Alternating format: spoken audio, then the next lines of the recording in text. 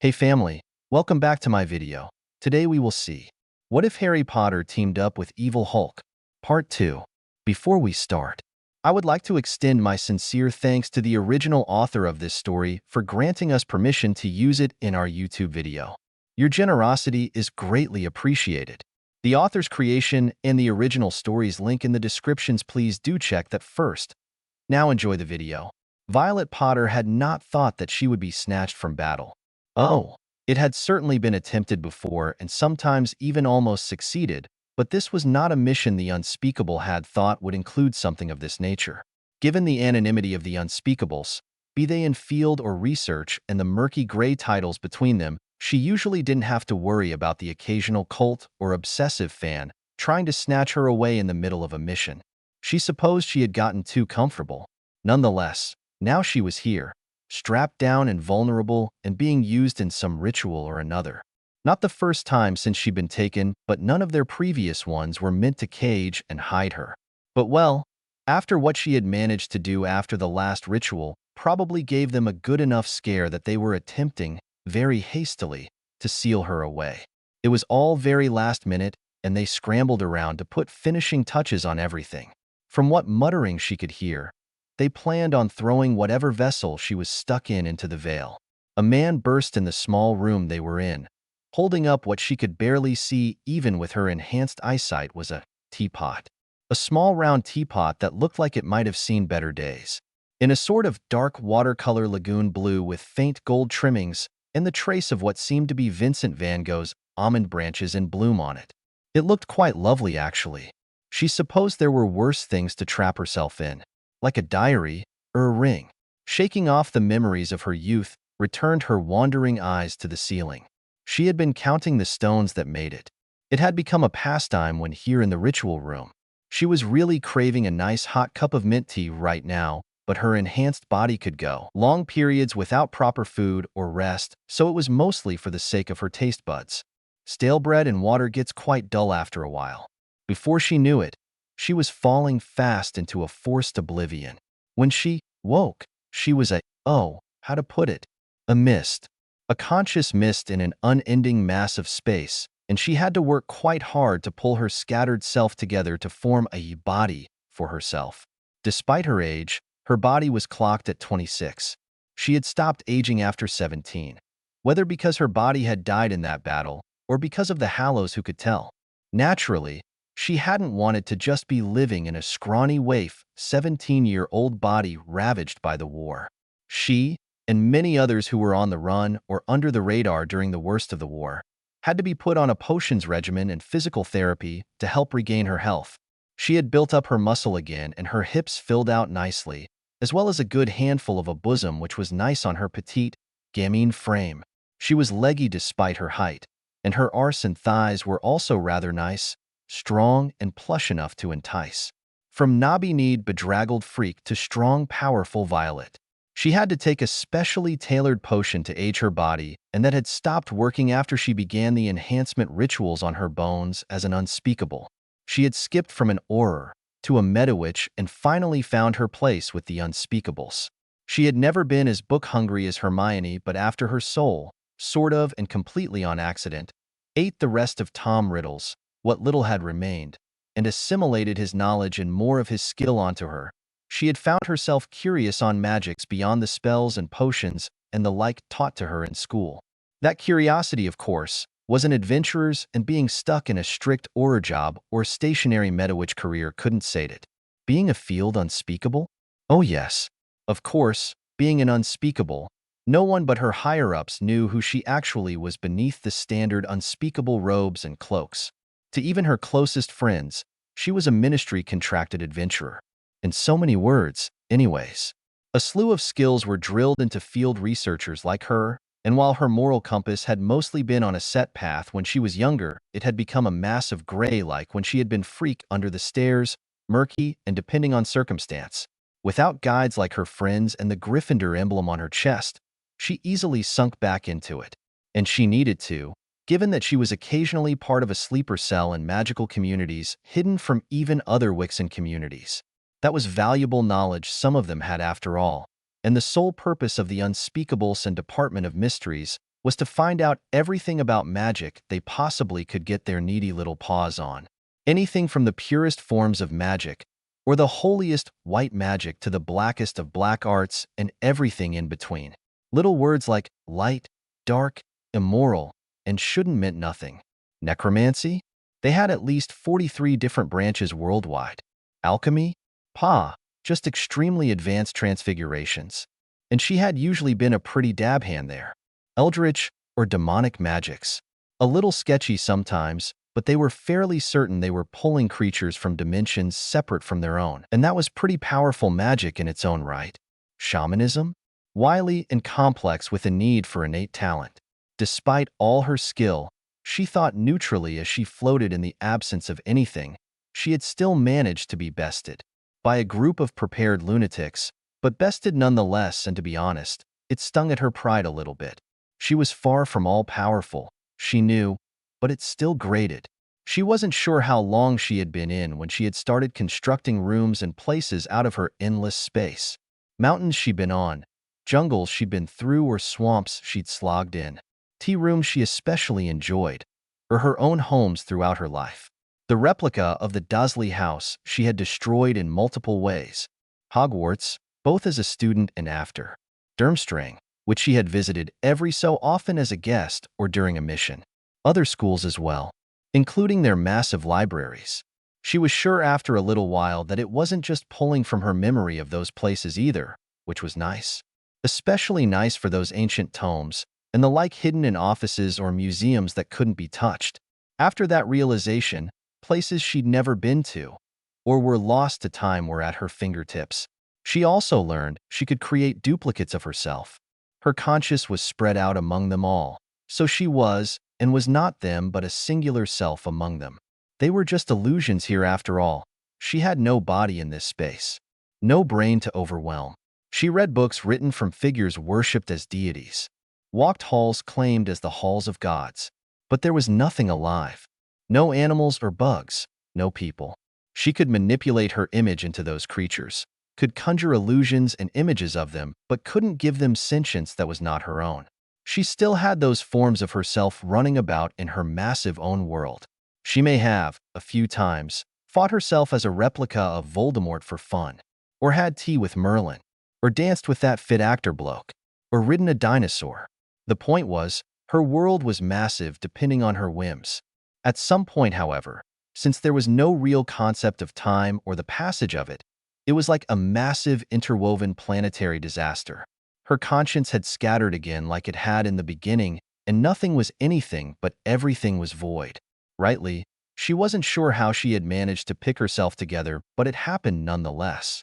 Only, now there was a new influx of information. She was thrown through the veil finally? And the veil was, oh yes, something of a door to other dimensions. Of course, most died when going through it, and haunted the physical entryway as a result when they couldn't stand to leave it. But it seems mostly like a sort of soul recycling bin, throwing out souls to reincarnate in different dimensions.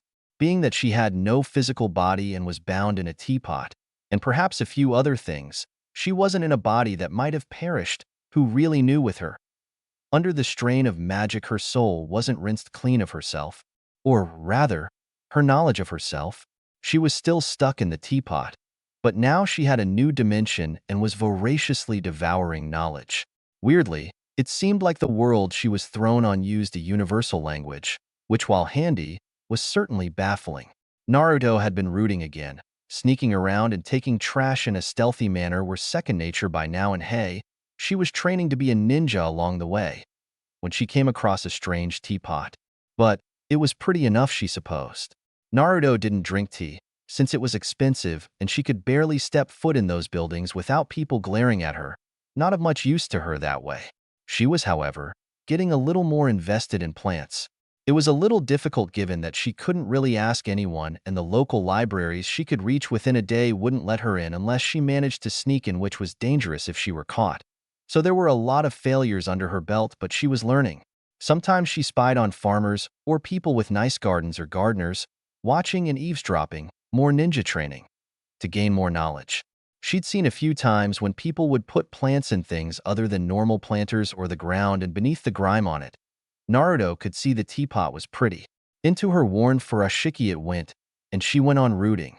By the time she got home, she hurriedly made and inhaled 3 cups of instant ramen and very diligently didn't eat any more of them. They had to last after all. Then she set about cleaning her newly acquired things. Seeds and bulbs were easy to get, even if she had to occasionally sneak into training grounds or other people's property to collect them. She hummed as she grabbed a thin little rag that used to be part of her old orphanage shirt. The fabric was sturdy and meant to last even though she grew out of it, and even better, it was orange. It was the only color she wore, less out of preference and more out of necessity. The shop she got her clothes from had looked down their noses and only pointed to the bright orange thing.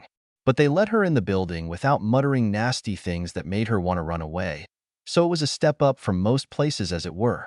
Orange was the color of orphans, and her clothes ensured everyone knew what she was. But it was a sturdy material, and the bright colors only made sure she was even sneakier and stealthy to not get caught. She cleaned the cups she was able to salvage carefully, then the few plates that maybe had a few chinks or cracks but were still perfectly usable. Household items were usually what she looked for most, so she didn't have to worry so much about trying to buy them. She didn't use plates very often considering most of her diet consisted of ramen, but sometimes she got food packages from Gigi-san. She didn't get to see him often, but he gave her money every week and paid her rent.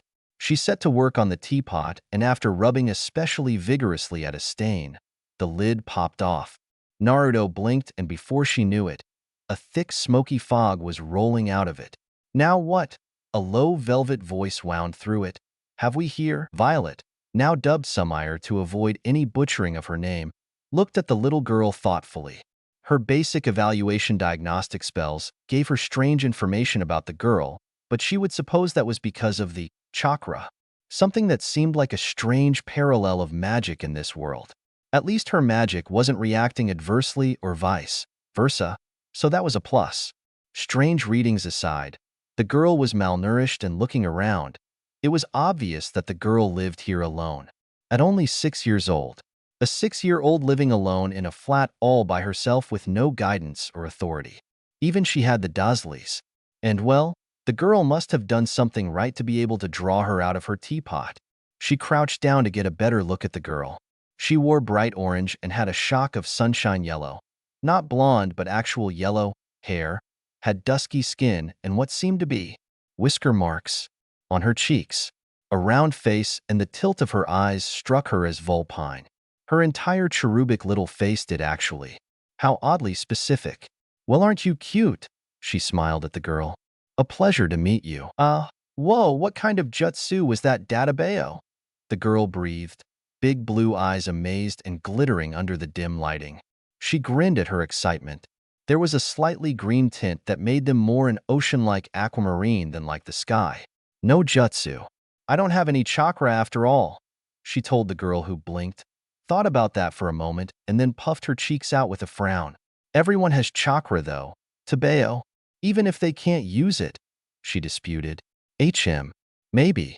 But I'm not from this plane of existence," she told the girl plainly. "And since you freed me, little sunflower, I think I'll stick around." She smiled again as the girl contemplated her words. "Freed you from the teapot? It's a very special teapot. You must have a good eye to have gotten it." She praised the girl, who beamed up at her for a moment, the smile making her eyes squint shut, and she most strongly was reminded of a fox animagus. Strangely, combined with a sunflower. "Sunfox? What's your name, Sunflower?" "Naruto, Databeo." The little girl burst happily. "Uzumaki Naruto. Who are you, Databeo?" "You can call me Sumire, Naruto-chan." "Can I call you that?" The girl's smile was so wide it might well split her face. It brightened the whole dingy little flat around them. "Sure thing, Sumire-roba-chan," she cheered, practically vibrating in place. How'd you get stuck in a teapot anyways, Databeo?" "Oh, that's a very interesting story, but not one for now, I think. We are in your home, aren't we, Naruto-chan?" She looked around. It was messy and sparse. They were stood in the kitchen, and the door, she would assume, led out of the apartment. It was small, perhaps cramped, but frankly Sumire had always preferred closer dwellings. Made her protection wards more concentrated. She would need to scope the apartment out properly.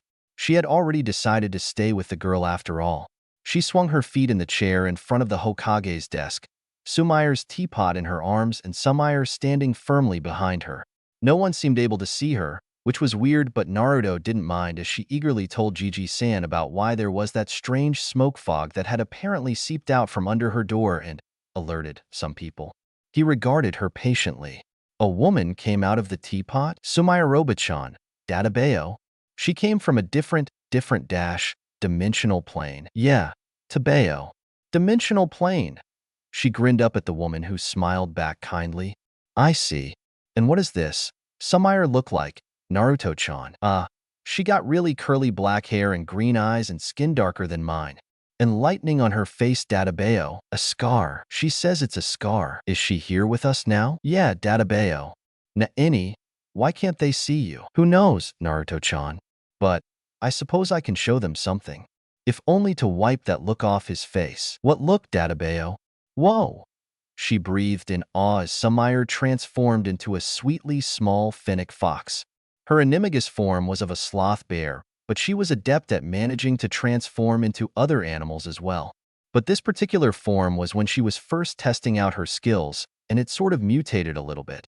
Her pale green eyes glowed brightly and obviously, and her fur was more a bronze color than the typical pale sandy yellow, giving it a fairly somber, otherworldly effect.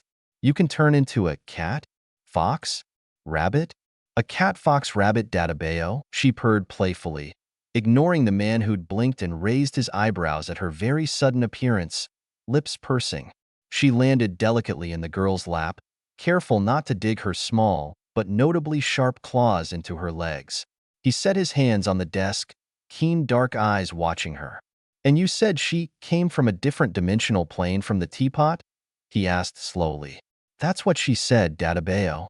She said she don't have no chakra, and when I told her that everyone had chakra, she said it was because she wasn't from this plane, Databeo. But she can do all sorts of cool stuff. Oh, he leaned forward just slightly. Like what? Naruto-chan? She can make things clean themselves and can cook things like that too, Databeo. She even got rid of that weird mold in the corner. The old man blinked, straightening up, but he no longer seemed overly suspicious. Naruto-chan, are you telling me you have a Marinji no Okama in your possession? Sumair metaphorically rose her eyebrows as she tried not to fidget, long ears perking. She always had so much excess energy in this form, always wanted to run around. He thought she was a Tsukumagami? Well, she supposed that was a tidy enough answer for her anyways. No reason to spill her cards when such a neatly delivered facade was supplied to her. But which belief of Tsukumagami did he mean? The 100th birthday and gaining sentience item, or the fox that reached a century and turned into one? Well, she was in the form of a fox right now. Ha! She could practically feel the sprightly blonde scrunch her eyebrows together. The old man leaned forward, now eyeing her in blatant curiosity. A Marinji no Okama, a sort of spirit inhabiting that teapot. Speaking of, it certainly is a strange-looking one. Where did you get it?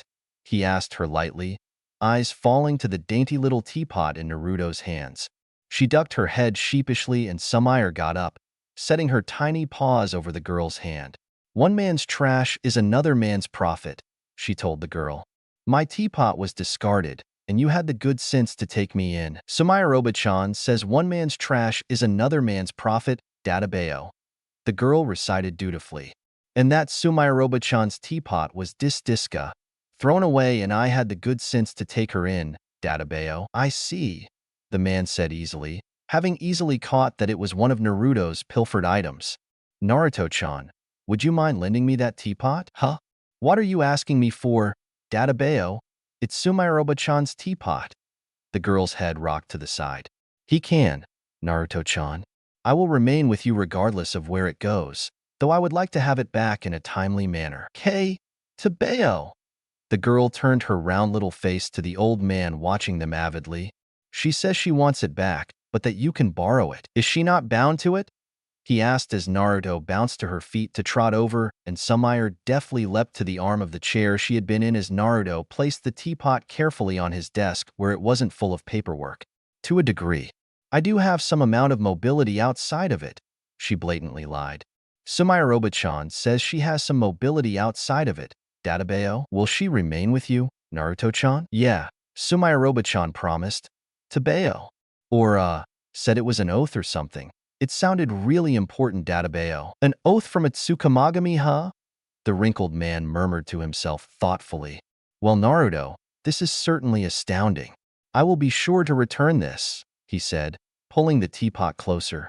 She carved runes and sigils into the walls. Not physically, that would be much too obvious. Rather, on the secondary imprint of the room. It was a standard protection ward to unspeakables, and the base for more complex ones. Naruto had been adamant on staying in this little flat, and it wasn't like Sumire couldn't manipulate around it to mold it to her liking. The kitchen comes first, she thought to herself. The counters were worn, chipped a bit, and looked so beaten up that Sumire wanted to balk at whomever owned the building. But then, most of the furnishings seemed if not a bit broken then second-hand. Or fourth or fifth-hand. Sumire didn't usually care about the newness of items, preferring practicality overall, but she appreciated having a tidy home base with functioning appliances. The technology of the world was far behind the muggles of her old world, and so laughably behind the magical she could cry. She might cry regardless, actually, out of frustration at a 6-year-old living alone. It's not that she hasn't seen orphans living on their own at a young age, but that was usually street rats that lived in packs. This girl was living in a flat. She sighed to herself before conjuring up a spy orb, about the size of a small marble and invisible and undetectable outside of a few specialized units of the unspeakables. They were invaluable little pieces of ingenuity. Her magic swirled around it before seeping in. It would keep her connected to it. Then, she multiplied it until 24 of the gleaming black things were floating around her. With a dismissive wave, they were all darting away, easily sinking through walls and going out into the massive village she had found herself in. Then focused for a moment, making an outline of her figure before smearing her blood in a small set of runes. The outline bubbled before a carbon copy of herself stepped out. It smiled at her and she grinned, nodding and watching it set off to explore more in depth. The spyglass orbs couldn't interact with their surroundings after all, only observe. Her double, the golem, had the same precautions she herself had, although Naruto wasn't excluded this time. Not conducive for sneaking around when a little girl who might not know any better says something she shouldn't. She repeated her process, making a few more. It really was a big village. If that wasn't what they called themselves, she easily would have called it a small metropolis. One was sent specifically to get groceries, another to scout stores for proper home goods. She might be a dab hand at transfiguration and conjuring, but it would last longer to buy the materials and make things herself. Like good quality quilts. Molly had swooped her up after Voldemort's revival war, stuffing her with home and homemaking skills and spells and charms in an effort to both keep her from falling further into desolation and depression and probably to help distract herself. Sumire would admit that she slept most comfortably with heavy-weighted handmade quilts. She sat down, having already fed Naruto, who was now diligently folding different origami to keep her both distracted and to keep the hyperactive girl busy. Idle hands and all. She sat in one of the creaky old chairs, ignoring the splinters digging in through the liquid leggings she wore under her dress as she conjured proper paper to begin creating a basic layout of what she intended to turn Naruto's flat into. She was no architectural natural or anything but basic stuff, and the very complex magic to make it happen were well in her arsenal of skills. She would just need to consider a bit more the classic architecture of this world, which, easy enough. She was fairly versed in popular architectural styles, given her very adventurous position in the unspeakables. She wasn't building the outside of it anyways, and not like she was building from scratch, rather than that she was building into it, making a hidden space and extending the size like a wizarding tent. It would be most strange if the flat was suddenly 3 times its size, of course, so it will be a hidden area at the very least. Entrance in the bedroom and at least 2 escape routes would be nice. Should probably create a greenhouse as well, 1 floor for her own things, and 1 for Naruto's handy interest in it. In fact, she would probably just double the layout of her current flat and create more off of that if need be. And instead of the small balcony Naruto has, she can build the greenhouse. Training area for Naruto? Practice makes perfect. Still, Creating a wizarding space like that is usually done by a team, and regardless that she was incredibly powerful and knowledgeable, it would still take some time to construct, and that wasn't getting into the prep work and then furnishing that needed to be done. For now, she would focus on renovating what already existed.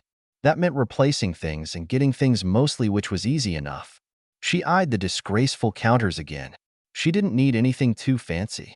But that didn't mean she couldn't be tasteful or unnecessarily extravagant. Naruto would have plenty of times where she wouldn't be able to enjoy such luxury goods when she became a ninja, so she might as well enjoy them now. She nodded to herself, rolled up her papers, and checked on Naruto. She had gone on to the dog one after finally making 3 reasonably decent cranes. Naruto-chan, what sort of things do you like, huh? Oh, ramen and orange and pranks and ninja stuff, databao. And plants too, the girl told her brightly. Sumire nodded. That had been parsed fairly quickly. Do you like any animals? Have any favorite clothes or patterns? The young girl frowned before shrugging. Well, that's all right. We have time to learn after all, she smiled at the girl. She hummed as she imbued the wood with thick bursts of magic from her fingertips, carving and cutting away at pieces using her magic-coated hands. Naruto watched in abject fascination as she did it, big blue eyes shimmery and keen. The Kimakomi doll she was making would be one of the keystones to the rest of the wards she would build into this flat. It was, all told, fairly innocuous, which was the point. It was easily overlooked, especially in what she had planned for the interior design. She loved smaller spaces and had found many tricks outside of magical enhancement, though she employed that just as heavily, for space saving and organizing. What should she look like, Naruto-chan? She questioned the girl who glanced up at her, then fastened her eyes back onto her hands. It was a small, knelt figure for the moment. You, databao. The girl grinned at her. Sumire grinned at her. Ah, then I should make another as you too. Maybe as a model eating ramen. She teased as she sat down the body to then create the head. It wouldn't be as round as typical dolls, more along the shape of her own face. She grabbed a small brush, focusing now on creating the baby hairs she had before she would add actual hair on the doll, then on her features. The eyes she decided to go a bit more in depth on, carving out small spots for small delicate chrysoprase to settle in. A very small spyglass slid on as well to keep an appropriate eye on their homestead. The wood she had chosen was similar enough to her own wheatish skin tone that she only needed to lightly modify and smooth it out, and then very carefully recreated her lightning bolt scar. It really did look like a bolt of lighting on her face, silvery depending on how the light hit it against her brown-tan skin, and trailing down over the center of her left eyelid to end on the top of her cheek. She was also careful to include the very small, hard-to-spot scar towards her ear on her jaw, and the one just under her other ear on the head before figuring that was enough fussing, and colored the lips to match her own, and then getting started on the hair. Her hair was quite long when it was down, as wild and messy as it was, and she considered that before shrugging and undoing the bun she kept her winding braid in. Even her hair had magical properties and uses from her extensive foray into enhancing rituals. Speaking of, she should find out how compatible her magic and Naruto's chakra were. If worked well enough together, the options for her new young charge were virtually endless. She would need to do research before she even contemplated rituals for the girl, though. She added research room onto her mental list of things for the renovation. She undid the bottom of her braid to snip off some hair and magically arranged it to the doll properly. It curled and coiled and fought gravity. She charmed it to be more size proportionate and nodded to herself. Naruto poked a finger at the inky curls on the doll's head. She'd always been told her hair made her resemble a sheep when she was young, though it wasn't really coily. Soft, databao. We can make yours just as soft if you want, she told the girl easily, grabbing the doll to interlock the head and body together. Kimakomi dolls usually used kimono fabric on them, but she didn't think that would be particularly based off of her. She was rather fond of Haoris, though. She trimmed the body a bit more since the heavy layers of kimono weren't involved, though still with room for roomy clothes. In the past decade, she had a preference for mini dresses and blazers, whether she needed to wear warm leggings and thicker trench coats over them for warmth or not. She did sometimes adopt crop tops, though. Mini dresses and crop tops. She snorted quietly and delicately folded the mahogany-colored suede into the creases of the wooden doll, and then going over it with delicate crimson chiffon. She hummed to herself and added a few small bronze trinkets into the hair. She liked to keep her hair up in a braid since it was simply easier that way, but she did occasionally like to flaunt her well-taken care of glossy curls. And when she does like accessories. Whoa, super pretty Databeo, Naruto chirped, knelt at her side and squirming practically in her lap to get a better look. She smiled and handed the doll to the girl who took it in ginger, delicate hands. She ruffled the girl's hair fondly before taking up another block of the carefully conductive wood to begin to carve. This one, she decided, would be in motion. The girl's skin was perhaps a shade or two lighter than hers, but still very tan, and especially when compared to most of the villagers she had seen. Those with the outdoors farmer tans still had nothing on her warm golden olive skin. For as large as Konoha was, she thought to herself, there wasn't much diversity in genetics. Plenty, of course, and interesting colors certainly, but not as much as one might guess for such a huge village. On one foot, steady and balanced so as not to tip the figure when it was set down, arms out like it were dancing maybe. That was the body she made. The head this time reflected a more traditional roundness. The girl's face was quite round, and she didn't think it would change much from the cherubic shape as she got older. Dainty whisker marks and slit eyes with a wide fox's grin. Yellow sunshine hair in an explosion around the doll's head. Chrysocolla for what little color could be seen from slit eyes. Mostly blue in tone, but enough green to make it look especially like the girl's actual eyes. Smoothing the color to match the girl's skin, the girl's lips, and making sure the teeth were appropriately colored as well before humming to herself. Orange, certainly, but these were dolls. The clothes on her own wasn't shaped like she would wear them, so neither would they be on Naruto's. Kimono didn't seem particularly fitting for a to-be shinobi. Burnt orange cordura nylon with lighter orange brocade in a swirling pattern worked well, with just a bit of white plush trimming the neckline. Very thin strips imitating neon tape mid-shin and making the trousers seem a bit puffy, but for the doll, relatively commonplace, and the type was more of a haori than a jacket. She passed this second doll once she was finished as the girl made a fuss of it before grabbing her in a tight hug about the middle. Sumayaroba-chan, why are we at the library, Databeo? To learn, of course. Besides, the renovation means that it's a little bit dangerous to be at the flat right now, she told the girl, one hand curled around her shoulder. And didn't you say you wanted to be invisible? I mean, yeah, Databeo. But not for here. Now, we'll be sure to play somewhere else then. But for now, we're going to get you up to snuff for the academy. Some already know how to read and write, and while not everyone knows, it's always nice to have a little edge. It's why I had you drink those potions. They tasted bad, Databeo. The girl frowned. They do, but they're certainly worth the trouble. It will help your comprehension and grasp of subjects a bit more, help your mind understand things a little easier than they might. It can do all that, Databeo? It can indeed. Do you have more stuff like that, Tabeo? I do, but for now let's focus on this, all right? We'll get ramen later. The first day of Academy Sumire came with was enlightening. Sumire had already seen, very clearly, how the villagers treated her. It was another matter entirely when educators treated her with the same disdain and passively sabotaged her, ignoring what the students around her did to her, which included stealing or taking her papers, destroying or taking her books. Naruto was left on her own, ignored by the teachers who didn't reprimand such behavior, and if they didn't would go past scolding straight into snarling at her. Naruto might not be getting hit or attacked. The upcharges weren't ridiculous, though very clearly unfair, but she was still being horribly abused by the village as a whole. Whispers never quiet enough, glares never hidden, continuous isolation, bullying. She wasn't beaten like she was by her cousin Dudley, but oh, was this girl bullied?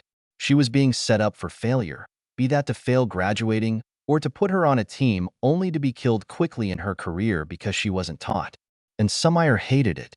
Naruto, already, showed signs of being someone who could think up plans on the spot, who could essentially wing it and prove herself to be quite cunning with a deft hand for pranks and thus, planning. She just needed to be nurtured a little, and it wasn't happening. Her clones had heard of murmurs that clan children got more attention and better materials, and that was easy enough to see happening, not to mention the training their families must give them. There was also, though extremely limited, some word of an Uzumaki clan, hailing from Yukagakure.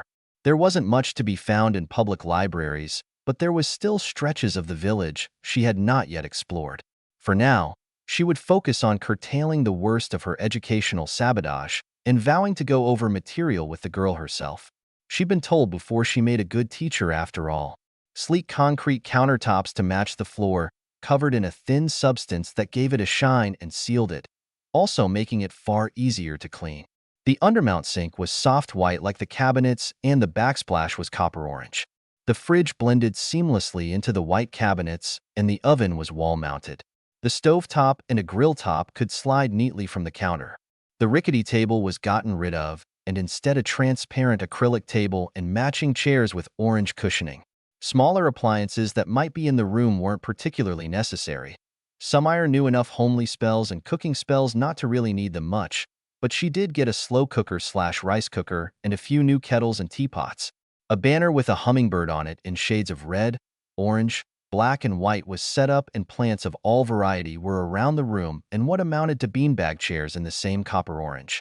The walls were white and crisp, and the blinds were charmed orange as well. The ceiling had sunset sky on it, oranges, pinks, golds with a few hints of purple. White side tables for trinkets and display that would fill over time, she was sure. For now, there was already a framed photo that she'd managed to take of the two of them together, she in her very cute fox form. Quite a lot of cookware were either neatly put away or hung up for use, and new plates, bowls, utensils, and the like were settled. A row of herbs sat by the window already, imbued with magic to sure they grew strong and fast, bright, clean, lively. The small hall led to the bathroom and then the bedroom as well. White-walled again, and then the bathroom. It was even brighter, orange, watermelon pink, and white. Plants scattered about on shelves, and the storage units neatly set under the floating sink with toiletries. A big oval mirror, floral stenciling on the orange walls. Even the new tub/shower was the jubilant shade of pink, the curtain floral and colorful. The ceiling was a vivid happy yellow, cheery and bubbly. And then the bedroom. Her bed was floating up the wall, accessible by a slim ladder, and with a gauzy curtain separating it from the rest of the room. Underneath it sat a low-set desk with shelving for scrolls and comfortable zabuton. On the underside of the platform for the bed were small but stark little lights. A shabudai and more zabuton were off to the side, a wardrobe trunk bolted to the wall. Footwear could be stored in the space beneath on tilted shelves. Soft slippers already sat there. There was also a vanity, with a tall mirror and drawers on the side.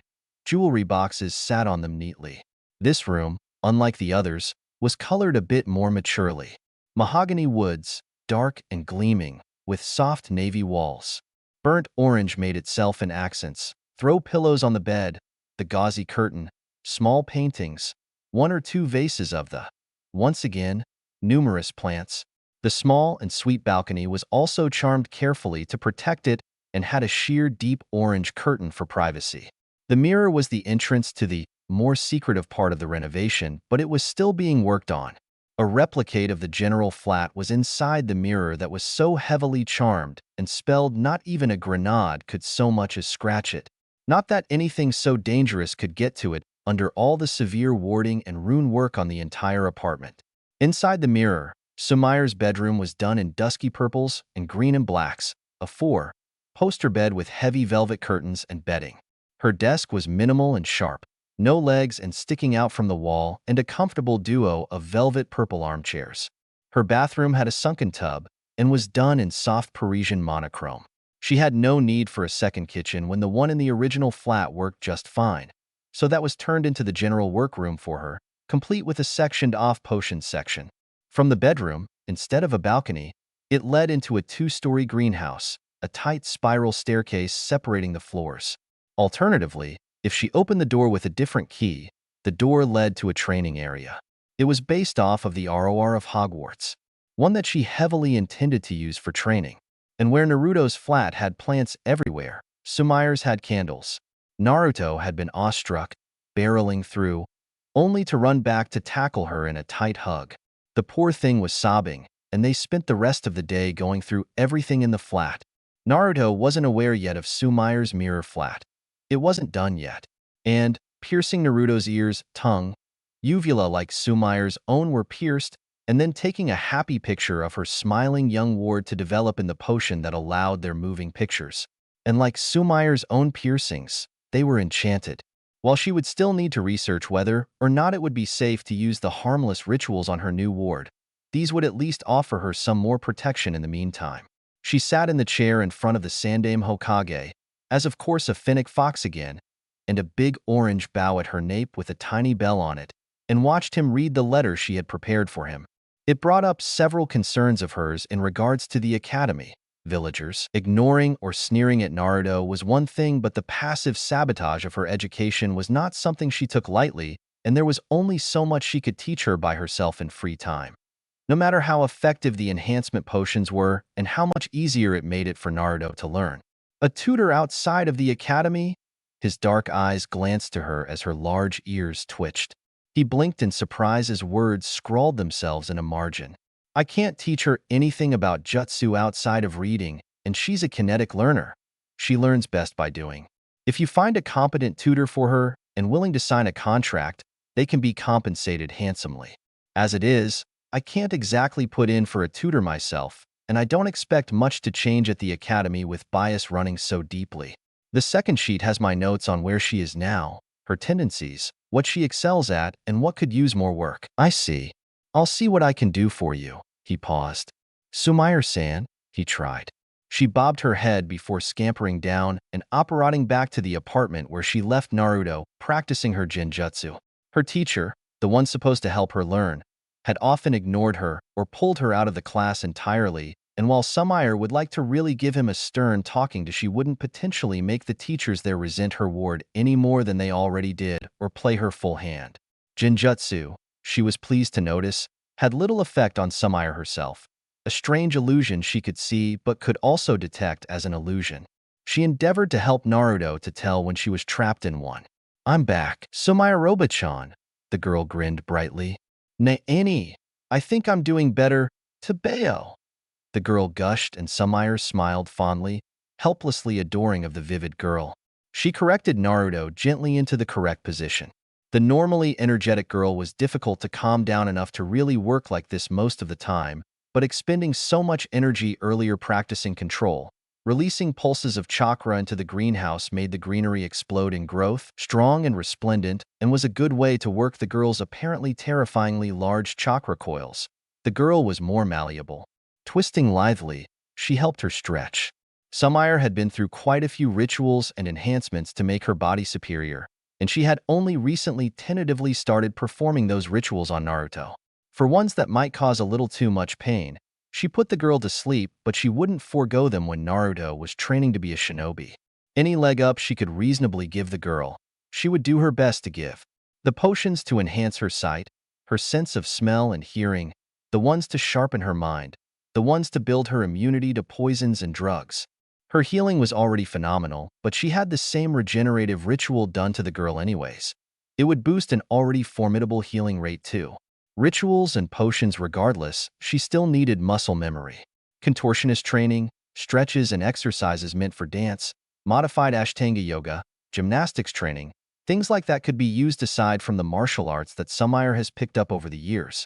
While it might not be up to shinobi standards, she knew Naruto would be able to incorporate them somehow. Brawling techniques were also being taught, and while she perhaps went a bit light on her sparring, it was meant for now to show her moves and using her current size to her advantage rather than fully training her. Her body was durable as it was, but she was still very young and her body was nowhere near done developing or growing. She hummed in approval. Nonetheless, starting the girl young wouldn't hurt as long as it was done in moderation. If it weren't for the fact that you need to attend the academy, Sumair grumbled as she threaded gentle fingers through the girl's bright locks. They were silky soft now, but still just as rebellious. She imagined the only way to really settle her hair would be length, and even that would still spike out. We'd have so much more time to train and play. She was already pushing things with Naruto's recent ritual. She would need very little sleep to function at full capacity. Sumair, technically, didn't need to sleep at all. Sumair had also long since embraced that she wasn't really human anymore though. Aside from that, she had been tinkering with a new ward set. It would be able to, if she got it right, pause time within a certain area, that certain area being her ROR room. That way they could spend more time training and learning. Sumire didn't realize how badly she had wanted to train and teach and nurture someone, and Naruto was going into a dangerous life. She needed the girl to be superior to her rivals, needed her ready and able, needed to make sure she would never be broken. A chime alerted her to someone at the door, and she hummed quietly, shifting the sleeping bundle of sunshine more properly onto her bed before stepping back out into Naruto's apartment. She'd stabilized her own area, and Naruto had been amazed that the mirror led into a secret space. She took, once again, the appearance of the fox, the big orange bow and bell, as well as she trotted to the kitchen, leaping up to a chair and onto the table, and settled herself before a flicker of magic opened the door.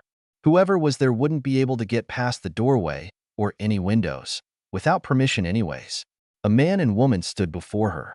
The man was perhaps in his mid-30s, lanky and with sleepy-looking droopy eyes and pretty bottom lashes. The woman was older, enough that most of the thick hair she had was gray tinged with silver, with a docile-looking face and with the same small build as Sumire, and the one she suspected Naruto will grow into. Naruto, of course, was already looking to be more of a sturdy build, unlike the gamine one that Sumire had, one that would pick up compact muscle rather than the wiry type Sumire got. When she had received the missive that the Sandaime had 2 tutors for her sweet Naruto, Sumire had been a little weary. For all the Sandaime seemed a good leader, she wasn't sure about how he would handle the care of a singular member of his village, no matter the apparent fondness he had for Naruto. The dilapidated state of the flat and the shitty education she suffered at the academy colored her opinion to be fair. The man, Kahaku Eiko, worked for covert and stealth operations, and while Naruto could be bright and loud and obnoxious, she was also gifted when it came to being sneaky and sly, and managing to pull sensitive information, and Sumire had really emphasized that in her notes. The woman, Takara Uemi, was a recently retired kunoichi despite her age that had especially potent power in Jinjutsu. Once Naruto had been taught the basics and given quite a few tips and tricks from Sumire's own experience with skilled illusions, the girl had taken to it with a vengeance. She was creative and specific when needed, with an eye for smaller details to make sure the illusion won't be caught. And she would layer illusions at that. Naruto, as she grew, would be a vicious brawler-type opponent for sheer mass of chakra and tactile tendencies and her on-the-spot plans, but for now, while her body was so young, honing her other strong attributes would only help her. She could be a frontline powerhouse, but she had just as much natural talent at stealth, and Sumire wouldn't block that path from her. "Sumire-san?" The woman called into the apartment, and Sumire trotted a bit closer to the edge of the table as the two shinobi eyed what they could see. The inside, she knew, did not match the worn exterior. She barked to get their attention appropriately. "Ah, is this what Sandaime-sama meant? Are you Sumire-san?" Sumire dipped her head. She could project her regular voice from this form, but she would be doing no such thing until they signed the contract she had drawn for them. The papers floated from where she'd sat them on the counter, floating to the table. "And those are the contracts, I assume," the man mumbled. "Pardon the intrusion," he said breezily as he walked in, the woman following smoothly. It was binding, not just a paper that they could carelessly sign. If they broke one of the rules she set, they would be paying for it. Most were about making sure they treated Naruto as a serious student and keep negative bias away from her while teaching her, but there were also privacy issues, like making sure that sensitive information about their home doesn't get out, or talking about potentially dangerous practices like her rituals or workshop. What happens in the flat stays in the flat. And of course, compensation had already been ironed out beforehand. Replicating the currency was no issue for Sumire, so she was able to pay as handsomely as needed for someone able and informed. She waited patiently for them to read the contracts, murmuring back and forth and doing little body language things that she was sure they thought they were being sneaky about. Shinobi or not, she had been trained to infiltrate and absorb knowledge. That also meant watching everything and everyone, learning little nuances and movements. Her ears flickered as she laid herself down, waiting for their decision. She left them alone when they were tutoring her for the most part. There were plenty of eyes and Minders there, hidden from them all to make sure Naruto was safe. She instead explored the village more thoroughly. Once she recollected the shadowy golems of herself, she could assimilate their knowledge and she had already done so for the most recent 3 she sent out. One in particular had found something most interesting. Forbidden Scroll just really grabbed her attention the way few things did. Being trained to find secrets, and a rebel, prepared for danger all the time could do that. Some were forbidden for the safety of the user, things that prove a danger to be used. One in particular her golem was interested in was the Kage Bunshin technique. It was much the same as her golems, though perhaps just a bit less sturdy. They were physical and capable of attacking and taking hits. The downside and reason it was in a scroll blaringly called forbidden was that it consumed far too much chakra. Now, Samire still wasn't exactly an expert on this chakra business, but she was very aware that her sweet little ward had an absurd amount of chakra, a powerhouse in much the same way Samire was. There were certainly other interesting things in the scroll, but she was mostly stuck on that one, an ability similar to her own. The physical clones were capable of learning, and once they were dispelled, the knowledge returned to the caster. Shinobi. She just found the chakra version of her golems. She chattered at the old man in blatant vulpine agitation. It was only a courtesy that she was telling him that she was going to show Naruto how to use Kage Bunshin, and he was acting like she was being unreasonable or that Naruto wouldn't be able to handle it. It took several pointed comments and far more sharp reprimands on paper for the man to put his hands up in surrender to her. If he thought that she was being much like an Uzumaki he had once known, she wouldn't know because after she had won the argument she had popped off in a huff with her snout in the air. He was in a mournful, wistful mood the rest of the day. Samire was in a violent mood. If you don't do something about those garbage spawn, I will do something myself. She bared her teeth, fur ruffled up. Being a small finnick fox, she might not be taken to look particularly frightening. But with her furious magic crackling around her and shaking the room. And how did enemy Nin get so far into the village that they could infiltrate one of the forests where children go by? She snarled accusingly. The old man in front of her watched her solemnly, 3 different Nin with animal-themed masks standing tensely around him. They were normally hidden in the room, but she supposed the feeling of her magic roiling over the room like thick, choking smog was enough to get them out in the open. Sumire's own sweet Naruto had almost been ambushed in a forest because of spiteful little shits who would get another child killed carelessly. No, there would be consequences. Whether or not she would be the one dealing them was the only question now. She would also need to add more protections. Not to the village itself. No, they have done little for her ward, and so she would do little for them unless Naruto specifically requested it, but for Naruto's home. And, probably, for those friendly ramen stand people. They deserve protection too. The Nin are being interrogated now, the Sandame said quietly and calmly, ignoring the mental alarms blaring at the frankly deathly feeling that seemed to coat everything. It wasn't quite like Ki, but it was practically tangible and it set on him, brushing him like a caress of warning and barely contained violence. She had been the one to bring them, sobbing and begging to the tower. 3 were dead. The other 4 had clearly been tortured in some way or another for answers, even if there were no injuries on them. Their clothes were torn in ways that said they should have been. Sumire-san's teeth looked unusually needle-like suddenly. The children are expelled from the academy. He immediately knew that this was not enough by the blast of ozone in the air and the way she snarled, far deeper and more inhuman than it had any right to be coming from such a small body. These little fucks tried to blatantly get another one killed, and your punishment is kicking them out of school? She didn't speak like Nin animals did. Given she was a Marinji no Okama, he supposed that would make sense. Her voice had an odd sort of accent, he supposed, and there were tones and tenors that he found odd. It made it very unsettling to hear her speak. They are children, They are being trained to kill, maim and steal, and they tried to lure another child, a younger one, to their death because she was, and I quote, a nuisance. She shrieked, and it was really otherworldly, sharper. It rang long after she finished speaking. She was growling, crouched, and while he had thought before that her eyes practically glowed, now they really were glowing. Very suddenly, she calmed down. The heavy thickness in the room lifted, and he hadn't realized how much it had been closing them in, sticking them to place until it was very suddenly gone. He almost clutched his desk, dizzy at the feeling, and he felt more than heard the way his ANBU swayed slightly. Have they even been chastised? Has someone spoken to their parents? She asked coolly. Or were they only informed that they or their child were expelled from the academy? Hiruzen remained silent. I see. She hopped down from where she had aggressively torn up the chair in front of his desk. She trotted to the door that opened for her obediently instead of disappearing like she normally did. She paused and glanced back at him. You will not see me darken your office again for a long time, I suspect. She told him neutrally, and it sounded like a threat and promise rolled in one. He had lost any trust or belief she might have had in him regarding the care of her ward, and she had told him so blatantly to his face. I think, Sumire started slowly, that another tutor is in order. Another one, Sumire-san?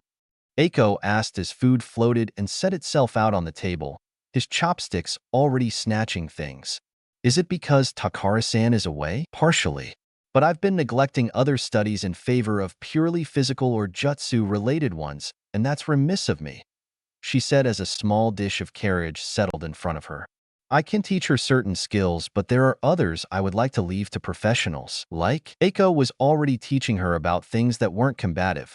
Not to say that Takara didn't also pour in her own knowledge, even when it didn't necessarily have much to do with Genjutsu. She was too old to train a Genin team, so she was pleased to be able to share her knowledge with the young student. Life skills, Sumire said. I can teach her plenty of things, I suppose, but I am not from this place, and I am not familiar with everything here as opposed to my old home. Politics, since she will undoubtedly be used as a power. I want her to be able to be a power unto herself, not just a weapon to point in the right direction. And those aside, Fuinjutsu. There is only so much comparison I can give between one of my own skills and it, and there are not many scrolls readily available about it. Fuinjutsu, huh? Eiko mused. There aren't really any masters in Konoha. Life skills in the day-to-day since Takara-san and I can handle, along with skills for coming down from dangerous or high-risk missions. Politics, I'd say look at the Uchiha for laws first, and then probably the Hyuga for the real politics. They're a slippery clan in that sense. BTVS. Chapter Summary. I feel like a lot of my fics and writings anymore, and for the past while, have had the thought that Sirius and James went behind Lily's back to blood adopt HP. And a lot of Sirius was in love with James' tones. Meh. I was never the biggest Buffy fan, but here's this. So, she looked around warily, piercing pale green eyes glowing in the dim. When she had gotten hit by a spell that seemed to merge with another one meant for someone else, she hadn't expected to be transported somewhere else entirely. And this somewhere else was a cemetery. It was quiet at any rate. The advanced tempest she pulled up made her do a double take, though. It had been 2014 not an hour ago for her.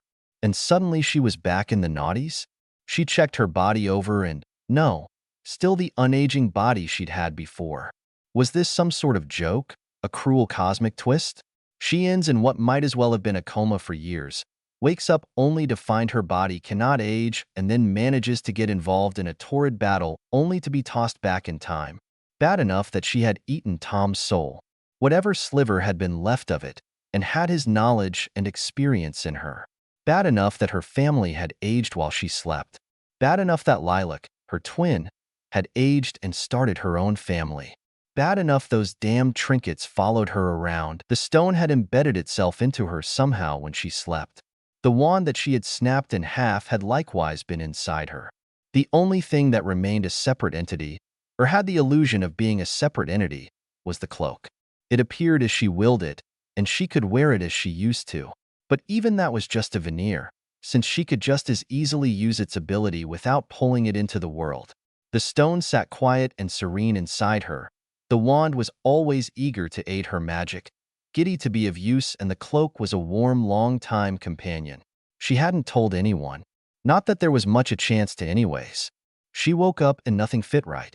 She had been sleeping beautied only a scant few weeks after Voldemort's final fall, while she wrestled with the heavy weight of his life's knowledge and had been caught unawares. And waking was. 13 years was a long time to sleep. Missed time. Her parents, Patty, they had been overjoyed to have her back. Her sister relieved and ecstatic to have her awake and in her life again. Her niece and nephews excited to meet her.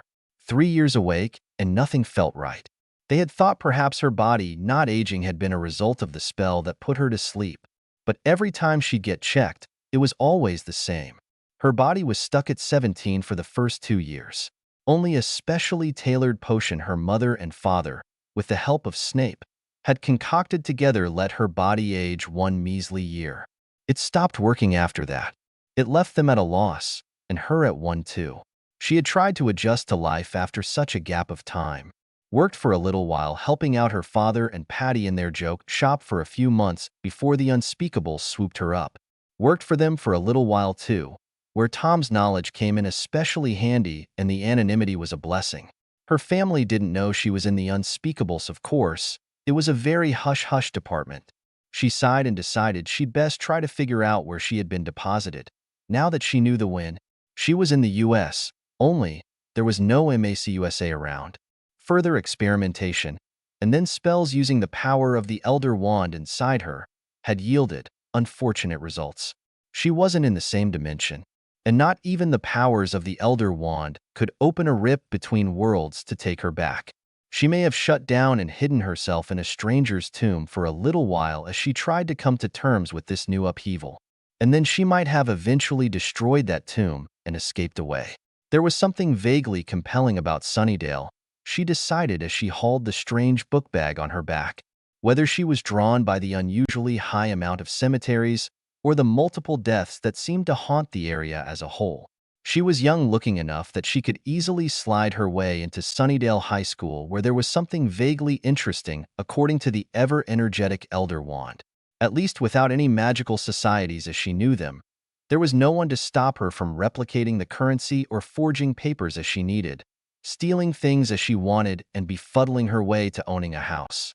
Her scars were hidden under a charm, so she didn't attract undue attention, and her thick, glossy black curls fell in pretty heaps all down her back when it was down, but she had opted to pull it all into 2 side buns.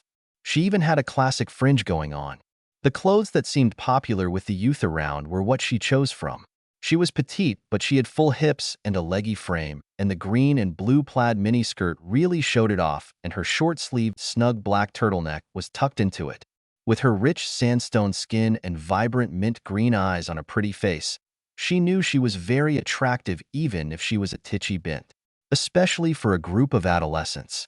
This would hopefully ease her into coasting by on the social aspect, tagging along other attractive social children that would keep her apprised. Any sort of group of people, adult or child or adolescent in between, had thriving pockets of gossip, and it would be so much easier to have it all gathered for her as needed. And lucky for her, she was scouted out right away. Cordelia Chase was beautiful and knew it well, and knew to recruit other beautiful people close to her. She had found her and immediately made herself a friendly, useful figure, and was charmed with her accent all on top. Better still was the wealth Violet boasted and how impressionable she seemed, being new to the U.S. and its trends and fads after all. Less pleasant was the casual cruelty of teenagers, especially well-off, beautiful ones. Even in such a lovely school as this one, there was an unfortunate sense of hierarchy. She offered a boy a plaster when he skinned his arm, but the boy was immediately mocked by the Cordettes she found herself inducted in.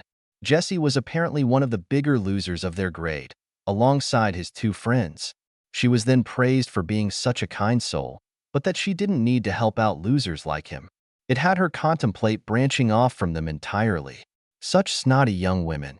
She held off for the moment, though. That, and they all seemed starry-eyed by the pet names that slipped from her mouth. Love, lovey, darling, pet, those sorts of casual things. The library, while not nearly so expansive as Hogwarts, had an array of interesting texts. She hadn't yet met the librarian somehow, despite her interest taking her into the library during the 4 free periods she had wrangled for herself. She did manage to talk to one of the losers, a quiet girl named Willow. She was able to suitably distract the Cordettes from targeting other students as much by regaling them about her old boarding school in Scotland, Dr. Tales of course. The distraction might not last for all that long, but Willow had noticed and earnestly thanked her one day. She liked the feel of the girl, something told her to keep an eye on her. She trusted her gut for the most part, and there had been 3 dead bodies casually listed in the morning rag that got delivered to her tidy home in the first weekday of her stay, so there was also that. But only a few weeks into her tenure as a sophomore of Sunnydale, she wasn't the newest new kid anymore. She rubbed Aura's back absently as she shuddered again. Why was he in my locker? She lamented again. It was fascinating that finding a dead body in a teenage girl's locker was handled so casually here. The lingering presence of death around here swirled with something mystical in nature. Perhaps that's what made the community so blithe about it all. The magics of this dimension were different than the kinds of her own home, and it was certainly interesting to see it at work. The only thing to happen was that gym was canceled for the day. No one going home, just the locker room shut off for the rest of the day and physical education becoming a free period.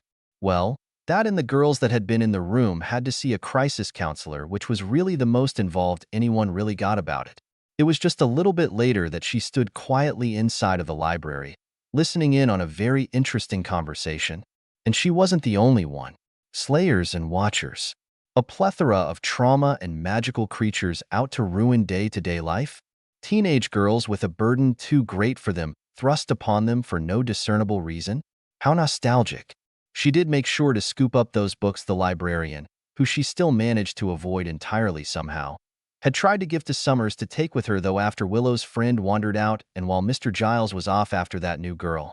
If there was anything to be said about the Bronze, it's that the bands are usually good and that it was, frankly, the only club in town.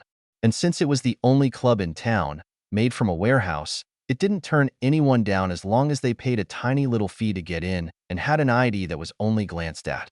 And if she had a little weakness for the guitarist of the usual band because of his long wavy dark hair and lean frame, or his face that reminded her of Patty, that was her business, thank you. She and her sister knew very well he and their father went behind their mother's back when they were born to have she and Lilac blood adopted, so they were Patty's daughters too anyways. Their mother had been reportedly furious at it, but it meant that they had two doting daddies, so she and Lilac had never seen the problem. And in the flush of people, she would occasionally find Willow or one of her friends, and she could talk to them for a little while without the Cordettes looming over them. Tonight, however, all of the Cordettes were packed together, pretty and unapproachable. Bad luck, old boy. She offered Jesse a consoling smile as Cordelia led her court away after he so boldly asked her to dance. She wondered that he never seemed to learn. Chase isn't the sort you'd want to, well, Chase, she said with a sly wink, reaching up to pat his shoulder before flowing through the crowd to catch up to her social group and seamlessly blend back into them. And then Summers nearly staked Cordelia. More concerning, she was looking for Willow. Violet was rather fond of Willow as it were, and if this vampire slayer was looking for her, it either meant she suspected Willow, which was a bizarre thought, or there was a vampire targeting Willow. Violet didn't much care if Willow was a vampire or not, but she did care if she was being targeted by one. Perhaps she should give the girl a protection amulet? Before all that, though, she slid away from the frothing murmurs of the Cordettes to slide after Summers. Bizarrely, when she spotted the other girl, she also saw Giles. She did, however, walk right past another vampire. A pretty blonde Jessie was trying to chat up. Poor boy seemed to have rather bad taste in women. She debated on following Summers and making sure Willow wasn't on the menu or staying and making sure Jessie wasn't on the menu. But while she liked Jessie well enough, she talked to and liked Willow more. Just tell me, where would Willow go? You're serious. Willow left with a strange man. Headed off towards the nearest cemetery for some reason. I was going to call the police, but they really don't do much around here, and I'm not sure they'd get there in time. Violet neatly inserted herself into the conversation. The nearest cemetery? Where's that? Summers turned resolute eyes onto her, and she wondered if she and Lilac looked like that once. So young, so fresh-faced and righteous, ready to throw themselves into the thick of things to protect others. I'm almost as new as you, she begged off. Harris could get you there. You will make sure she's all right, won't you? That man had seemed off. She presented herself nervously. Willow will be all right, Buffy said firmly before turning steely eyes to Harris, who looked a little more serious at the strange man that seemed off. Come on, let's go. Violet watched them leave, rocking her head to the side before putting her cloak to good use and trotting after them. She was led to a mausoleum, because of course she was. And interestingly, a plain stake was able to kill the vampires of this world, and not leave a body behind. Not even the clothes he was wearing. Their faces also grimaced strangely when they were ready to feed apparently. How terrible for them. Willow and Xander supported Jesse as the two blondes engaged in fisticuffs and, well, to be entirely honest, Violet wasn't impressed. The female vampire seemed just so droll. She leaned against the wall, hidden from it all. Things got at least a little more interesting when Summers was grabbed by the scruff of her neck like a naughty kitten and then tossed aside. This new character at least brought a little interest. She'd been debating and just going back to the bronze. Or, perhaps, checking on Jesse, who was apparently bitten. But watching this Luke person backhand Summers in a wide swing made her burst into a peal of laughter on accident. Beneath her cloak, it wasn't heard, though she did feel a little bad about laughing at all. And she could always go to make sure the woman didn't catch up to the three humans, but this was a little more interesting. The talk of a master and harvest were also curious, at least until something seemed to burn him after he'd tossed her into the stone, and she kicked him off before speeding out and away. She eyed him for a moment. Should she stay or go? Stay here and potentially follow this vampire back to wherever he came from, or go and make sure Summers was able to protect the three losers? Well, the last time she opted to go, Jessie ended up bitten anyways, so she decided on staying. She made a golem doll for these purposes. It would go to school in her place, passively living her life and collecting information until she returned. She hadn't used it yet here, but she knew these structures worked well, and they've yet to fail her yet. The master seemed almost cartoonish. It was some kind of charming, actually, and she smiled, finally somewhat entertained. She had been perfectly content to just sit with the muggles and watch the fascinating amount of death happening around her, but it had quickly become dull. This sort of excitement was much nicer, she decided. She had known there were demons and vampires from her brief runaround after initially being deposited in this dimension, though, which, here, were some form of demon. The books she was commandeering from the library without checking out sometimes contradicted one another, and it made cross-referencing a pain. But the demons were fascinating. And perhaps aliens? Again, there were some contradictory theories in the books. They were what seemed to be the equivalent of creatures and beasts and beings here, mostly safely hidden in the heavily guarded and veiled home she had made for herself, in a secret space accessed by a tall mirror in her bedroom that led to a mirror copy of her much more muggle-friendly one. The windows were charmed to show storms because it was what she preferred, and there was no door out since the house was really just sewn into creation between the fabric of the world, so to speak. But in it had wonderful demonic flowers and smaller animal-like demons. Lower ones, more like pets than fully sentient creatures. One had seemed, at first glance, like a regular if not particularly large breed of domestic house cat. Her boy could become much larger, more the size of a lynx, and when he was threatened, his yowls were more like a psionic blast. He also was able to carry young. She had 3 kittens now as well. The females were the larger of the species, she was quick to find out, and had thicker tufts atop taller ears. Their claws looked like they were made of metal, and hidden in the thick scruff of fur were barbs that stood straight and emitted some sort of mist that pacified whatever inhaled it. Even more, the females had 2 sets of shining black eyes. The father's name was Mittens for his cute little white gloves and socks, and he was black otherwise with a white patch on his chin. His fur was luxurious and silky. He had one son, who was named Teacup since he hid in her tea set once from his more roughhousing sisters. He was Tuxedo as well. The girls, however, Bluebell was blue, a deep sapphire blue coat, and Snowbell had managed to be something like a tortoiseshell, only in blue and black and white. She still wasn't sure how much larger they would grow, but only a few weeks had them larger than their patient-loving father. Mittens and Teacup both were sweet and docile pets. Bluebell and Snowbell were more rambunctious, and they demanded affection rather than bask quietly in it. And then there were the snakes. She'd found 4 different varieties so far, and that was in the US alone. The largest had apparently come via illegal pet trade from somewhere in Africa, by what little she remembered of it when asked. And she was massive, not so large as a basilisk, but large enough that her cute boa-like face was easily larger than Violet entirely. Violet suspected that she was worshipped before being stolen to be sold off to some wealthy swat, and she seemed to live entirely off of water. Salt, fresh, ice, snow, any form of water. Her scales shone in beautifully between the crystal reflective blues of warm oceans to the stormy grays of storm-roughed waves. the soft seafoam green or the murky green of swamp water all down her body. She was clearly a water serpent, and she had made her mirror cellar into a huge water land because of it. Different sections had different biomes, she supposed, since she had loved them all. She, like most snakes, did not have or care about a name. That didn't stop Violet from calling her Lotus anyways. Another was about the size of a reticulated python in a swirl of pinks and reds. He was apparently a fertility demon, even though he much preferred lazing around and sunning like any regular snake.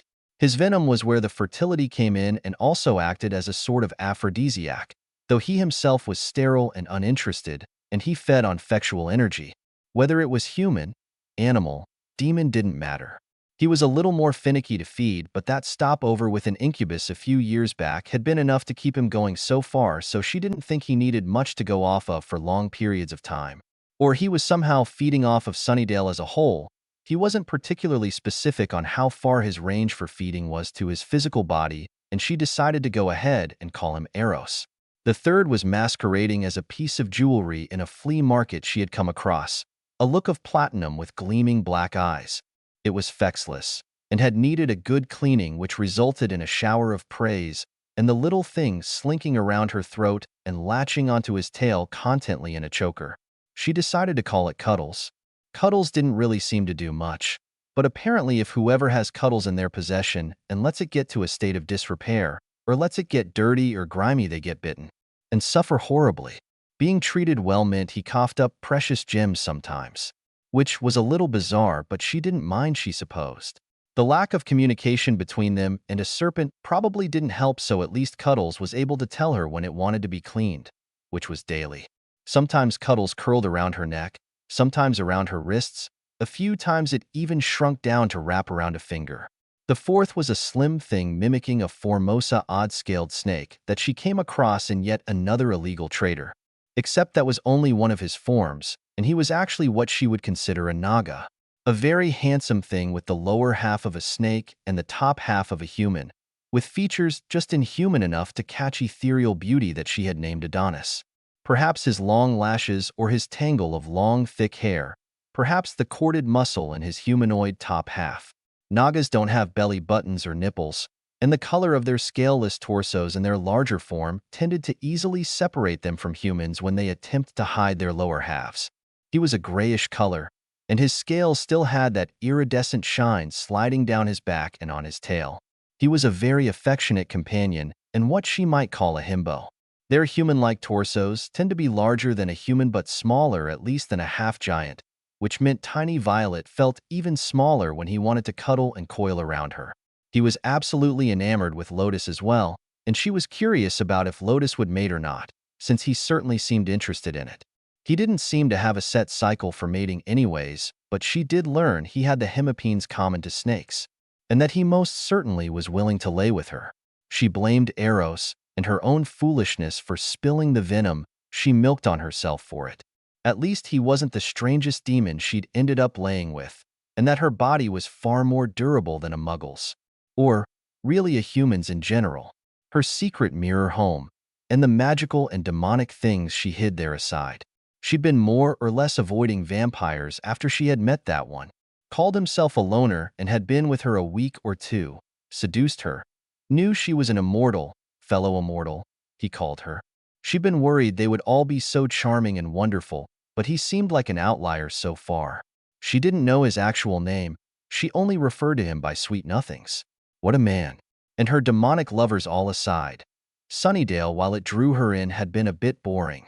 There had been other places that had that same sort of charge and energy to them, but she had finally on a whim gotten closer to one in Sunnydale.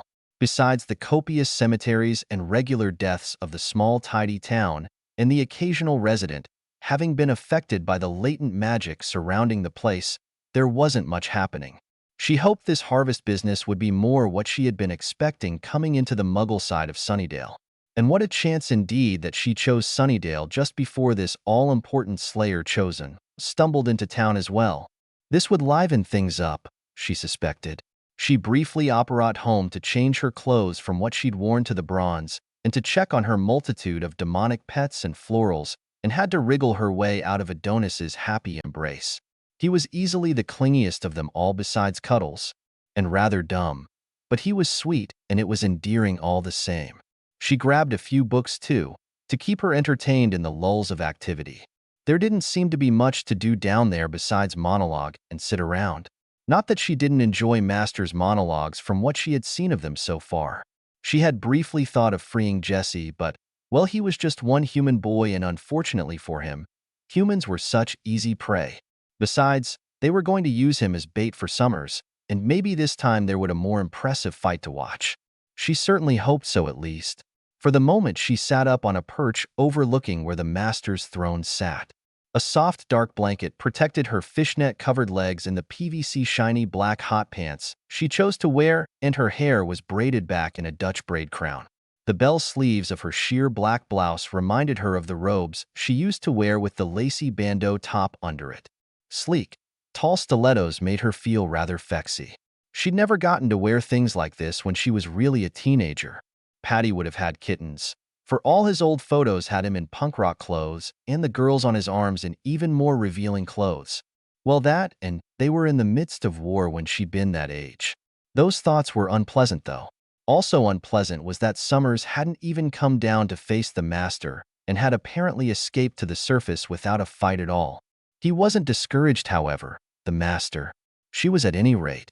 A group of vampires unable to even draw her in further when she was underground in what was more or less their well-traveled lair.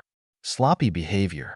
They didn't even try to block off potential escape routes before turning Jesse and chaining him up for bait, and had no traps aside from having the boy use their rescue mission to try to corner them. Dull.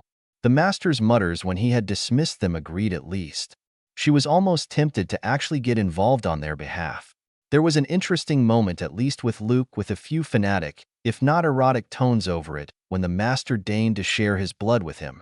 The semantics of their show for her, and of this vessel thing, seemed a little wonky, but she still wasn't entirely grasping the strange and different way magics moved here.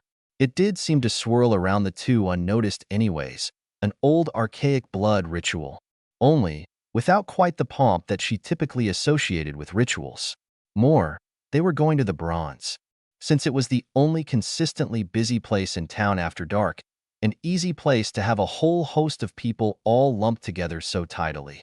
So she swallowed what the golem doll had learned, took a moment for the faux memories to settle into knowledge, and in her fetching outfit, met the cordettes that had come out for the night after swapping her stilettos for a shorter set of platforms.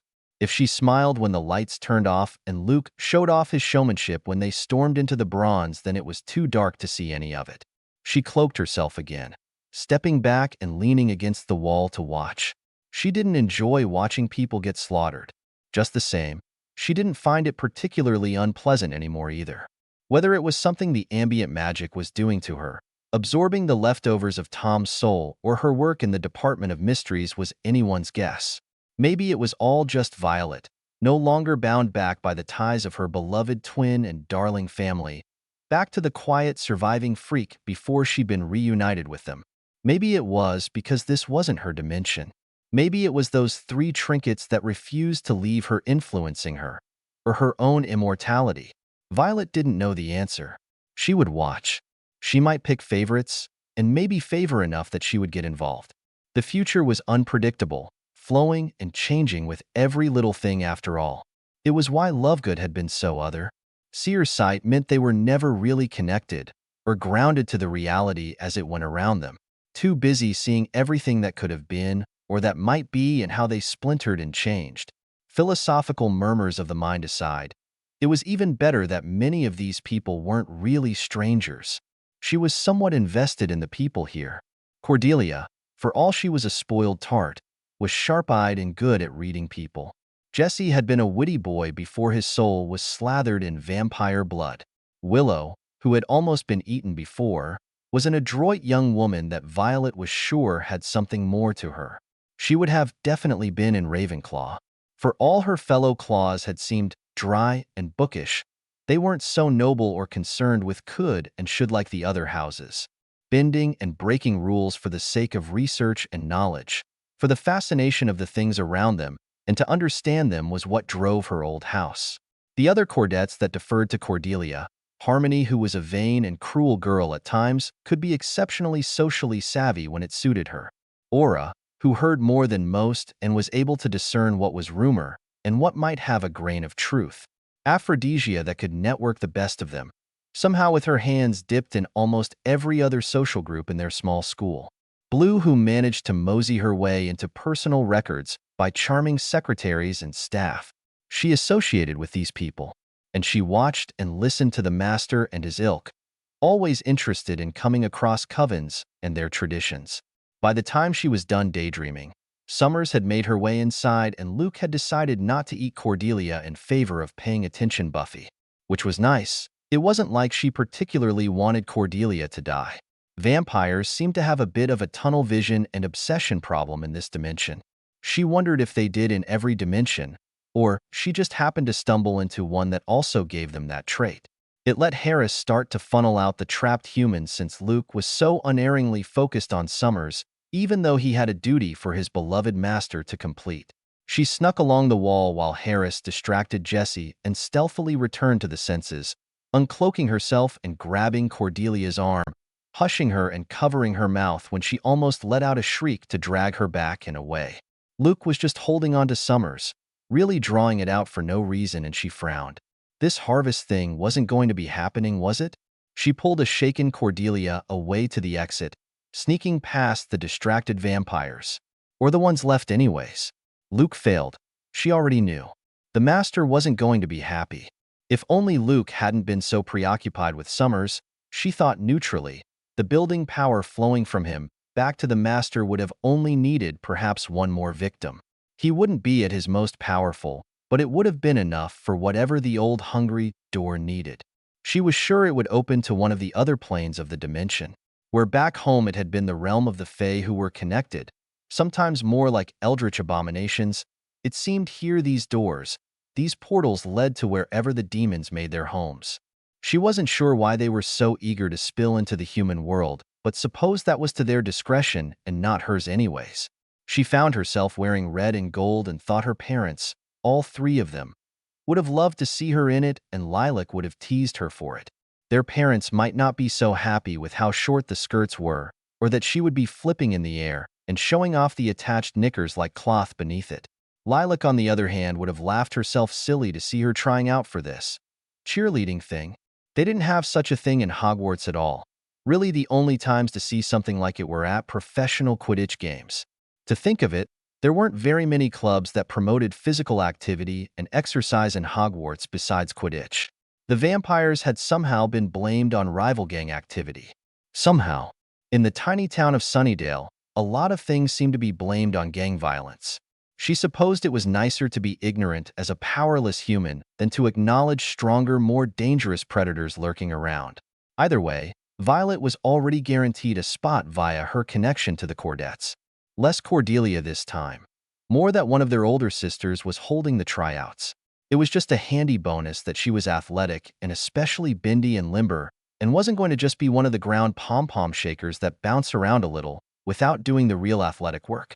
And then a girl's hands caught fire at the tryouts. Seemed like excessive sabotage in her opinion, and too potentially permanent. Could have made her slip and roll an ankle or something if they were going to jinx her. No need for all the dramatics. Practically broadcasting that it was a jinx and not just a simple slip-up. This mystical accident didn't stop the tryouts at all anyways, aside from cutting off the first day of tryouts. One girl had knocked Cordelia down, and oh, was she unhappy about that? Poor girl had all the grace of newborn calf when her feet left the ground. Routine was spot on aside from that fudge-up. She frowned. Cordelia was being befuddled. Or something like it anyways, and Violet didn't very much like that and promptly broke the weak spell with a decisive snap early in the morning. Something seemed to rebound like an elastic pulled, but it didn't do anything to her or Cordelia, so Violet didn't really care. She did care about why they were dissecting frogs in class. She didn't mind it at all, having been used to cutting open preserved animals and parts for potions ingredients since she was old enough to hold a knife to help her parents with potions. But she still wasn't sure why they had to explicitly know the anatomy of a frog of all things. Life went on. Someone's mother died. Some girl who hadn't made the team, and apparently they found strange dark memorabilia in her home. The daughter was incredibly distraught and confused and had said, supposedly, that her mother had stolen her body, which meant her death returned her to it and slung the girl's soul back into her proper body. Interesting. She assumed it was the girl's mother who had jinxed both that Amber girl and then Cordelia. Violet, breaking that spell, had instead put the misfortune onto the woman dabbling in things she had no business partaking in against young teenage girls if the backlash was enough to kill her or eject her soul from her daughter's body, and her daughter's soul was able to return to its proper place. Well, it was over anyways, and Cordelia had managed to pass her driving test this time. She'd flunked twice already beforehand, and even if she only tried this time because her parents dangled a shiny, expensive new car in front of her, at least it was done. Better yet, Amy was apparently with her father now and was much happier. Murmurs that the mother was a cultish abuser kept anyone from coming down on Amy, at least so all's well and ends well. Lance, love, did you want to work on the English project tonight or the weekend? Oh, tonight's fine, I guess. Excellent. Your house or mine? She asked the boy. He was normally the punching bag of Kyle and his posse of useless wastes of skin, but he wasn't dubbed a loser by the Cordettes, so he at least only had to worry about one annoying group of antagonists in his day-to-day. The death of a teacher was unfortunate, and worse, Cordelia had been the one to find the body. That meant her and Aura had both been so unfortunate, and she wondered if the next one in the school would be found by another Cordette, and then they would have to see a crisis counselor too. On that note, they had a new teacher, and frankly, she was a demon. Not that it was much Violet's business, she decided easily. She seemed to know that Violet wasn't quite mortal, human, or at least not like the other students she was around, which fit in the handful of other demonic entities hidden as humans in Sunnydale. Either way, she was particular about mantids. Violet had never been much an insect person, but she knew her niece kept them. Pink ones, pretty and fickle about their mates. They did have unfortunately short lifespans, though, which was why Heather had been so eager to breed them and keep them. Violet knew there were more magical varieties that would last longer, but most of those weren't authorized to keep as pets and were protected, or illegal to take out of their country of origin in fear of escaping and becoming invasive. Either way, she reckoned she could respect a woman just trying to ensure her children's safety and getting a good meal. Maybe not targeting teenage boys, but that didn't much concern her anyways when her friends were all girls, the Cordettes and her pseudo-friend Willow. Independent and factually confident women aside, death was so common in this town that Cordelia easily brushed the worst of it off. Aura had been shaken for a few days, but had tanked on regardless. What an interesting town. She supposed the demons thought so too. But not even 3 days into things and Miss French was gone. But she had left behind a few gifts. And Violet couldn't just let them hatch in the school where they would be young and vulnerable against frightened students. She hadn't checked on the master since Luke's failure and was surprised to see that he had more followers again. Where did he find them? There was another prophecy or something that he was on about now, something about a great ally, and she wondered what all his book was promising him. That harvest thing apparently came every century, but she supposed being stuck underground for so long would make anyone antsy to get out. Her pen flowed in her pleasant script via a handy charm that Patty made her and Lilac promise not to let her mother know about over her newest homework assignment. The classes were so dully muggle. But she, of course, hadn't had a muggle upbringing after a certain age and hadn't ever followed up on the subjects she had learned while she was in the muggle side of thing and had needed to borrow enough knowledge to see her through schooling without being bothered or consumed by studying. And by borrow, she meant she burrowed into someone else's mind, or several someone else's, and essentially copy and pasted their knowledge to her. It was a painful process for them because her magic was forcibly flowing through their muggle minds and grabbing relevant information, which left their minds raw and feeble for a time afterwards. Not like it killed them or caused anything lasting though, so her conscience was clear there at least. That and the charmed fountain pens and graphite pencils kept her from having to toil over things herself and left her plenty of time for other things, like reading those fascinating books from the school library, including the ones hidden in the back behind a locked door, or sitting here and being able to watch the master wander around, which was more interesting than it sounded. For all his callous cruelty and drive to murder all humans or living creatures or something, he was almost endearing. She supposed that was what made cult leaders dangerous, though. Tom had been handsome and could be very charming back when he looked human, very suave. This master, while a bit brutal in punishment sometimes, had a sort of whimsy to him. She did eventually tune back in when they brought a child in. Oh, oh dear. There had been many laws against the vampiric siring of children back home. Perhaps things were different here. The vampiric strain certainly was, given that they were more or less parasitic demons that took over the human's body and used them as a host. Or something like that. The books were still just dreadfully inconclusive the more she read them. This boy was the master's anointed one. Why don't they have a reptile room? She wondered. I think it's shut down or something. Ever since that one guy got bit and died. Blue told her idly, offering a piece of vivid blue bubble gum. It was the same kind that gave Blue her nickname in the first place, since it also constantly turned her tongue blue. Violet had always had a rampant sweet tooth and happily accepted the treat, eyes wandering. There was a certain feeling when it came to demons, or something that had more demonic tinges. And there were animalistic demons, or was demonic magics happening near them here somewhere in the zoo. But she did already have 4 cats and 4 snakes and several mantid eggs that have yet to hatch already, and she had been careful in selecting them to be her companions. But when don't people die in Sunnydale? She scoffed. Well, we're not dead yet, Aphrodisia said breezily, flicking her deep red ginger hair back, and Violet gave her a cheeky grin. I suppose there is that at least, she agreed teasingly. The hyena house is down right now too, isn't it? They're in quarantine or something. They just came in. I guess they have to get used to being in a zoo or something. What a shame. Violet blew a bubble idly before it popped. Hyenas are such interesting creatures, I think. You know, in experiments, spotted hyenas outperformed even chimpanzees when it came to collective or group problem solving. And chimpanzees are considered some of the most intelligent land animals. It's also female-dominated, the spotted ones, and males that come into the clan are the lowest caste under even newborn cubs because the mothers that dominate it strictly enforce it. Well, for the spotted ones at any rate. The other 3 breeds of hyena, the brown, striped, and the aardwolves, are male-dominated, and I don't know as much about them. And they had such cute fuzzy-looking ears. She smiled sweetly and then paused. Oh, something mystical was afoot somewhere in the zoo. And it was getting back to the bus that certain people really stuck out to her as having a sort of, taint wasn't the right work. Murky magic sinking into them slowly was a longer, but more apt way to put it. Kyle and his 3 hanger-ons, and Harris, the one that was always with Summers and Willow. Bizarre. Well, since they haven't gone on a murderous rampage, yet she didn't much care. She was more interested in the training the master was giving to that boy Colin. She used to know a boy named Colin. He followed her sister around for ages and ages, and apparently while she was sleeping, Lilac had actually fooled around with him for a time. Violet couldn't see it at first, until she saw how absolutely fit and mellow he'd become, and then she stopped teasing Lilac quite so much.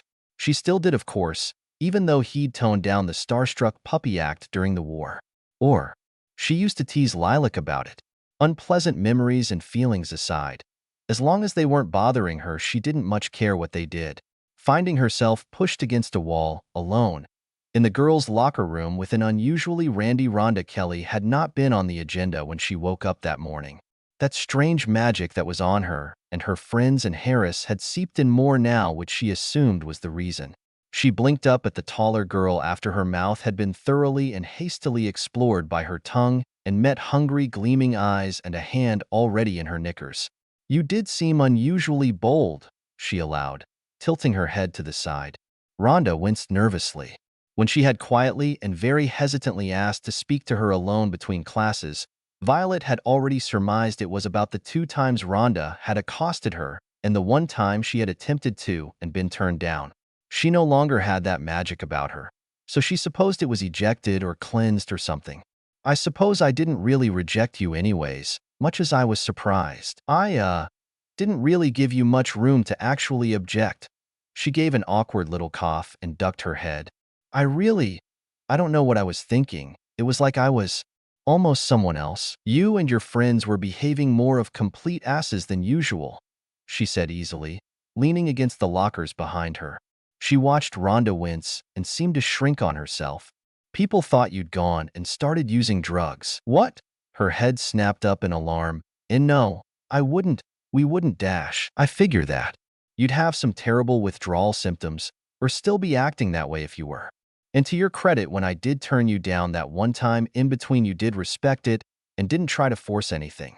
I'd have been more forceful stopping you if I didn't consent. In that, she would have knocked the magic out of her. She suspected whatever had been possessing her knew it too, if it got on her bad side. And you won't tell anybody? What I might do with a paramour is my business alone. She raised her brows and stared down her nose at the other girl. I don't kiss and tell, Kelly. All right. Well, I've got to get to class now, she allowed, stepping past. She didn't particularly mind the way Rhonda had roughed her up, more used to stronger things like the borrowed power Rhonda had showing her a good time in this dimension. At the same time, she wouldn't miss it either. Their piggy mascot hadn't lasted long, and it took away Principal Flutie. She had liked Principal Flutie. Hopefully the next one would be good. Willow, I feel like we never get the chance to talk anymore. Violet greeted the girl in the library. How have you been holding up? I know Kyle and his ilk had Harris for short time. Oh no, everything's okay now. I had figured. Rhonda, she had come to me and apologized for her beastly behavior. She mused. Rhonda? Did she do something to you?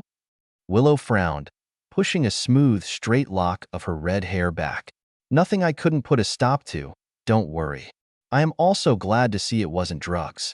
But I know Harris is one of your friends. And Lance is an acquaintance I partner with on English projects, so I'm glad their entire band of merry assholes seem to have changed their ways. And I think Heidi converted to being a vegetarian. Why, yeah, they, remembered what they did? Yes. Are you all right? You're looking a little green about the gills. Willow, did you Hey, you're Violet, she provided for the boy before turning her attention back to Willow. I'd best be off. Cordelia wanted us all prompt to cheer practice for a new routine of yelling and shaking pom-poms, and I mostly came to return a few books people left lying about in school. Ta, Ducky. She gave a little wave, and on her way out managed to bump into the librarian. Pardon me, Mr. Giles, she said smoothly, flowing around him in a smooth two-step twist and trotting off. She had considered dropping from the cheerleading thing, but her golem doll was more than up to snuff for games when she was busy watching the master train and condition young Colin, or when she just wanted to stay in at home to read peacefully curled up with mittens and teacup and a nice lavender or chai blend. Speaking of the master, he was getting tired of losing so many of his covens so consistently. Violet supposed it had been some time since he last hatched a plot against her, being so busy with Colin as it were. Summers was proving herself quite capable. Good for her. From a former chosen one to another dimension's chosen one. She wasn't close to the girl, hasn't yet shared a single word with her besides back when at the bronze, but she was Willow's friend, and regardless of the different circumstances, Violet could respect the immense pressure of being a chosen one in secret. No one had known, not even her beloved parents, that she had been not just a Horcrux but the center of a prophecy. Dumbledore kept it all close to chest, and the fame of defeating Voldemort went to her parents and their ingenious mix of blood and sacrifice ritual, as well as using Uncle Petey as a sniveling, cowering mole back in the day. How anyone could see head or Uncle Petey as sniveling or cowering, Violet had no idea. She supposed back then his soft round face and big blue eyes and small stature might have tricked some, compared to her rowdy father's and wily handsome Uncle Remus. As well as how short he was compared to them too. She'd seen the photos, and then been horribly ashamed of the small infatuation she had on a young Uncle Mooney, while Lilac had suffered a minor crisis over how handsome Patty used to be. At least Violet hadn't had wet dreams about one of their fathers. She supposed being young, and with a wash of hormones the image of a good-looking man could do wonders. Or maybe that should have been the hint that she preferred in human lovers, and that Lilac had a thing for long hair and rebel punk aesthetics. Still, with the Masters 3 gone now, it left Darla. Darla being the disappointing blonde from what felt like way back, but was really only when Summers first arrived that Violet first saw her. She was eager to get rid of Summers, but given the record of killed vamps, the Master had been weary of sending her out to her potential death. She was a favorite one, had been around for quite a long time and had a history with the Master's Brotherhood. And given that she wasn't the most physically imposing of vampires, and that strength seemed to mean nothing to Summers and her cohorts as it were, Darla decided to employ a different tactic. It was the first shred of sense she'd seen yet of the vampires that tried to go head-to-head with Summers. She wasn't sure how effective it was going to be, but it was something at least. That there was a cursed vampire involved was also a new development. Darla seemed familiar with him anyways, and her plot involved him. When he'd been actively helping Summers with the steady decimation of the vampire community in Sunnydale. So throwing that particular variable in seemed a little risky to Violet, and that perhaps Darla was a little stuck on having known this cursed vampire in the past, who was once part of this coven, which was a folly. A folly soon proven when she found herself dusted. And this angel fellow most certainly not wanting to come back into the fold. Poor master. He loved his family. For all they needed to be corrected sometimes. She supposed she shouldn't be so sympathetic, given her life above, but watching him teach and mentor Colin and having been a little fond of him from the beginning gave her a little bias. Even if he would kill all her friends if he did ever get out, which she was starting to doubt he would. From his incompetent followers to how Summers was growing into a more capable young woman, to the cursed vampire helping her and the librarian and his watcher status to guide her. And having been stuck down below for so long, Violet wasn't sure the master would be able to adjust to life above the surface, or that he could bring about these old ones from their neighboring dimensions with a teenage Summers, the watcher, and a cursed vampire, so easily stepping on all his plans anyways.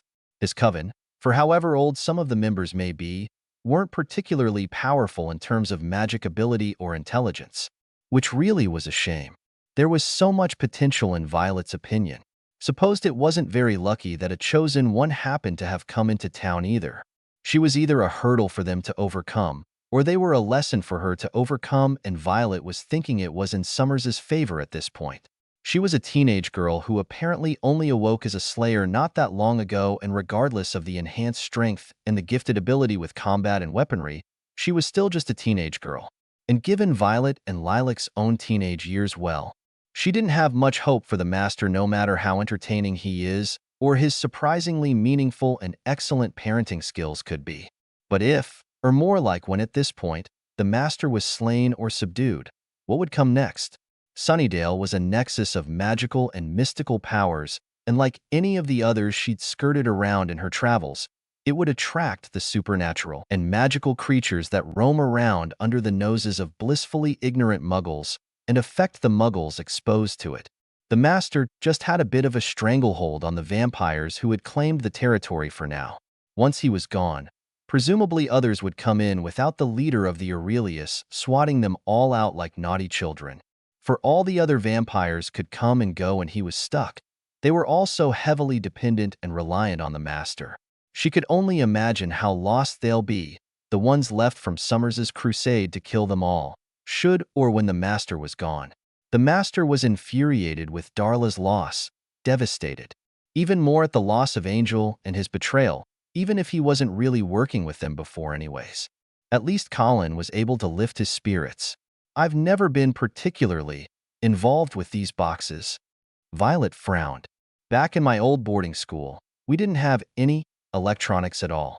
No internet or tellies, and certainly not computers. Chispurfles, while they usually fed on ambient magic, were perfectly happy to eat and then short-circuit electronics, and they were always where magic was. It was just an unnecessary pain for years and years. Of course, by the time she woke up, there were cellular call devices more or less copied from the Muggles, but made with magic in mind. She knew about some things beforehand, the WWN and the like, all crafted for use with magic. But when she woke up, it was still more efficient to do things with magic, rather than things like scanning books or figuring out code or the like.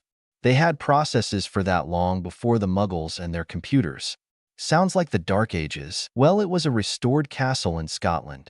We did get to wear short schoolgirl outfits though, and long socks and cheeky underthings, usually with robes over them, but they used to leave them open anyways. Abruptly, she remembered getting caught by Snape, giggling about thongs with some of her classmates, and then her mother suddenly doing all her underthings shopping for her, which had catapulted her into a terrible and long-standing crush on the man somehow. Finding out later that he regularly ingested small amounts of vampire blood to keep himself from keeling over via potions accidents, and then later service as a spy probably also had something to do with it. He spent his time locked up in potions labs now, tinkering and creating to his heart's content without having to worry about children blowing themselves up. He did, however, end up turning. So he still looked the same as when she was a student, the one and only time her mother had brought her to him to plead for his help to get Violet to age when she and her Potter father were stuck. It sent her little crush roaring back to life, and the master at mind magics likely very well knew it by the way he'd watch her warily, as though she was going to just jump his bones and shag him wherever he stood in the times she visited him after by herself, which she wouldn't have minded doing if she thought it wouldn't be awkward counting the long-standing friendship with her mother and his old flame for her. At least he'd gotten over it to resume a quiet friendship with her. He kept letting Violet in when she visited him, though, so she felt like he might not have declined her advances if she had tried. If she had a little more time, she might have.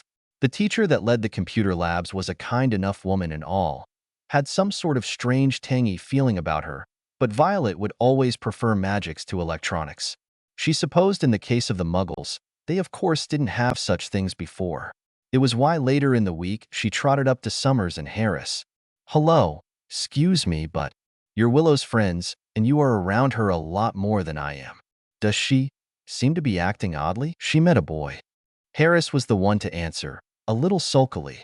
"A boy?" She frowned. "I suppose it's serious?" She missed quite a few classes this morning. Not something I'd think she would normally do. "He's online." "I'm sorry, you are?" Summers asked before squinting at her. "You look familiar. I pointed you in the direction of the graveyard that strange man took Willow to some time ago.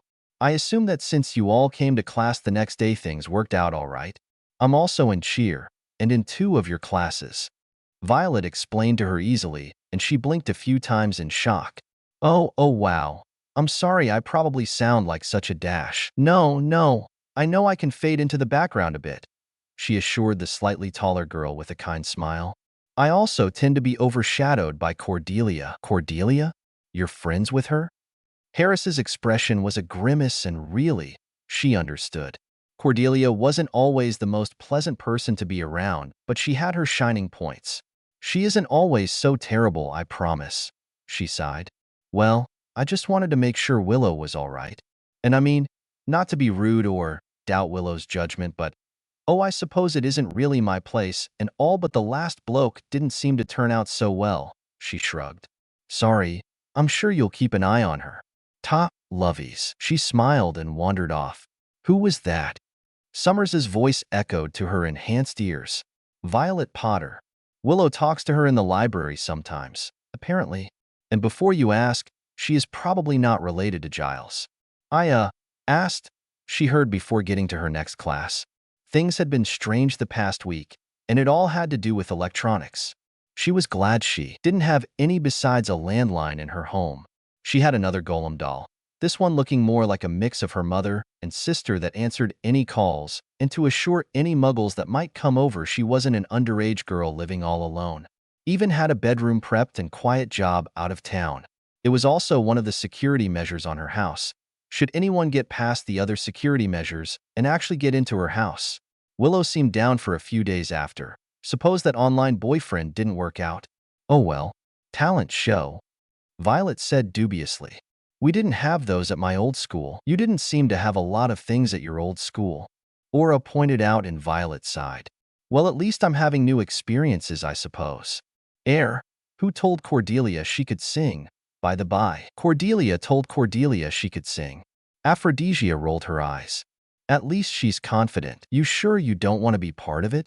You played the harp once when I came over. That was really cool." Aura tried to cajole her, and Violet hummed. "I don't think anyone else here can do that." "The harp?" Paige, another Cordette, looked to her curiously. "Yes, I learned the harp and my sister preferred the cello. My godfather can play the violin, but he prefers bass guitars." She fiddled with the locket she only just got comfortable wearing. Inside was a picture of her parents, the 3 of them on one side waving to her with loving looks, and in the other half, she and her sister just after the final battle, grinning together and grimy but victorious and still alive. She had another pendant too, one with Lilac, her husband and 3 kids in it, and the other with her 3 parents again, older and more subdued, but still with those warm, loving looks. It hurt to look at them. It had hurt too much at first to wear them when she was first torn away. Slow little steps, she told herself. It was why the golem doll at home wasn't just a copy of her mother or sister. If it were, she was sure she wouldn't be able to handle it. Making it just a bit wrong. Not quite right to be either of them was the right way to do it. It feels odd to have a harp here. Violet sighed, pushing it on the small-wheeled dais. She paused at one of the demonic students, peeking at his empty hat and cheap plastic magic wand. I'm not sure I'd want a live rabbit in a cloth hat. They'll eat right through it. Oh, Potter, he greeted nervously. Most demons tended to know she wasn't human, but weren't usually too clear on what that meant for them. She didn't usually go out of her way to do things like that for the demons around her, and the magically affected muggles didn't seem to notice the difference at all, or be able to tell who was a demon or not, like that visually invisible girl that hung around in the ceilings. Yeah, I think he keeps escaping. She pushed her harp a bit farther. You'll need to bind the legs to keep them from escaping or reinforce the trap. Of course. She smiled at him. The blonde looked at her and frowned, leaning closer. Mr. Giles is heading the talent show. I'd be careful. He seems to know quite a lot about magic tricks. Thanks, Potter, he muttered. I'll keep an eye out. Good luck. He was practically leaking demonic energy lately, and something about it reminded her of a snake getting ready to shed its skin. She wasn't sure what that entailed, but Mark had never been much interested in things besides dating cute girls and taking weekend surfing trips before. He was very mellow usually. Oh, and Mark. I think that dummy has been peeking around, she added in, and he huffed, glancing over at where Morgan was. He teamed up with she and Lance sometimes in group projects in English, and she had a bit of a soft spot for him.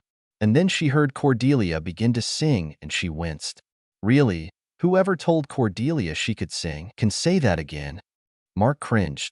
I wouldn't worry about the dummy.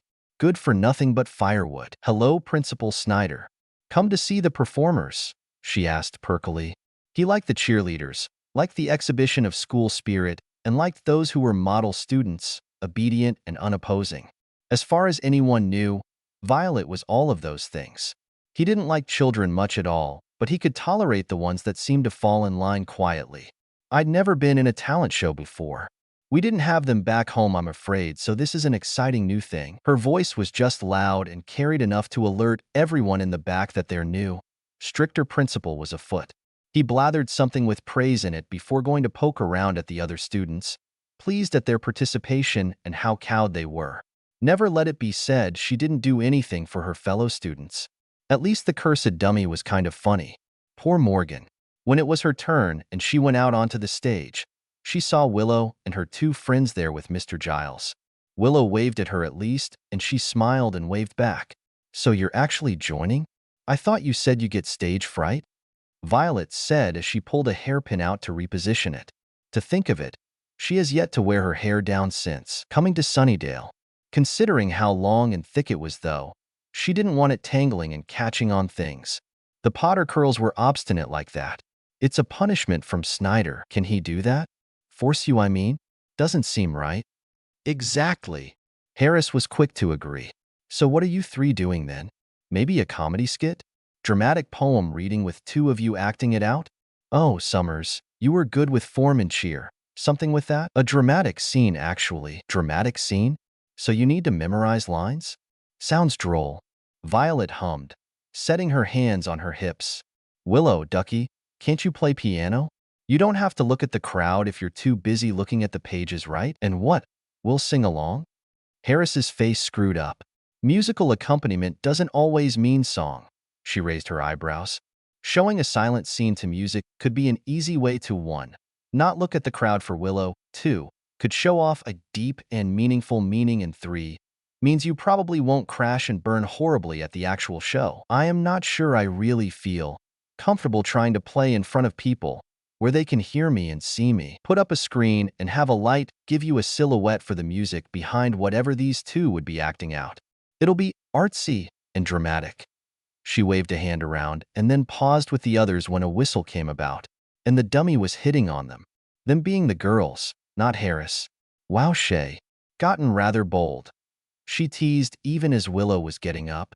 Morgan, you're really getting good, she praised as she got closer. Where did you come up with that voice? It's kind of an imitation of my dad. It sounded more like a question than an answer in Violet's opinion. Sounds real. Summers was next to join the conversation. It is real, quoth the dummy. I'm the one with the talent here. The kid's dead weight. Very bold and very frank. Violet grinned, tossing her hair back. I like it. Well, gee, I like you too, Toots. How about you and I do a lil rehearsin' on our own, honey? How about you, Red? Toots. I've never been called that before, she said in delight. Hey, Harris called over in warning. You know what they say. Once you go wood, nothing's as good. Oh, he's an absolute delight. Violet laughed. She wasn't sure what he wanted here, or if he was just something Shay happened to pick up, or if he really did have something to do with Mark, but he was certainly entertaining in the meantime. It was good that it seemed to take Shay's mind off of things too, whatever it was. Okay, Morgan, we get the joke? Horny dummy. Haha, it's very funny, but you might want to consider getting some new shtick. Summers was less impressed. Suppose because she really thought quiet, awkward Morgan Shay was the one saying it all. Unless you want your prop to end as a Duraflame lock. Oh, a little bit of raunchy humor would go a long way in this talent show, I think. Violet piped up in Shay's defense and Summers frowned at her. It's not overly crass or demeaning so far for a bit of funny. He's just taking the piss. And with people participating like Cordelia and her singing. She raised her brows meaningfully. I'm not sure if you've really heard it before, but some laughs and comic relief would be in dire need, I think. What? You like pick-up lines like that? Harris asked her incredulously. And what is? Taking the piss? Well, thank you for hurting my feelings, Harris, she gasped in mock hurt. Maybe I like a bit of humor and rascally confidence every now and again. She turned her nose up and then grinned. And taking the piss, you know, like, she twirled her hand for a moment. I think around here I heard, taking the mickey? Just some banter with a little bit of bite, you know. Nothing serious. Taking the mick? Summers corrected. Right, yes, sure, that. The lingo here is a little different, and I'm still getting used to it. She shrugged. Idiom discrepancies aside, give what I said earlier a little thought if you don't like your dramatic scene thing. Just a thought. I better get back to my harp now. Mark's rabbit is on the loose, and I don't trust those sharp little teeth around a string instrument. Good luck all, ta. And she floated off after patting Shay's shoulder. And then not long after she was done a quick polish of her instrument, there was a scream and a dead body. In the girls' locker room, again. It was the ballet girl, Emily, and her heart was cut out of her chest. Emily? Didn't know her too well, but knew she was looking forward to performing.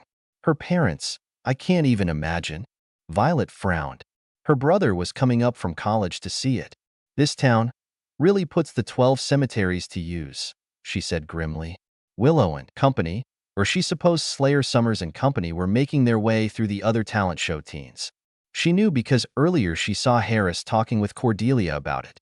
During cheer practice, Cordelia, for all she sometimes made fun of them, wasn't particularly cruel or vicious about it. She'd even seen her acting civil and speaking with them before, the losers, when others weren't there to mock them. And did Morgan seem suspicious to you at all? Harris went on. At this point, she seemed to be one of the last ones to be interviewed and had both Harris and Willow. Probably because she was classed as Willow's friend. Shay? No more than usual, but I mean, given the tumor and all. What? You didn't know? Morgan. It probably isn't my business to say, but Morgan's got a brain tumor. He's supposed to be getting surgery at some point in the next few months.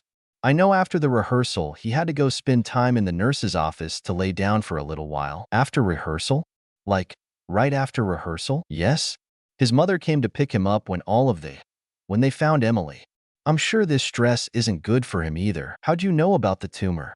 Doesn't really seem like something to tell people. HM?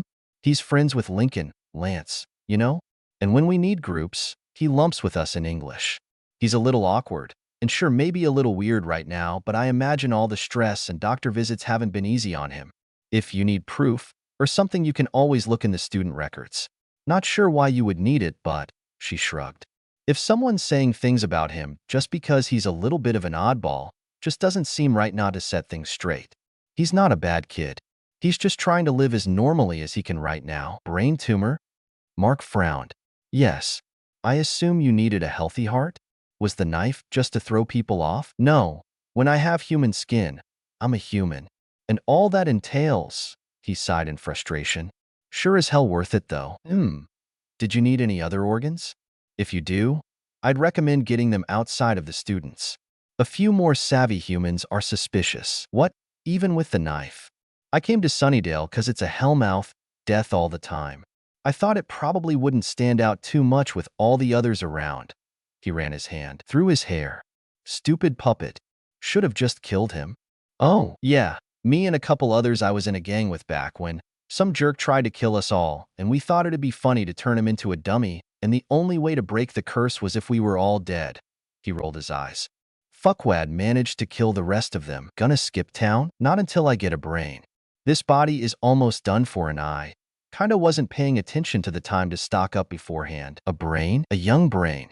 A healthy, smart young brain. I could grab someone outside of town? Maybe it'll pull the puppet off your tail. Think you tried to run. Yeah? And what do you want in return? For you to please do a better magic act in the show, she said with exaggerated bats of her lashes. That and, I'd rather not have Shay involved in all this anymore. His mother made me snacks once. You get me a brain, and I'm golden for another 7 years. 2 towns over someone was scalped, and their brain was stolen. Yeah. My dad said it looks a lot like whoever attacked Emily. Violet hummed to herself quietly as she made her way through the halls. The news had spread like fiendfire, and Mark was happily human. Should we still go after them? If they've already got the heart and brain, Sid's already on their tail. She smiled a little wider as she passed the library. You've got a set date for the surgery? She asked later in English class. Why, yeah. Mom's glad we finally got it pinned down. He smiled. That's great, man. Lance punched his shoulder gently. Yeah, I have to step out of the talent show, though. Got another doctor's appointment. That's all right. To be honest, that dummy kinda creeped me out. Lance told him.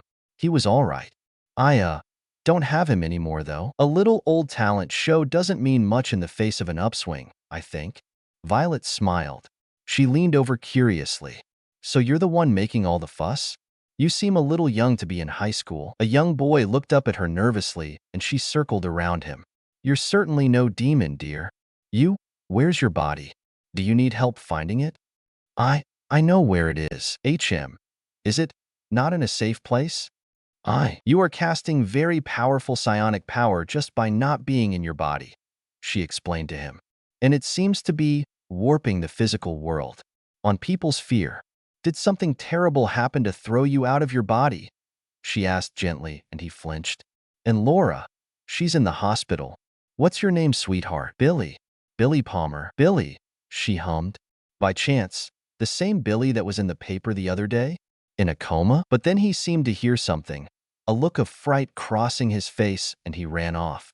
She frowned after him, and not 5 minutes later, was pulling the fuzz and frizz of Cordelia's hair back in 2 tight French braids and producing a hat that complemented her outfit for her. What a dull nightmare to have. She supposed if someone prided themselves in their appearance so much, or took quite so much care of her beloved hair, it could be understandable. Lavender Brown, as she recalled, almost murdered the Weasley twins in the Great Hall when they messed with her hair products, and as she was given to understand, still had yet to forgive them. At least it wasn't something truly awful, like a slasher killer from the cinema, she supposed. Which reminded her, hopefully this would all be over by the time Lance and Morgan went out to see the recent creature feature the cinema was promoting, a slightly older film. Those two developed a love of supernatural horror flicks, and then reminiscing on all the weird things in Sunnydale afterwards. At least they had a sense of humor about being in mortal danger all the time. She wondered if other people were as confused about the strange, dreamlike stream of events happening lately, or if everyone here had been so conditioned to accept horror that they carried on and hoped it didn't target them specifically. She, of course, was safe. Her mind was a steel trap, not just from practicing mind magics, but from various little rituals and spells done to ensure the privacy and secrecy of unspeakables and the knowledge they possessed. The wafting wave of energy the boy's psychic power had was nothing but a gentle pond, still and harmless. Unfortunately, That big man that was attacking people was like the kelpies lying in wait in said pond. Billy Palmer was harmless, but the things his power brought about weren't so much. She found her day of classes sidetracked with how many people's bad dreams were getting in the way, and she wondered if she should have just sent her golem doll doppelganger in and gone to hang around down in the crypt. Just when giant bugs were flying around, things seemed to just shift. The psionic energies Billy was unconsciously manipulating were gone and peeking around. No one was malformed or running around screaming in abject terror anymore. Summers and company, if record indicated. At least she'd be able to enjoy killer clowns from outer space now. Billy Palmer's coach was imprisoned for being an abusive sack of shit. If she cast a little charm or 2 or 7 to make sure he'd suffer, that was her personal prerogative. She also wasn't happy with the parents of the team he coached when the children were cautiously speaking out and that their clueless or uncaring parents were so easily assuaged with the waste of human skin, saying the bruises came from practice and not to worry. But Violet had always had a little bit of a soft spot for children and had always been absolutely livid at child abusers and negligent parents or guardians anyways. Having lived with Aunt Petunia until she was 7 might have had a hand in that. She still hasn't entirely forgiven her parents for that, and she doesn't think they'd ever forgiven themselves either. Thinking she was dead and not checking their own trees for confirmation were their own faults, and she was left to suffer. Supposed at least the crazy woman who sent her there after stealing her was suffering at least. And so were Petunia and Vernon. Awful, terrible people. She was smaller than her own twin sister because of it, and had been on the verge of organ failure. There was only so much magic and potions could do in the face of overworking and starvation on a young body. It took a long time to be able to trust her parents. Not forgive, never that. If it weren't for Lilac, she might never have trusted them at all, never given them any chance at all. She missed them. She was thankfully distracted from her homesick loneliness when the May Queen competition and Cordelia's running for it. And then her dunderhead boyfriend was attacked. At least it wasn't another dead student. Either way, warmer browns and tans was on the agenda for the Cordettes for this May Queen thing, and Violet was a little iffy on that. She'd never thought lighter or non-monochrome colors like that were her thing. And she might have been able to get away with a minty green like her eyes, but Cordelia wanted soft warm. No blues, greens, purples, and no red. Her dress would be pretty in what she might call a pale nude color with a pinkish bottom half, and while none of them could have that color, they were looking for creamy colors that were darker so Cordelia could stand out more. Aphrodisia was going for a warm butterscotch color that looked nice with her red hair and freckles. Aura had found a peach-shaded dress. Blue had decided on topaz. Paige managed to get a more gently cinnamon brown dress. Phrygia had originally wanted a cream-colored dress, but it was too light and had instead gone for a clay tan color that looked especially fetching. Harmony was the only one allowed to wear something pink. They did help her find a dress to wear though from the small catalog sent by the company she was commissioning it from. Cordelia's off-the-rack horror stories and how back with her family every piece of clothing was tailored via magic might have swayed her. From the Pantone palette that the girls chose their own colors from came creamsicle orange that ended up looking very nice against her skin was the end result. The colors aside, the dresses were all very different, with different embellishments. As long as nothing looked too similar to Cordelia's dress, it was whatever they wanted. For Violet, for example, there was a strapless sweetheart top and her back was entirely exposed. The skirt fell down with gauzy fabric in a gentle way that she knew would twirl beautifully. A silky fabric thinly lined the top and back edges in a slightly darker shade, and the bodice fit was of course quite snug.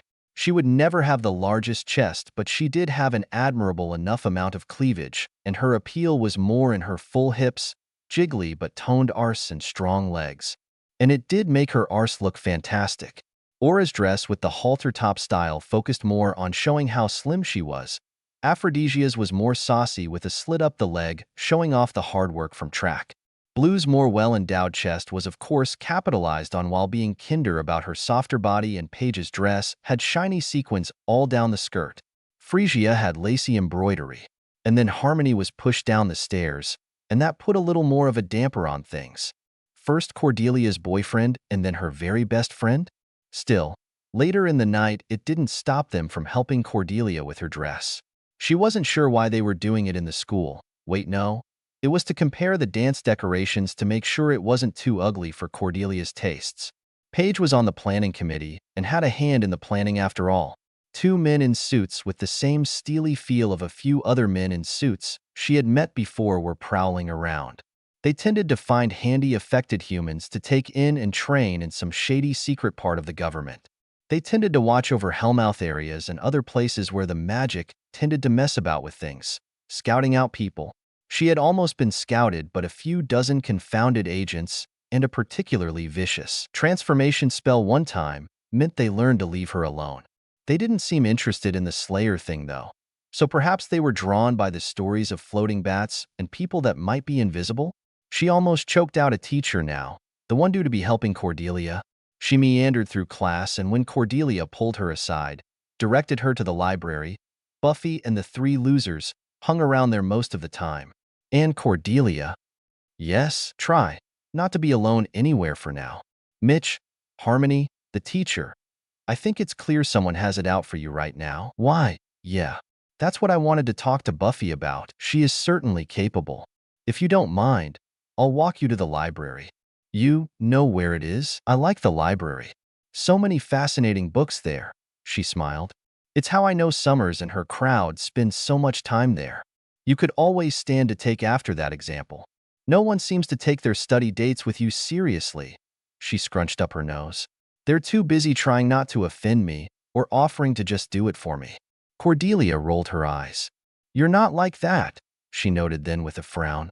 Well, how are you supposed to learn if everyone does it for you? You're a capable girl, Cordelia. It's just that everyone around you pampers you too much to actually see that, she said. If you're not told you're wrong, how are you to know you're wrong and correct yourself? How can you grow when you're being stifled by yes men all the time or shielded away from things by people who hang around you because you have social status? Utter buffoonery, in my opinion. Lonely too. At least when I was, she almost said when she was her age. Oops. By the time I got to boarding school, I had been reunited with my family and had a twin sister. My family, as I said, is rather well off and loving, but the pressure and the people who flocked to me and my sister because our parents were well known. It was lonely trying to find people who cared about us and not just our names or our parents or the money we had. At least we had each other most of the time. I'm an only child. Worst of all, she shook her head. I know we're not as close as some of the others, Cordelia, but you are my friend, you know. I hope you feel like you can talk to me about those things if you ever feel like it's too much. Oh look, the library. Will you be all right going in by yourself? I know you and Summers aren't the closest. Yeah, I'll be all right. I need to do things for myself after all, right? No having people doing everything for me. She smiled and Violet grinned back, dimples appearing. Right on, darling. Just have someone accompany you back. Independence aside, it still isn't really safe right now. You be careful too. And thanks, Violet. She smiled more sincerely. Anytime, Cordelia. You were my first friend here and all. She sent a teasing look over her shoulder as she turned and Cordelia made her way into the library. Violet hummed, set herself under her cloak and eavesdropped. Suppose they didn't even notice their invisible girl Marcy in the room with them, following Cordelia. Are you daft? She's invisible, not intangible. Violet huffed, finally annoyed enough that she sprayed neon blue paint on this Marcy girl and bound her with a handy rope for them. Kidnapping Cordelia after her heart-to-heart with her and during Summers and her own heart-to-heart with her was just bad timing and terribly rude. She had originally decided to leave it to Summers and her friends, but frankly got impatient. She was close enough now that she would actively participate to keep her friends from dying or getting too badly hurt. Which was good, she decided, since it meant she was settling in and putting in roots or something. And you? Stop gasping. I didn't put any on your face and it doesn't give off fumes, you naughty girl, she scolded. Drugging people? Choking them out? Beating them with a baseball? Throwing them downstairs? You're lucky Harmony didn't break her neck. Lucky these two weren't allergic to what you put in them. Lucky that teacher didn't have a heart attack or bad lungs. You could have murdered them and then you wouldn't just be tied up like this. I can assure you that. She scowled down at her. Violet, I had wanted to trust in your abilities, Summers, given you've been doing so well with everything up to this point, but Cordelia is my friend, and you were all taking too long. She frowned. I think you would have stopped her, or at least captured her if you were given a little more time, but, well, you were both drugged beforehand and she was going to maim Cordelia for slighting her. She jerked the end of the rope the girl was on, jostling her. Vengeance-seeking aside, you've caused some ruckus, but I suppose at least no one died this week. She sighed in frustration. Which, again, is more luck than anything. Trying to teach people when you're just a student as well. How vain. I'm not the vain one here, I dash. You found yourself invisible, blamed this invisibility on the people around you, and researched and concocted a plan to maim the people you felt were at fault like some Avenger. From a gritty novella. They have family and loved ones. You had family and loved ones, and rather than going to them, they were desperate, and there's no way you didn't notice the posters they put up. You decided to focus all your attention on revenge for teenage slights. You don't understand. I had nobody here, and it's all dash. All their fault? All Cordelia's fault? All her fault specifically that you hung around alone, that you shunned other classmates in your attempts to blend in with a popular crowd, mocking other students and making yourself so forgettable as one of the people who hung around Cordelia and Harmony like a shadow that latent magic made you invisible? Cordelia might not always be kind, and neither are our friends in the Cordettes, but blaming your own inability to take rejection and find your niche elsewhere when it was made clear you wouldn't be accepted in the Cordettes isn't her fault. I've spoken to your mother, you know. You were obsessed with popularity, brushed off your bandmates who did want to be friends with you, but you were too busy following Cordelia and stewing in dejection when you didn't get your way. I can't blame you for going to desperate measures when you were rendered visually invisible. But becoming a violent girl obsessed with Cordelia in a new way and pretending that you're doing it in some sense of twisted justice for yourself? Absolutely not, you petulant little girl. She shook her via the rope again. She was crying now and Violet frowned. But at least you didn't kill anyone, I suppose. And turning invisible at what should be the height of your teen years certainly can't be blamed on you either. I don't think you did what you should have done in the situation, but I do suppose I can see why you did what you did. Not on the maiming Cordelia part.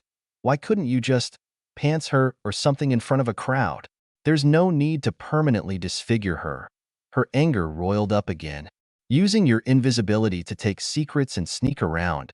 I can't say I'd blame you for that. But telling Cordelia to be grateful that you were going to disfigure her? Saying Summers should have understood, but was just like the others for wanting you not to carve into someone's face? Acting all high and mighty when you had them weakened and drugged, but crying like this when you yourself were caught. She kicked the girl to the floor. You're petty. You claim that she deserves to suffer, but only because you were rejected by her. She accused the crying girl. And you don't want to face the consequences of your actions. Being upset and humiliating people who you felt wronged you. I wouldn't have cared about it. Actively attacking them? Especially when one of them is a friend of mine, and then having the audacity to act like you're the victim. Of being turned invisible, of being rejected. Sure. But when you hospitalized a boy for dating her, shoved her friend down a set of stairs, choked a teacher just for being a little biased, did whatever it was you did to make Giles and Harris and Willow so late to the party, drugged and kidnapped Summers and Cordelia with express intent to do harm. She sneered angrily. You want to be seen? To be noticed? Fine. She snapped her fingers and the magic that had coalesced around Marcy Ross to render her invisible to the eye dispersed. Have fun when you're imprisoned and your face is all over the newspapers. The suits wouldn't be interested in her now that she wasn't invisible, and she wouldn't be able to escape persecution for at least drugging and kidnapping Cordelia and Summers. She also, as a precaution, locked away the knowledge she had on Summers and Giles and them in case she got any ideas. She glared down at her angrily before turning over to Cordelia and waving a hand to heal and clean the cut on her face before turning a vile glare back down on the girl on the floor. You say that Cordelia was self-absorbed, but you were the one who originally put her on a pedestal just like everyone else. Cordelia never physically assaulted someone for saying things behind her back. And you know damn well there are people in the school who hate her, hate that she's so popular, hate that her family is well off, hate that she's pretty and that she tries so hard to achieve that small-town fame. She's heard them. She knows they're there, and she knows what people call her. Slut, skank, stupid whore, bitch. She leaned down. Just because she's popular, Just because there are people who adore her doesn't mean there aren't people who would tear her down in a heartbeat for those things, just like what you want to do. Because they're bitter, because they want what she has, because they want people to look at them the way they look at her. Selfish, self-absorbed reasons. Blaming her for their own shortcomings. Like you. Blaming her for how hard she works to feel seen. Even if they only see a pretty girl who switches boys like shoes and uses her parents' money. Blaming her for taking care of her hair and makeup, for caring about her appearance. When people place her value on the way she looks. You think it's so wonderful, being pretty, having a little money behind your name, not knowing who stays around you hungry for power or money or fame through you. For knowing that to some of the people around you that you're nothing but a way for them to feel important themselves, that they don't care about you at all. For being nothing but a pretty face or another way to brag to their friends. Do you think it's fun, never knowing who you could trust with your secrets, who would mock you and blackmail you for them? For a little more popularity, for a little more power? Think it's fun to always have to hide parts of yourself in case one of the people who call themselves your friend betrays you? She straightened up again. I don't hate you for thinking Cordelia's life is nothing but glamour and fun. I hate you for thinking you had any right for attacking her for those things. I hate you for attacking her because you were jealous of her. I hate you, not for hating the image you have of her built up in your head, but for justifying hurting not only her but the people around her and thinking that you're some hero for it. You're not. You're nothing but a violent stalker obsessed with her. I didn't know you before Marcy. I felt bad for you, talking to your mother. But this? Now? I hate you, Marcy Ross. I see you now, and I hate you. Nobody move. The two suits chose a spectacular time. Violet thought to herself, crossing her arms over her chest. If Summers hadn't escaped from her bonds, and she hadn't have intervened, Cordelia would have already been maimed. She isn't invisible anymore, she called to them, narrowing her eyes. So she's of no use to your ilk and your rehabilitation. And you are? Violet Lyra Potter. Miss Potter. Another suit stepped forward, waving off his colleagues. Come with me, if you please. She was led a short distance off. I assume you had something to do with Ms. Ross's return to vision, he asked quietly, peering down at her. And I assume my move to Sunnydale is a need-to-know sort of thing? Your existence is a need-to-know sort of thing? He raised his brows at her. We weren't expecting you to get involved with other, mysterious incidents. And I wasn't expecting to get stalked by government agents, but here we are. I'll say it again. Keep your sword away from me and everything will be fine. Try to accost me again, and things will not be so fine. We've learned, he said primly. That also means I expect you'll stay out of Sunnydale as long as I'm in it. Sunnydale is my home now, she cut him off. You've yet to bother the other inhabitants, and I assume that is because they aren't of interest. The other inhabitants, as you say, aren't dimension-hopping witches with death powers. You can hardly blame us for wanting to keep an eye on things. I can and most certainly will. This little chat aside, the girl will be facing prison time and will not be receiving any light treatment and questions about the secrets she found while she was invisible. And I'll assume, aside from making her visible again, you did something to keep the secrets she has to herself? I'm not at liberty to say. She stuck her nose up.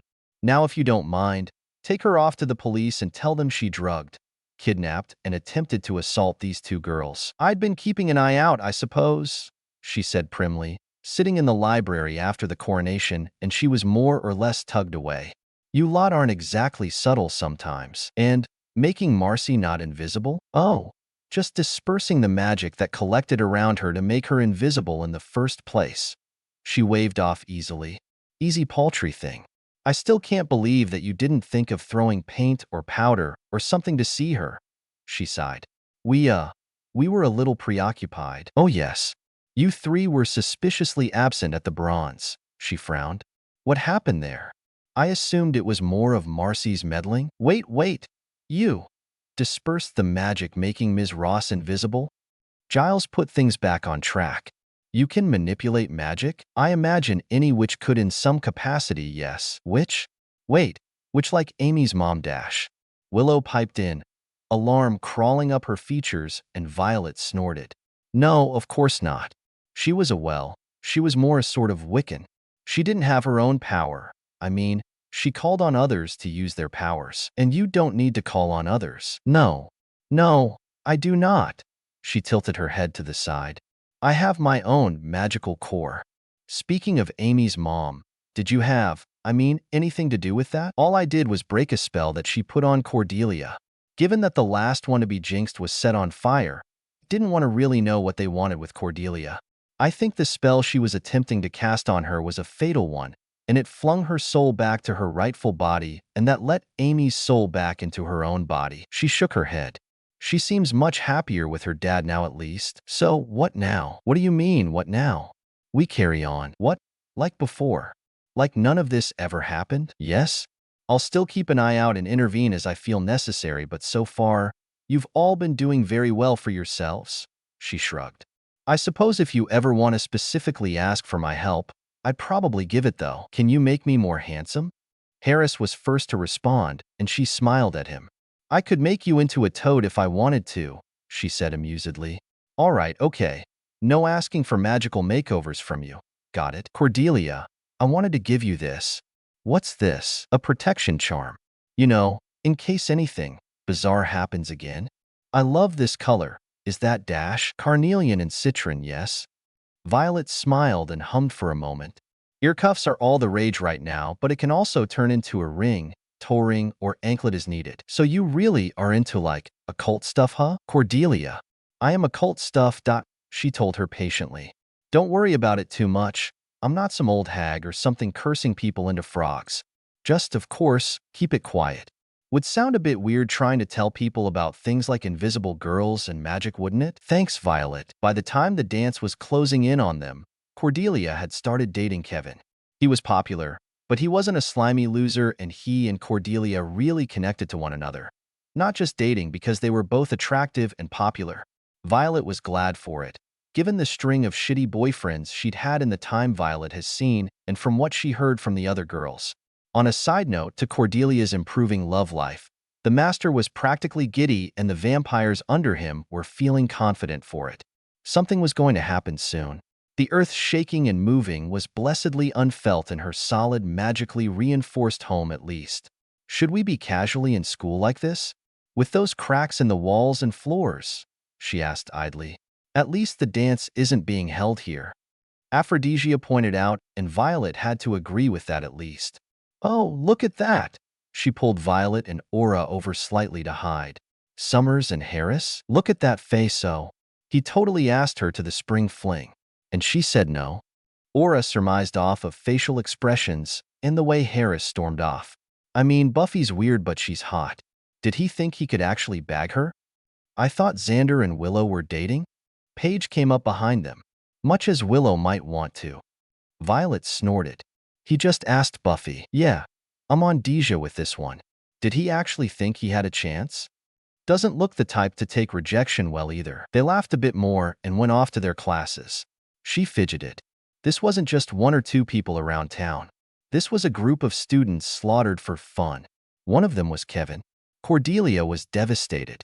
She breathed in, breathed out. They didn't like garlic.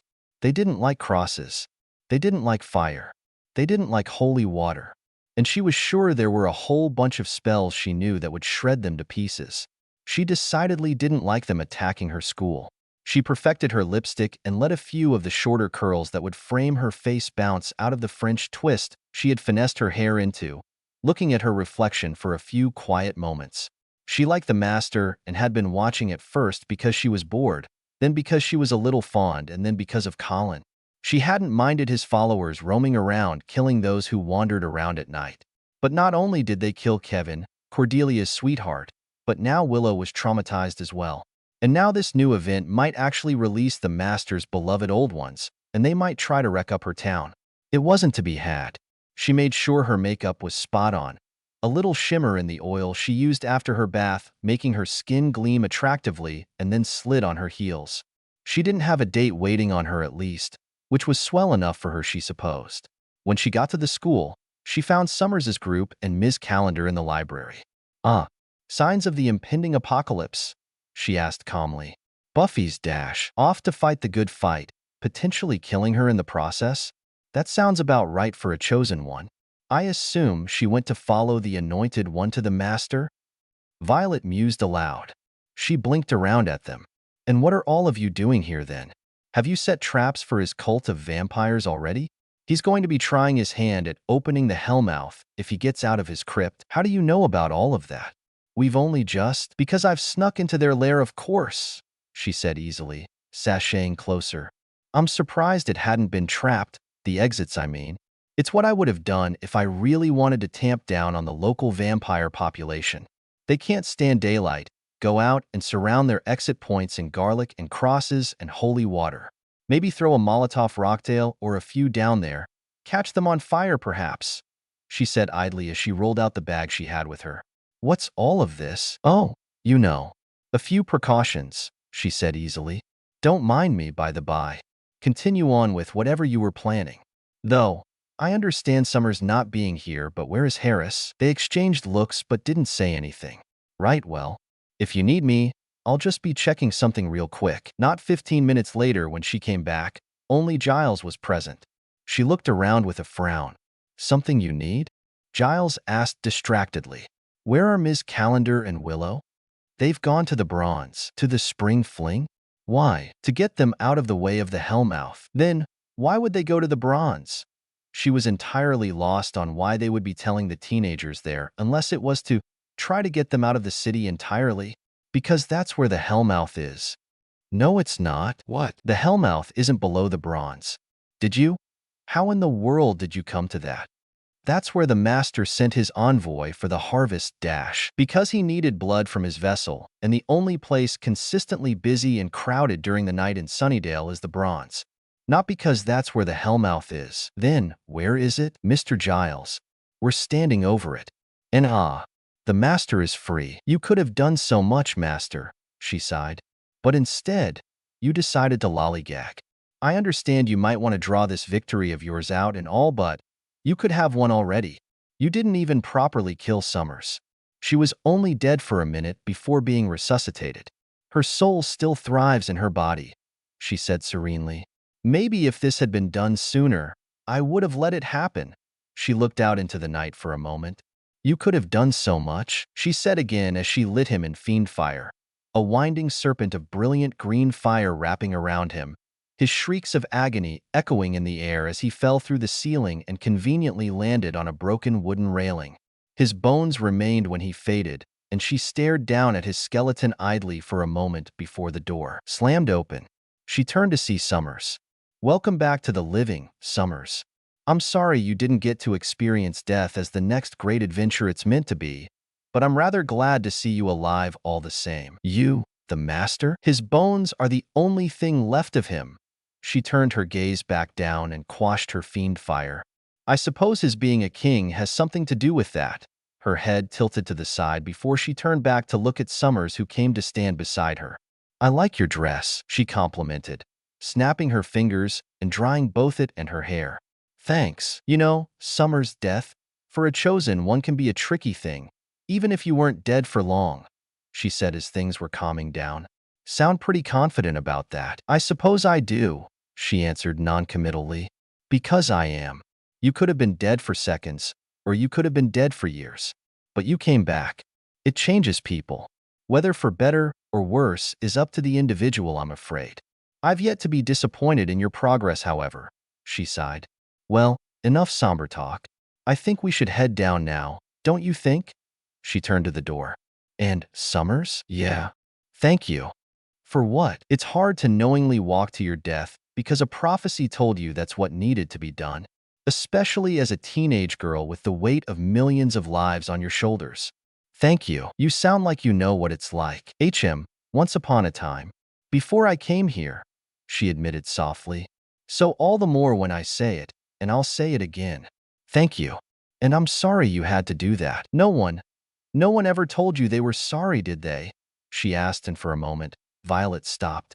It was pretty clear she wanted to swerve the attention away from her, and Violet couldn't really blame her after an ordeal like dying and then coming back. They celebrated. They cheered. She waited at the door down. My parents, my sister were relieved to have me back. But it was prophecy. It had to happen. He had to kill me. She turned to Summers again. No, Summers. No one took the time to tell me it shouldn't have been me. that just because there was a prophecy that I would have to willingly sacrifice myself, or the world will fall down all around us. Every trial and setback, every challenge and fight I'd gone through before all led up to me walking to my own slaughter. I had to die to kill my prophesized enemy, and he had to be the one to kill me. And I accepted it. I would die, but so many would live. I would die, but everyone I loved would be safe from him and his followers. I didn't think I would live past the battle. I didn't plan for it. I had accepted that I would need to die in the short time I had before it needed to be done. That part, once I did that, it was easy. It was living after that. That was the hard part. She sighed through her nose. It's hard to cherish life when you had already accepted the end of it. Harder still were the nightmares that came. Come on, Summers. I'm sure the others are waiting downstairs. Place is a mess, isn't it? She said after they'd gotten their quiet talk done and a plan of action was settled. She snapped her fingers, glass reforming and shelves aligning and mending back together. Books that had fallen were neatly put back on their assigned shelves, and the dust and rubble flowed back into the cracked ground to neatly make everything neat and tidy again. It was as if nothing had happened at all. The master's bones were strung up in a display case that popped up from the ground. I bet cleaning day at your house is a breeze, Willow said faintly, the weight of what had almost happened settling more now that the adrenaline was almost all gone. It would be, if my pets weren't always making a muck of things, she sighed. Right. I'm dolled up. Summers has got a tousled hair look and a fabulous dress. Let's get to the bronze, she hummed as she danced around the house before being caught in Adonis's coils.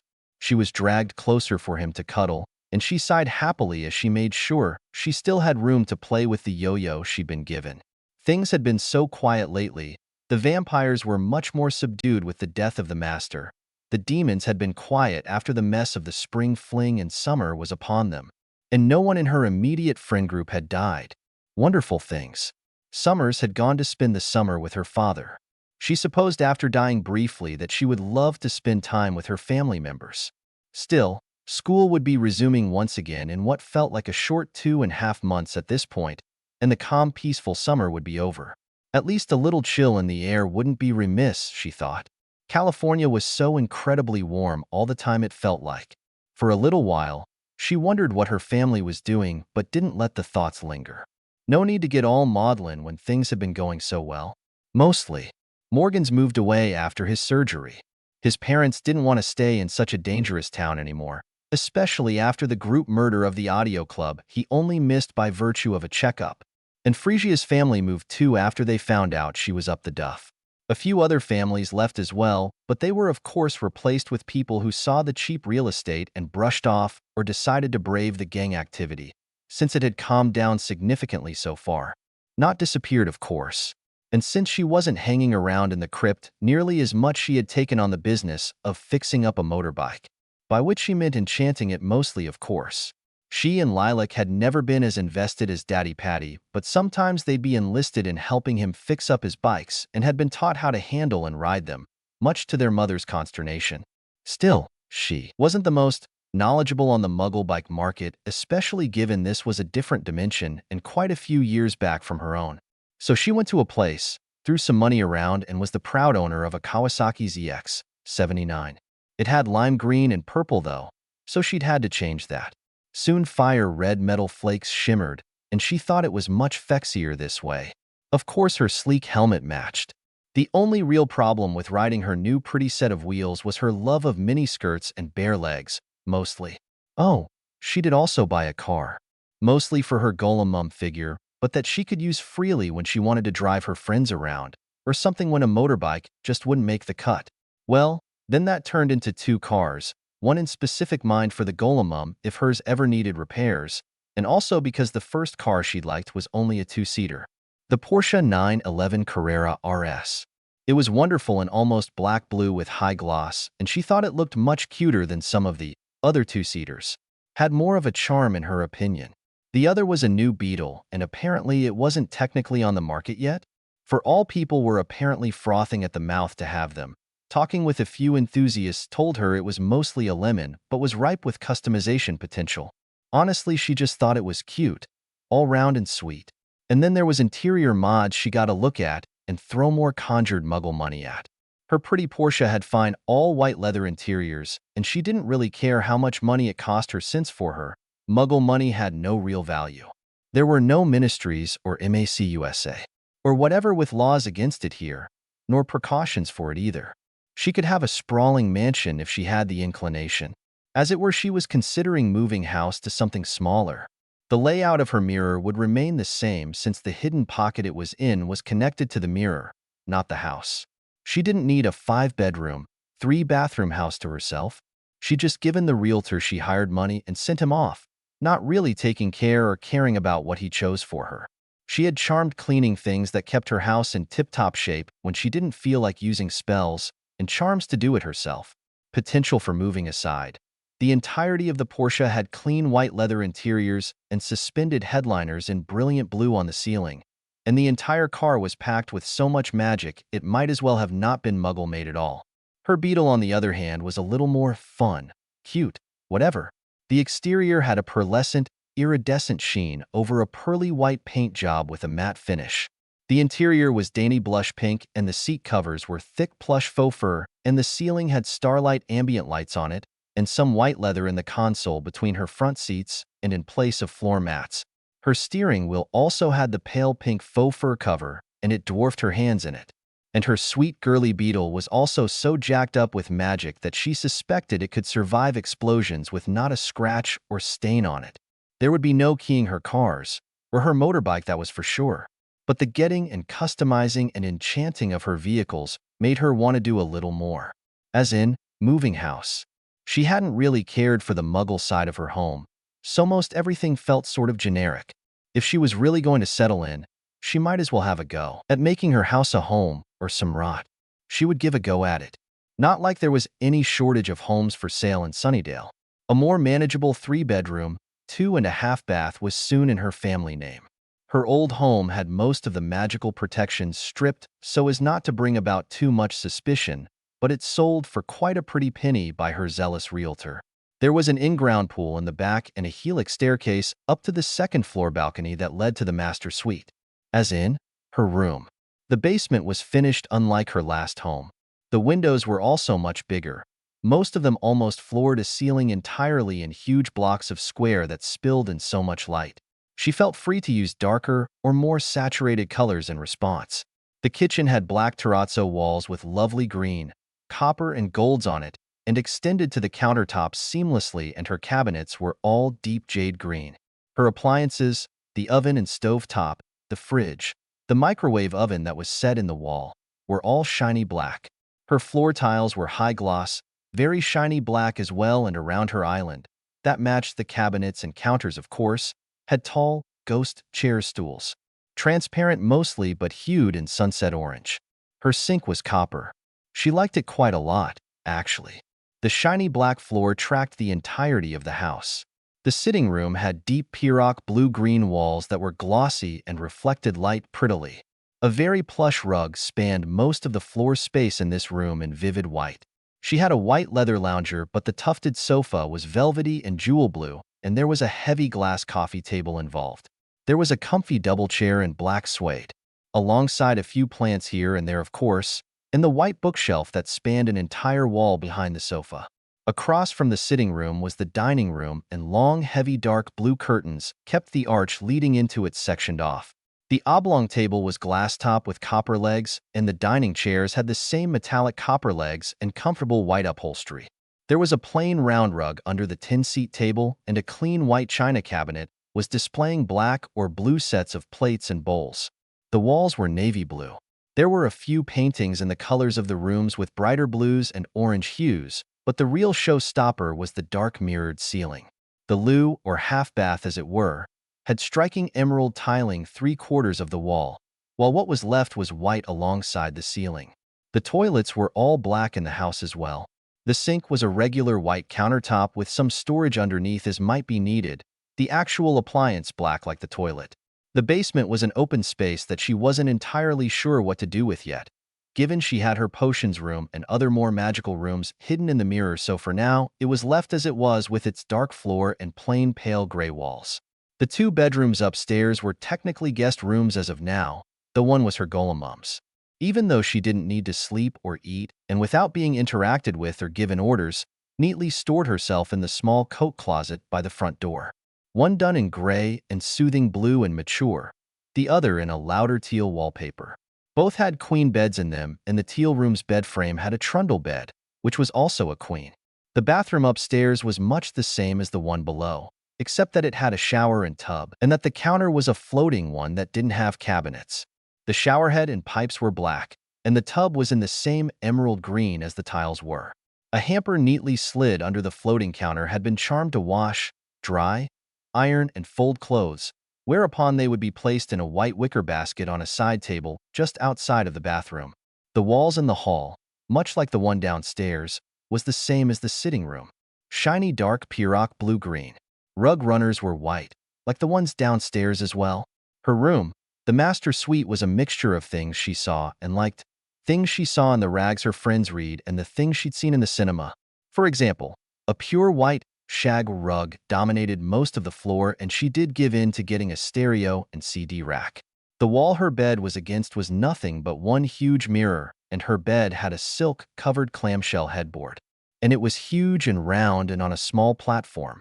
It had been a find in an antique shop some time away from Sunnydale, but reupholstering the frame and headboard in black, and her sheets were black satin. Her bedding was otherwise pure white, and she did have a luxurious black faux fur throw blanket. And on faux fur, she had those bag chair things, 3 of them, with smooth, soft black faux fur covers. Her clear acrylic desk had a white, fluffy rolling desk chair. Her walls were pale aquamarine, and she had track lights that let off pink and teal lights and turned her room pretty wicked looking in neon glows in her opinion. She also had 2 wall-mounted lava lamps because Dudley had one once, but he broke it immediately, and she had thought it was pretty while it had worked. She had a walk-in closet, and she used a silver large sequin curtain in place of a solid door. Her special mirror stood in her walk-in closet too, given it might seem a little silly to have this one and the huge wall-length one in her main room. The bathroom had soft, pretty candy heart pink in place of emerald green in terms of the tiles, but the style was the same. And instead of white on the remaining wall and ceiling, there was reflective black to match the clean black floor. The floating counter was also shiny black, and her own small hamper was under it that would feed directly to her closet, and she had a glorious black soaking tub. The showerhead and all were pale metallic pink, and so was her sink. Fluffy black towels sat on a small shelf, and the mirror was a big circular one with vanity-style lights on the rim. In a small drawer connected to the counter had her silk hair bonnets for sleeping and the ones for the shower when it wasn't a wash day. Oils and creams and lotions made themselves at home here, and she was very happy with it overall. There was a sliding pocket door out to the balcony. Colorful inflatable outdoor furniture sat at the ready, and a small magazine rack, next to a suspended chair, had the word search and crossword paperbacks she'd been playing around with lately. And of course, there was the helix staircase down to the first floor and the glass sliding doors to the kitchen. The hedges and shrubbery were all neatly trimmed and beautiful, and the grass was resplendently green and uniform around the white marble encircling the pool in a wide lip. There were some of the same bright inflatable furniture down here as well, and also pool floats. She also had an outdoor mini fridge and big fancy grill. She would need to host a pool party before summer's end, she decided, though she would need to lock off all of the upstairs rooms outside of the bathroom and her shed-sized greenhouse considering how much larger it was on the inside. Cordelia's hair was lighter, and she had a fringe by the time school started up again. She had been talking about it during the summer, but it was a little different to see it now. And on haircuts, Harris got one as well that didn't make him look as awful in her opinion. She might deign to start calling him by his name now. Willow's hair was a little shorter, and Summers, who had finally returned, had a haircut as well. Violet personally only trimmed her own fringe back to an orderly straight fashion. She had to use a charm in order to make it fall flat into the fringe, but she knew it brought out her eyes even more, so it was fine by her. Back when she was really a teenager, she and Lilac both had kept their hair shorn in curly pixie cuts to keep it all out of the way, and so they didn't have to waste time on maintaining their curls. Waking up to find her hair had been growing the entire time she was asleep, nails too, but they trimmed those regularly at least, had only made her go to have it layered and trimmed. The longest of her hair fell just under her hips when before the longest it had ever been was to her shoulders. Lilac had shaved the sides of her head, so she had a wild, curly mane of a mohawk, having finally embraced the punk style she had always wanted, but they never had the time to explore. There had always been other things going on to keep them from branching out in style as teenagers. Her husband had a mohawk, but much longer, and their wardrobe combined was a sprawling mass of ripped clothes, leather, chains, spikes, and studs. Patty had gone for more a rocker look when he was a teen, but Lilac had embraced a more hardcore style. She had more tattoos covering her skin than scars when Violet woke up, and many piercings. It was why Violet had so many ear piercings, a tongue piercing, and a nostril stud now, not to mention bars through nipples, and why her handful of tattoos were also hidden under the same charm as her scars. She'd gotten them all with Lilac, as a new bonding experience. Lilac and her blossoming into adulthood aside, Violet couldn't quite bring herself to cut her hair besides trimming her fringe. It was a heavy weight that required regular maintenance, and she usually kept it all up anyways, but she really liked it. Well, she understood a little why one of Cordelia's nightmares was her hair going wild. If she suddenly woke up with a pixie cut like she used to have, she'd be devastated. Not so much because she didn't like the style, but more because she wanted to keep her hair long. Violet cared about how she looked and took pride in how well she presented herself. There was a time when the only clothes she was allowed to wear were her muggle cousins' cast-offs, and a time where they were on the run in dirty, grimy, sweaty, and in worn-down run-down clothes. Having the power, the time, and the means to look nice, to pretty herself up meant a lot to her. Lilac took pride in her own style, in the piercings, tattoos, clothes, and accessories. It was a far cry from Hogwarts uniforms and whatever they could scrounge up to wear on the run. Either way, the first few days back to school were quiet aside from Colin, planning something to do with the Master's bones. Violet had been a little distracted, to be honest, and the ritual he planned on using was a dud anyways from what she had seen of it, and anything they would use those bones in regardless would be useless. The Fiendfire had destroyed anything that might have let them be used for magical purposes. Speaking of the Master, Summers was distant, but that was to be expected, Violet imagined. Well, distant was probably a nice way to put it. The sass and witty teenage rebellion was more like mean-spirited and sullen defensiveness from what she's seen so far. And now she was, oh dear. Violet watched her dance provocatively with Harris. In front of Willow, who still had that unfortunate infatuation with him. And in front of the cursed vampire she was just talking to, the one that had a hand in helping her around Sunnydale. This wasn't looking very good. Violet threw back the rest of her screwdriver and wondered if saying anything would even reach the Slayer right now. She had Lilac for the longest time, but going out to her death had hurt them and the bond they had. Violet knew she needed to, and so did Lilac, but she had wanted Lilac to fight it. Not just accept that she was going to lose Violet. Not just accept that Violet would be going and wouldn't be coming back. For the few weeks after the final battle, Violet wasn't in a good place and had distanced herself from everyone. Hurt, upset, bitter, and with the confusion of trying to assimilate Tom's knowledge and experience while keeping herself afloat amid nightmares that he would come back again. She didn't want help. She wanted to be left alone. Alone, where she wasn't endangering her friends just by existing. Alone, where her family wouldn't just miserably accept that she was going to die alone at the hands of the Dark Lord.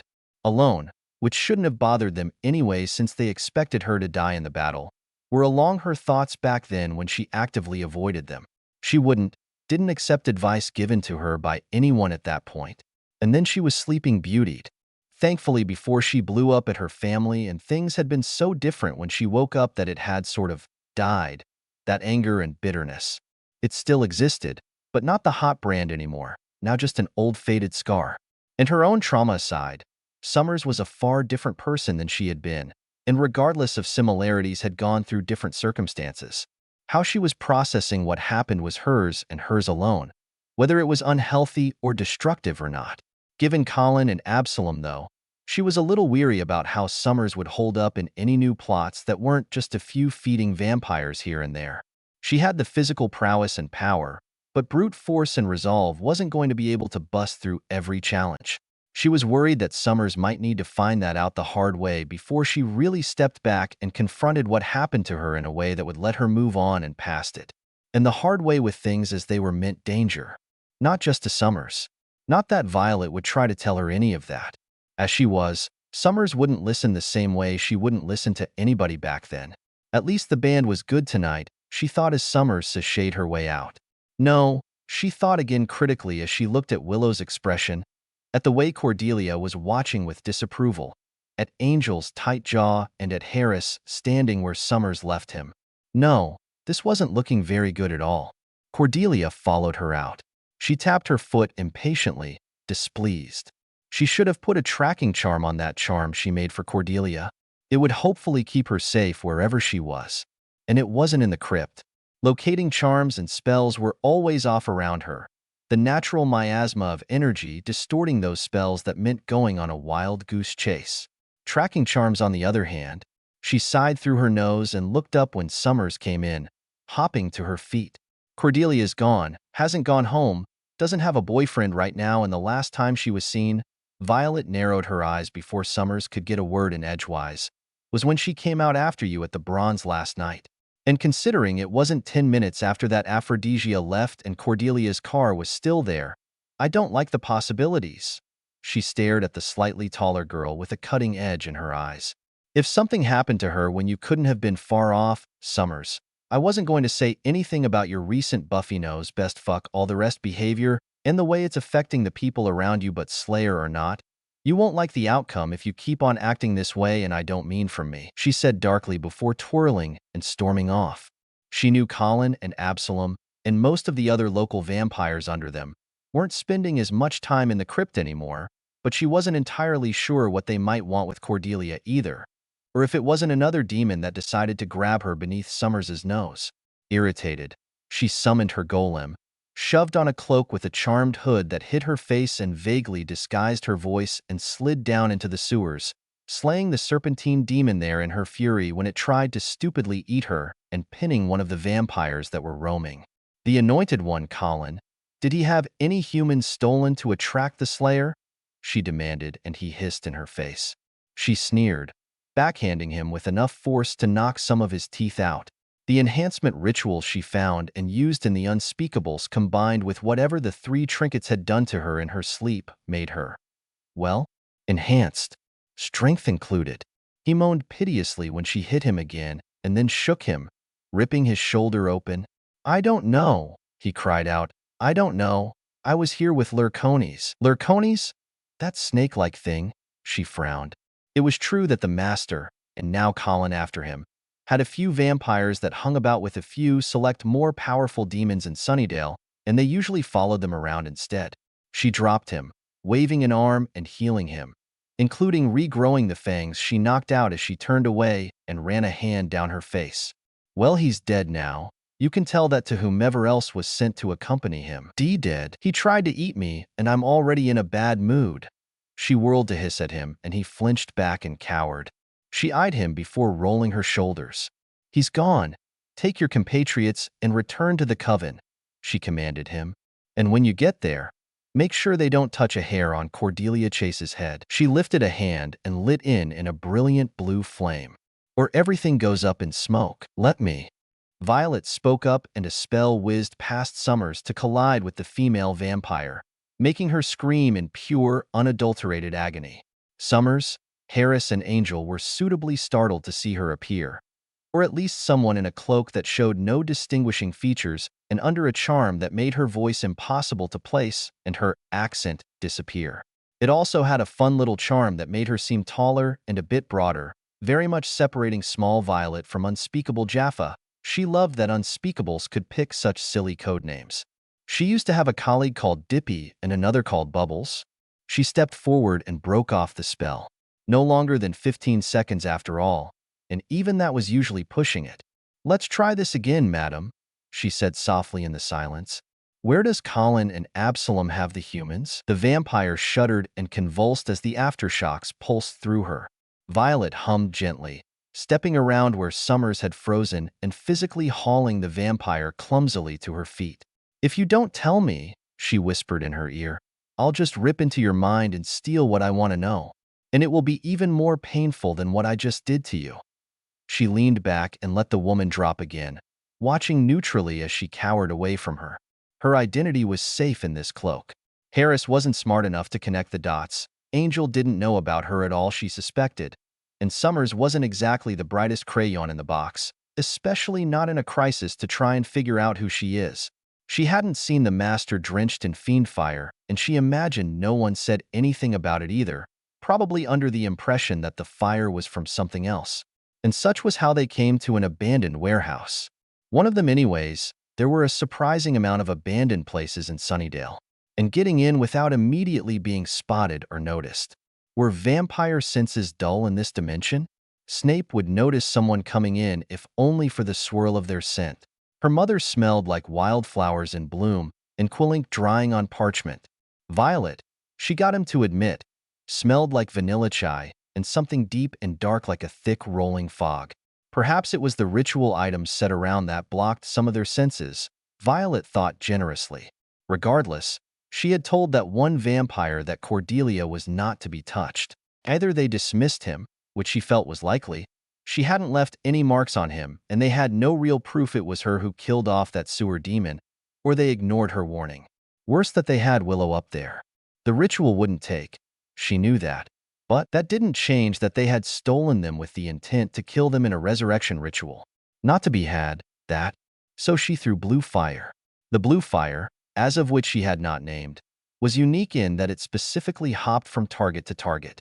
Unlike wild fiend fire, which did its level best to escape control and devour everything and anything, this blue fire was content to go from one point to another as directed and let itself die out when its intended targets were gone. A swift motion of the hand had the four strung up undone and gently floating down, a protective bubble cropping up as the vampires around frenzied in the fiery confusion.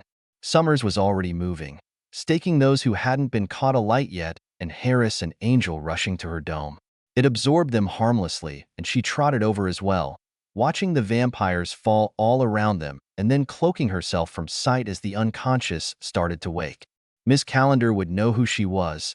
Giles was intelligent enough to put things together, and so was Willow. Cordelia might suspect her on the grounds of being the only which she really knew. She watched Absalom steer Colin away to hide idly as vampires tried to and failed to get inside the bubble of protection she had cast while Angel had gone out to assist Summers. Absalom died. Rather anticlimactically, and Summers took the sledge to the master's bones, cried, and was held by Angel, and that was that. Colin wasn't happy. Apparently, killing Lou the sewer demon made someone unhappy. Suppose he did play some part in the demon community or something and was a deal maker. Whatever, not like Violet really cared anyways. What she did care about was that someone had tried to track the magic that killed him, which was to say, her magic. She knew there were a few other Wixen sorts around Sunnydale but hadn't really thought much of them, case in point Amy's mother. So she followed the string of magic that was trying to tag her own and found a small demon. And that small demon was working with the mayor of Sunnydale. She shouldn't be surprised that someone in some amount of power had connections or deals with demons, especially on a Hellmouth. Perhaps she should find the suits, see what sort of information they might have compiled on Sunnydale residents of note. Or she supposed she could actually involve herself in the mystic community of Sunnydale besides the occasional chat with Mark or other less friendly chats with vampires she'd had so far. Get information from them about Mayor Wilkins. And speaking of Mr. Wilkins, he was very, very old. He was a sorcerer as well, and had made deals with apparently more than one demon in town by the thin strings of magic connected to him when she used the hidden clear eyelids that let her see such things. Another handy find from the unspeakables that made working with mysterious and potentially dangerous magical artifacts much easier. Usually. Either way, she waved off the magic trying to pin to her own as the minor annoyance it was, and decided that she would become a little more involved in Sunnydale's less human community. Cleo, a hairstylist, was introduced as Mark's cousin and was a sort of cousin, in a demon species manner of sort. There were also a few bars that catered to demons and vampires that had wards and spells to keep humans out of it, and a few places that welcomed all sorts quietly. Willie's was the place to get most information, according to Cleo, but that she should be careful, because he was Willie the snitch, and anything that would get him a dime was fair trade to him, which meant unspeakable Jaffa to her. Willie was a human, and did also serve human patrons, but it was still a real hub for demonic gossip and knowledge. And the provided knowledge on Mayor Wilkins too, a whole pamphlet for a lump sum of 30 easy dollars.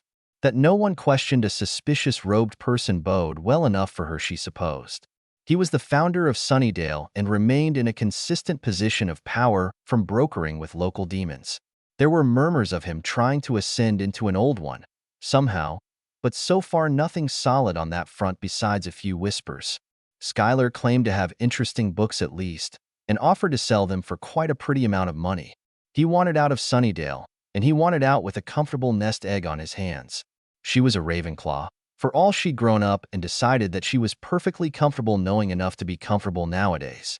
She bought out all the books he had his grubby little hands on, along with the strange talismans and the odd cursed jewelry set or two, and he got out of Dodge. Apparently, he sold something to the good mayor that was a cheap knock off or something, and he wanted to be long gone before the man catoned on. More reading material never hurt anyways. Science fair, Violet said, raising her eyebrows. Let me guess, Aura smiled. You didn't have things like this in your old school? It had become a little bit of a running gag among her friends by now. Her quartet friends, she means. Well, no. We had several science-related classes, of course, but nothing quite like this. Doesn't matter anyways. Only nerds compete for real. Paige rolled her eyes and then eyed Violet. So don't enter it like it's something you actually want to do, but it seems rather interesting. Nerds. You may be crazy smart and all, but you're not all like that. Like that? Nerdy. Geeky. Her nose scrunched up. I mean, the books all the time thing I think we can all accept as a British thing since that weird librarian is all crazy for books too, but joining the science fair for fun? Are you gonna join the chess club next? My sister was always better at chess than me, she said. But that was because she would fight against one of her closest Gryffindor friends, a one Ronald Weasley, and he was some sort of prodigal master at chess. He would be hailed a god in a chess club, she suspected, while also being on their ninny rugby team since it seemed like the most violent sport they offered as a club activity here. It was surprising how much he suited his stay-at-home mother role in comparison sometimes. But at least I always beat Daddy. To be fair, her Potter father always got too impatient and Daddy Patty always tried to encourage his pieces to rebel against the monarchy. Ugh. Paige threw her hands up in defeat. So you've got a couple different languages under your belt? You can play a very snobby instrument. You read books like, all the time. You can play chess. You're rich and you're hot and have a cute accent? What kind of unfair world is this? Anyways, you can't be a hot nerd. Aphrodisia said breezily, and Violet tilted her head to the side. No, why are you doing that? That's the I disagree way you tilt your head. Is there so many ways I tilt my head that you might name them? Violet asked, a grin quirking up. Yes? So, out with it. With what? She played coy. You thinks nerds can be hot. I think there are several people you might call a nerd or geek that can be very physically attractive, yes? Coming to mind immediately was Roger Davis. He practically rivaled Hufflepuff heartthrob Cedric Diggory in his fanbase in Hogwarts. He gave her a quill once, and she sold it for a stupid amount of Honeydukes chocolates. At least Uncle Mooney was as happy as she was that there were weirdo collectors, and that she shared. Then they're not nerd or geeks, they're just smart hot guys. Aren't nerds and geeks then just smart people? It's not the same and you know it. Aphrodisia huffed. So, what are you thinking on doing anyways? I'm doing something with Pyrex and vegetable oil. I saw some video about it. I'm doing magic mud. I saw a thing online where you can make it glow in the dark or under black lights. Paige offered up. My brother said to put a gummy bear in potassium chloride, so that's what I'm gonna do. Aura shrugged. He did say that it needs to be in a liquid state, and that it should be in a safe environment, right? Violet asked, and Aura grinned at her. He sent a video, so I know what happens. What about you, Violet? And don't make it anything too crazy. It just needs to look not lame, so I just need something that looks pretty? Violet asked, and Paige nodded seriously. All right. Then the Briggs-Rauscher reaction should work well enough for that, I think. The what? It's a chemical reaction focusing on iodine, and it spins beautifully between blue and yellow. It's an oscillation of two forms of iodine dash. All right, okay. We don't need to hear about it. Paige covered her mouth, and Violet smiled underneath her hand. Why are you so against learning? She asked when she was allowed to speak again. Learning facilitates all the change in the world, from chemical reactions that give us knowledge on sickness and illness to building the foundation of technology as we know it today. I thought you didn't like computers and stuff? I can't understand much about them. No, but that doesn't mean they haven't revolutionized the way modern life is evolving. You're lucky you have a cute accent, Paige told her. Otherwise, we would have definitely made fun of you by now. Then I shall be ever so glad I was born under the Queen's English, shall I? She teased. That might be an interesting idea, though. Researching how different dialects affect the communities back home and how they develop. Paige rolled her eyes. You said something about swirly colors? Something to that effect, I suppose. Violet snickered. Is there a specific reason he's taking pictures of every girl that walks by? 'Cause he's a creep? The Bride of Frankenstein? Violet sighed. Huh. Willow blinked at her. It's on the cinema this weekend. Watching old horror movies isn't the same without Morgan. Morgan? Morgan Stacy? Yes. He moved during the summer, He did. I mean, since he only barely missed getting mauled to death last year at the audio club, his parents decided that Sunnydale a mite too dangerous. Violet frowned. And all the better for him, I suppose, to recover somewhere less likely to be attacked by the mystical. Lance and I haven't been having as much fun with him gone, though. You go out to movies with Lance? And we used to have Morgan as well. Are you dating? What? You and Lance? Certainly not. She raised her brows. That would be terrible, considering Lance was gay and Violet wasn't really up to being a beard. We really aren't each other's type, she said. Anyways, Bride of Frankenstein is on for this weekend, but we're not sure we'll go. What about you, Ducky? Oh, someone was digging up bodies, so we think they might be trying to create a zombie army. Sounds like a classic Sunnydale weekend. Violet mused. I suppose bringing about a zombie army is much different than bringing back the dead in resurrections and revivifications. Zombies are something of undead flunkies, I imagine. Any sort of revival tends to always come out a bit off, as far as I've read. Speaking of zombies, the movie right after Bride of Frankenstein is some zombie sort. How fitting. Nothing like the vicious inferi aside from their undead origins, though they weren't particularly intelligent either. What she'd come across on zombies was unflattering in most every way. Weird timing.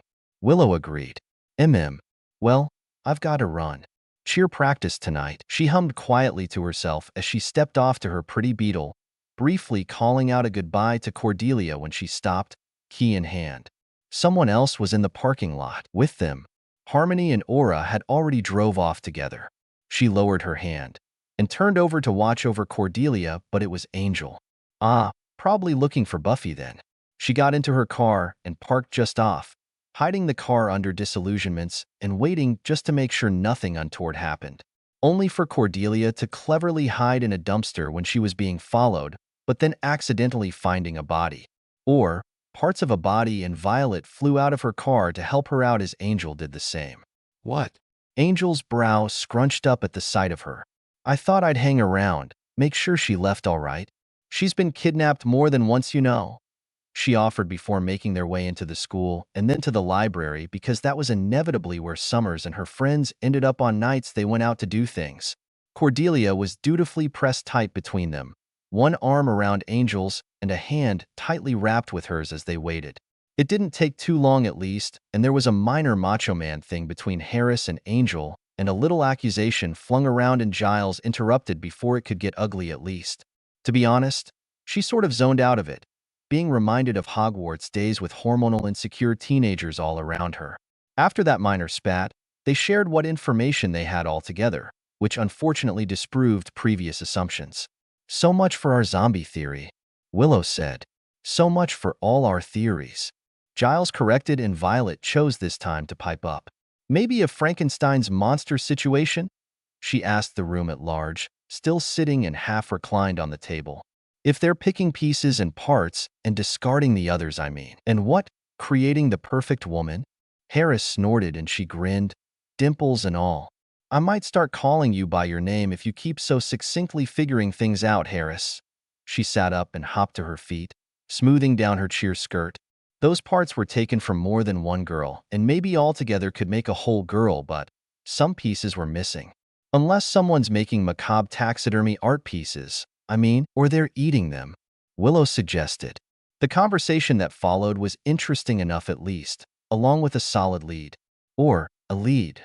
Cordelia, of course, was having none of it, which was understandable, especially with the bath and burning clothes given she was in a dumpster with decaying body parts in it. Harris, being sarcastic, wasn't very thoughtful of someone who'd been in a dumpster filled with chopped-up pieces of young women, and learning that it was possibly done by a student of the school that she goes to. So Violet said so and followed with the question, "Would you like to sit in a dumpster of body parts just outside school where someone you might see in class every day could have been the one to put those parts there after digging up their bodies? Mind you now, these parts are beginning to decay as well." "Ugh, yeah, all right, I get it, it's gross." His face twisted up. "And kinda creepy." Cordelia did manage at least to get Angel to escort her home, and then there was locker searches to be done. To be said, it didn't paint two particular boys in a good light. She cheered with the rest of the girls, but Cordelia had almost been late.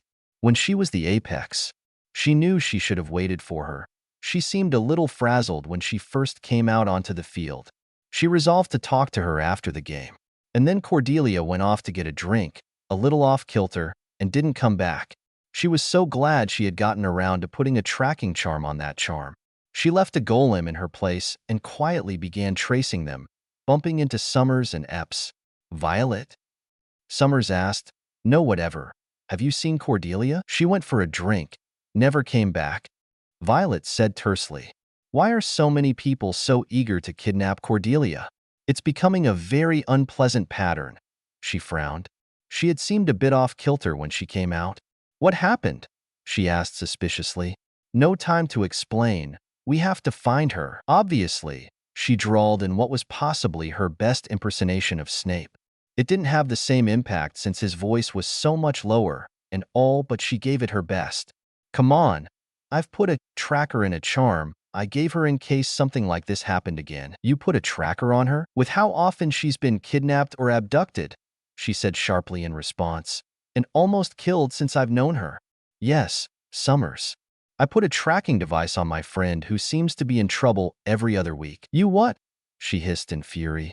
"I promised him Dash. I don't give a flying fuck what paltry promises you made. Her life is not yours to give. Those girls' bodies were not yours to desecrate as you pleased. You arrogant little toe rag. I should cut you up and see how you like it," she snarled. "Your brother was dead. You should have left him dead, you idiot boy," she ranted as she. "Life and death are not playthings that you get to just abuse because you can. He's my brother. Everyone loved him. Everyone Dash. He's dead. You absolute bastard," she snapped back at him.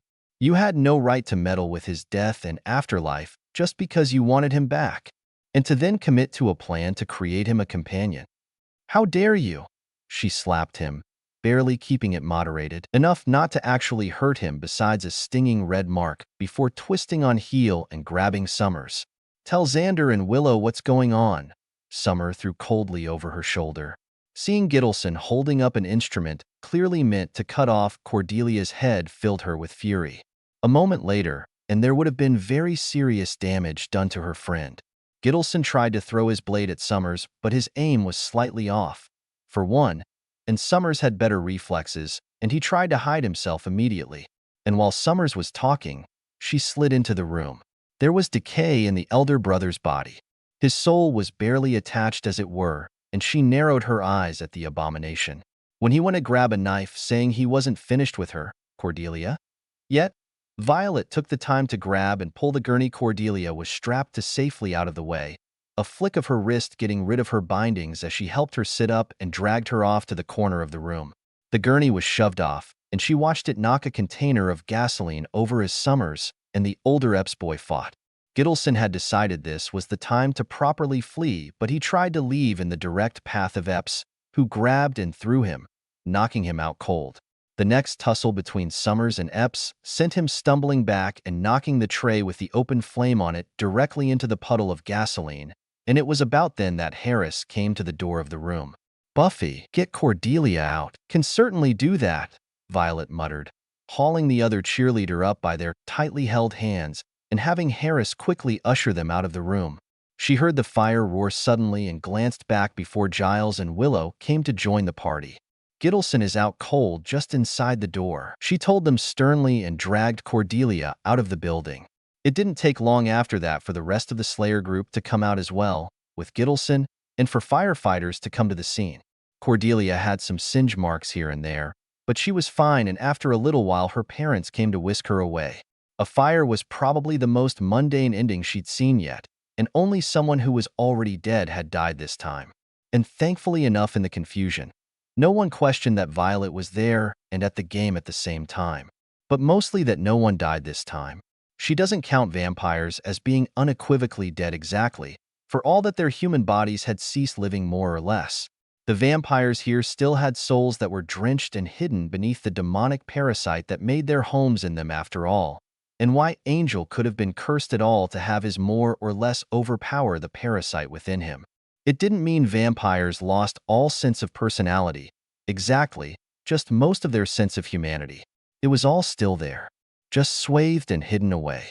Well, Angel also had something wonky with that curse of his, did something bizarre to his soul. She hadn't really been around him enough to really examine it, but there was something weird going on there. She just knew. Much unlike the vampires back home, she thought to herself. They were still themselves entirely, just wired a little different to accommodate a new diet and the looming almost immortal lifespans ahead of them. Almost, of course, because they could still be killed. Still, it wasn't as if vampires were heedless of any sort of morals or ethics, warped as they might seem from a human's point of view these days. Just the same that there were humans and Wixen who had their souls very apparent and thriving, but were completely immoral or sadistic. Person-to-person basis and all. She stretched a bit before trotting off to her neatly parked Beetle that she had decided to call Shimmer for the rainbow sheen on the matte pearly coat. Her bike was given the name Leo, and her Porsche Helena. Later she got a pretty nice grade for her science fair project, which was really just an explanation of what the Briggs-Rauscher reaction was with a little demonstration. "We were a boarding school out in the middle of Scotland," she said. "A parent-teacher night would be very difficult to arrange. What about before you went to your boarding school?" "Ah, her years in Muggle education. Well, before my family found me, I had lived with my aunt.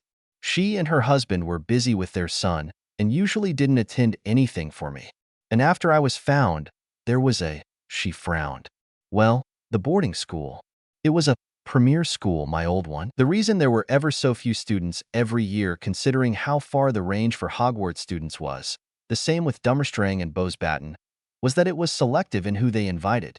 There had to be a certain amount of magical power, a certain all-rounded magical ability, and it only really accepted human students, with a very few cases were like Uncle Mooney's or Hagrid's.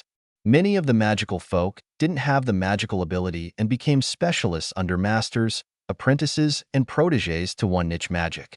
It tended to follow family lines as well, which meant purebloods going for generations upon generations. Whoa. Even Cordelia, whose parents have crazy money, can't put Cordelia through a private boarding school. Well, it helped that my father's family had been in attendance for years and years," she mused. "So what made you and your mom move here anyways?" "Yeah, anyways? Bit of an accident actually," she sighed. "It's mostly for Mum's job though. Hey, you said you have a sister, right? And you mention your dad a lot too." "Oh, they're still back home. My sister is married and has kids, and my dad has been running a joke shop with my godfather as a sort of side business, so they're wrapped up over there for now." "As a side business?" "Most of our income comes from long-held stocks and management of those stocks, as well as a few patented products that give us coin." Her great-grandfather's portrait in the larger ancestral Potter home boasted a life as a potions creator, and a rather prolific one at that. They'd had money beforehand, of course, hands dipped in shops and a few other patented things, but what had really set them off was his potions. Her father's novelty and joke shop sold rather clever things that he, Patty, Mooney, and Petey think up and make happen, though they keep the best things quiet. In recent competition of their shop was Fred and George Weasley's own joke shop that culminated in them constantly going against each other to grab more attention with increasingly outlandish and sensational products. Those daydream things the Weasley twins sold in the Wonder Witch line had been a secret pleasure to buy until Mooney busted them.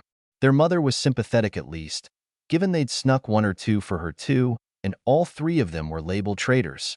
The novelty shop is more an indulgence for my father after his stint in law enforcement. Uncle Petey had sailed with flying colors to the top of the Aura line of power, and while the daddies had tried and stuck to it a few years after Tom's first fall, they had apparently been rather miserable about it until Petey practically kicked them out and reminded them about an old dream they, the Marauders, had in Hogwarts, which was a shop full of the things they made, pranks and clever things alike.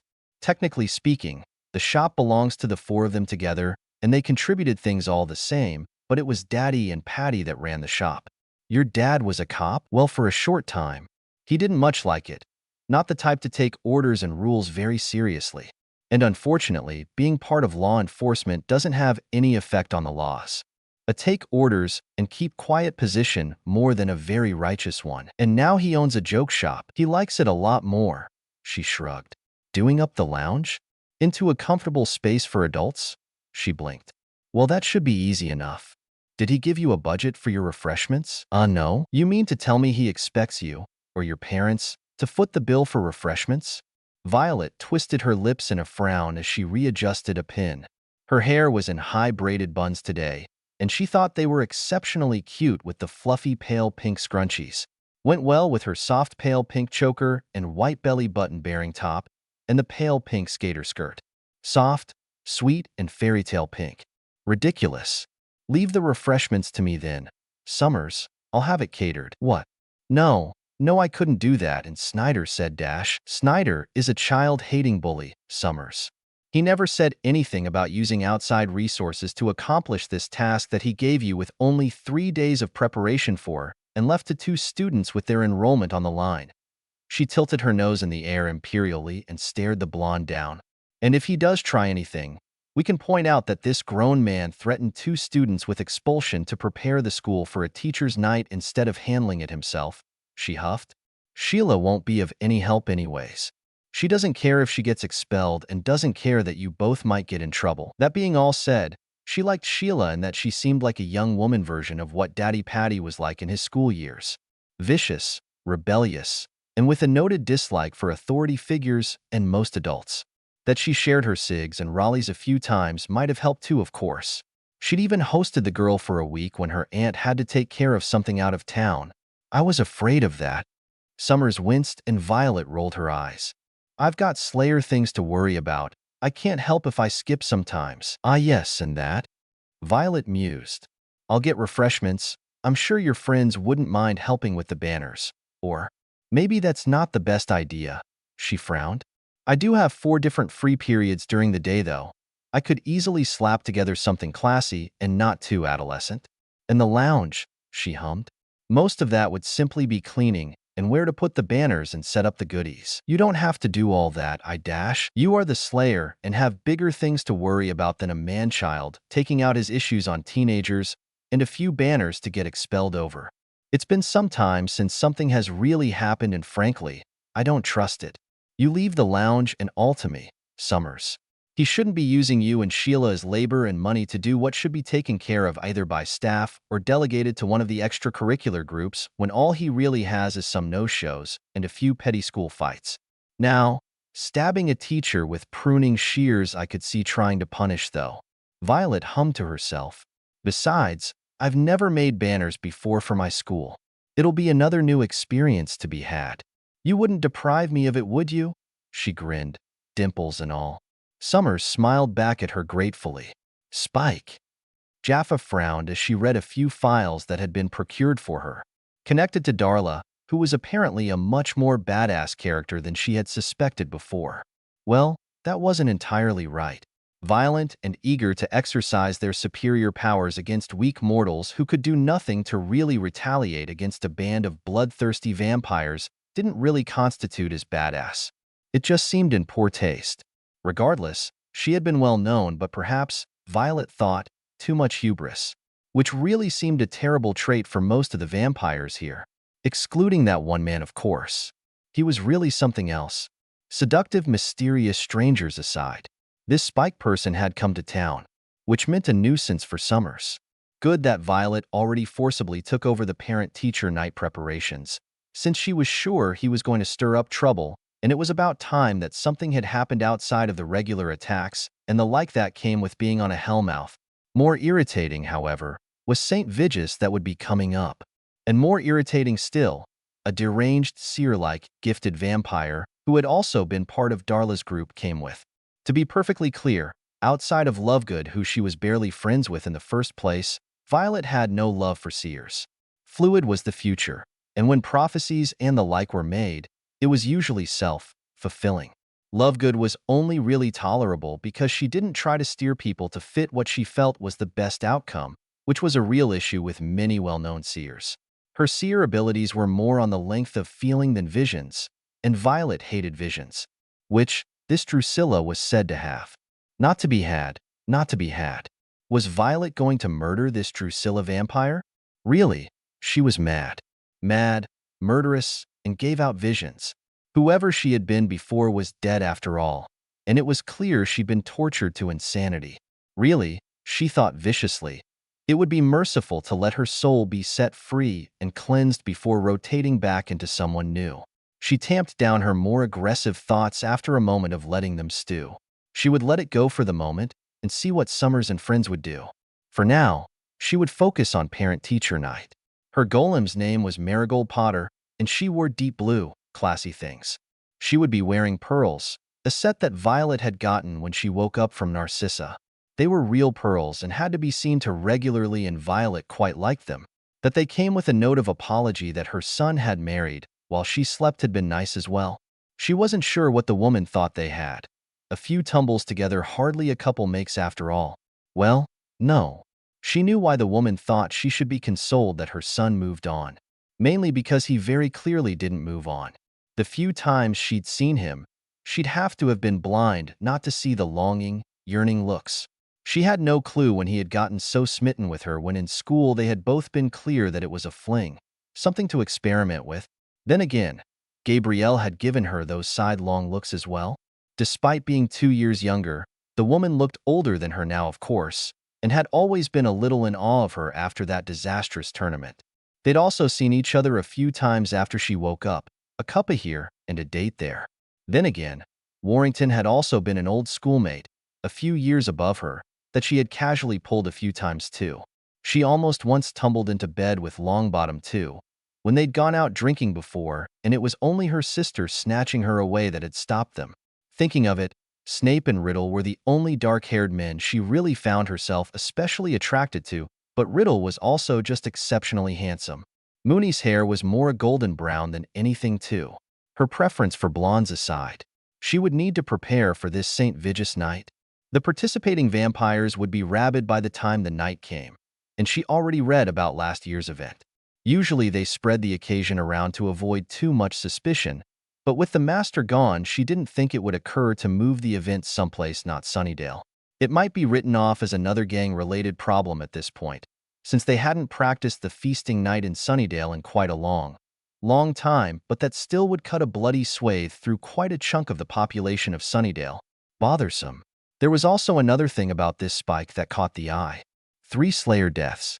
2, really, but turning the other, and then having her killed because, well, Slayer Vampire and the Watcher Council didn't like that. Ah, and another thing. This council, the more she heard of it, the more she wanted to tear it down. That was for another day, she supposed. Spike. Back to Spike. He killed 2 more thoroughly trained Slayers with more time, training, knowledge, and experience under their belts. This was aggravating. She wasn't really friends, per se, with Summers. But she was, maybe just a little bit, rooting for her, so to speak. She might not always like her, or some of her choices, but she appreciated her determination to power through things, and to work hard to protect people. Was it still incredibly irritating that a bunch of stuffy old men, mostly stuffy old men, hunted down mostly teenage girls and taught and trained them to kill vampires with the expectation that they would do so readily, throwing away their lives in the process when there were very clear weaknesses that vampires had? When they knowingly sent young women out to their deaths to do their dirty work for them? When they could kill vampires without stealing girls and telling them that it was on their shoulders to protect the world from vampires or some other rot? She had a few opinions on things of that nature, yes? She sighed to herself as she delicately cleaned the pearls and made sure the small knots between them were secure to keep them safely on their string to keep from rubbing against one another. It was soothing to do the work by hand on occasion. Her golem was also particularly handy in that she wasn't human whatsoever, and if there were for some reason an attack on her, it would protect herself and the people around her as necessary. Now, shall it be trousers or a skirt? She mused to herself as she peered through the closet. In the end, it was a deep blue silk blouse with pale beige suit for marigold, trousers pressed cleanly. She smoothed down her creamsicle orange miniskirt, a white short-sleeved turtleneck tucked in. She had many short-sleeved and sleeveless turtlenecks, to be honest. It sort of stuck with her. Her hair today was in a bun, two small braids feeding into it on the sides of her head. Her nails matched her skirt, and thigh-highs were sheer white, and her chunky heels were white too. Her satchel was soft, dreamy peach-colored. Her earrings were all soft rose gold, along with her nostril piercing and the tongue piercing, and her eyeshadow was dreamy soft cream-colored with full cat-eye eyeliner. She'd been feeling very light and pastel lately. Since she had worn that dress last year, it had opened up more colors into her wardrobe. She fiddled with the delicate bracelet for a moment before spotting Sheila. "Got a pack to make up for." She grinned at the girl, and she grinned back as Violet threw her a fresh pack. "Heard you might finally get expelled? PSH, if they haven't already, they won't," she said confidently. "No matter what that uptight asshole says." She rolled her eyes. "Summers wanted to actually do this stupid parents' night thing. Not to fear. I've taken over all that. Be no fun if he really did try to get rid of the school's best troublemakers. Who else would I smoke with if that were to happen?" She peered around. "No boy. Nah. He got boring." She snorted as she smacked and then opened so they could sit and smoke. Teachers and staff generally didn't come to this spot, leaving it a safe area to smoke at without being interrupted. She lit hers and Violet's as they sat together. "Probably heard already, but I finally got that fucking with the pruning shears. What I really got called in for. I did hear. What did he do this time? Dumbass actually thought he could root through my purse to make sure I didn't have smokes on me. Ass. You know he emptied out Aura's purse once in class and dumped the whole thing out. Everyone saw her tampons, and she left in tears. I still can't believe he wasn't fired over it, to be honest. He's such a creep. He never goes after the guys. It's always girls." She grunted in displeasure. "Trying to look through their shit. Always talking down. Does anyone ever listen about it, though? No, of course not. Out of all the teachers that get killed around here, it's a wonder no one's thought to off him by now. Especially after the whole." Violet waved her free hand. "Hanging out with that twat with the sexual assault accusations. Fucking right. I think he's too disgusted with women to ever try touching one, but I mean, come on. That doesn't mean he's not a misogynistic fucking waste of air. No. He got turned down by that one secretary, remember? I think he just has a thing for old women, but also is incredibly misogynistic. Or maybe mummy issues. Shouldn't be allowed to be a teacher anyways." "Yeah. And you know the school is compensating him for this shit too? He's not quitting either. He's out right now, but they said he's still planning on coming back." She scowled. "TCH. Like, yeah, I know I'm not a fucking greatest student and all, but I'm not the only one to have problems with that bag. They keep dismissing everything for him, and they wonder why I always skip his class. I mean, you skip a lot of classes. Well, it's all dumb shit anyways. I'm just gonna end up being a mechanic with Auntie. I don't need to know why some dead guy wrote about fucking farm animals. Like, what's that got to do with literally fucking anything?" Violet exhaled smoke easily. "I love reading. I don't love teachers trying to tell me what they think an author was trying to portray. I'm not an idiot. I can read context clues without having my hand held like a toddler." Her nose curled. "Especially when they have us read such heavy-handed pieces that depict something that is clearly written from a point of view of old white men. I really don't like most old white men. The fucking worst." Sheila agreed. "Hey, speaking about shitty old white guys, I saw that one teacher eyeing you like you were some thug. Same one that watches the black kids and treats the Asian kids like they're fucking spies, and the Latino kids like they shouldn't be here. You want something done about him?" The strange distinction of Asian here to mean Oriental was still a little jarring and a little befuddling. It usually took her a moment or two to remember that odd distinction. "Don't worry about that piece of work," she said primly. "He won't be a problem much longer. My dad was one of those kinds," she scowled. "Same kind that beats their wives. Glad he's fucking dead. Unfortunately, it's not the first and I doubt it'll be the last time someone decides they don't like me because of my skin. She peered down at her brown skin. Her Potter father's family came from northern Ceylon, or now more officially known as Sri Lanka, with a long Sinhalese line behind them. Her skin had been another way to insult her when she lived with the Dudleys. While she had many of her mother's looks, it was all too easy to separate her even more from them because her skin was different to theirs. A large number of the more powerful pureblood families, most especially the Sacred 28, which was a fucking lie anyways, they had Muggle blood in their lines, they just blotted it out, and they had creature blood in their lines, they just erased that fucking history, were largely fair-skinned.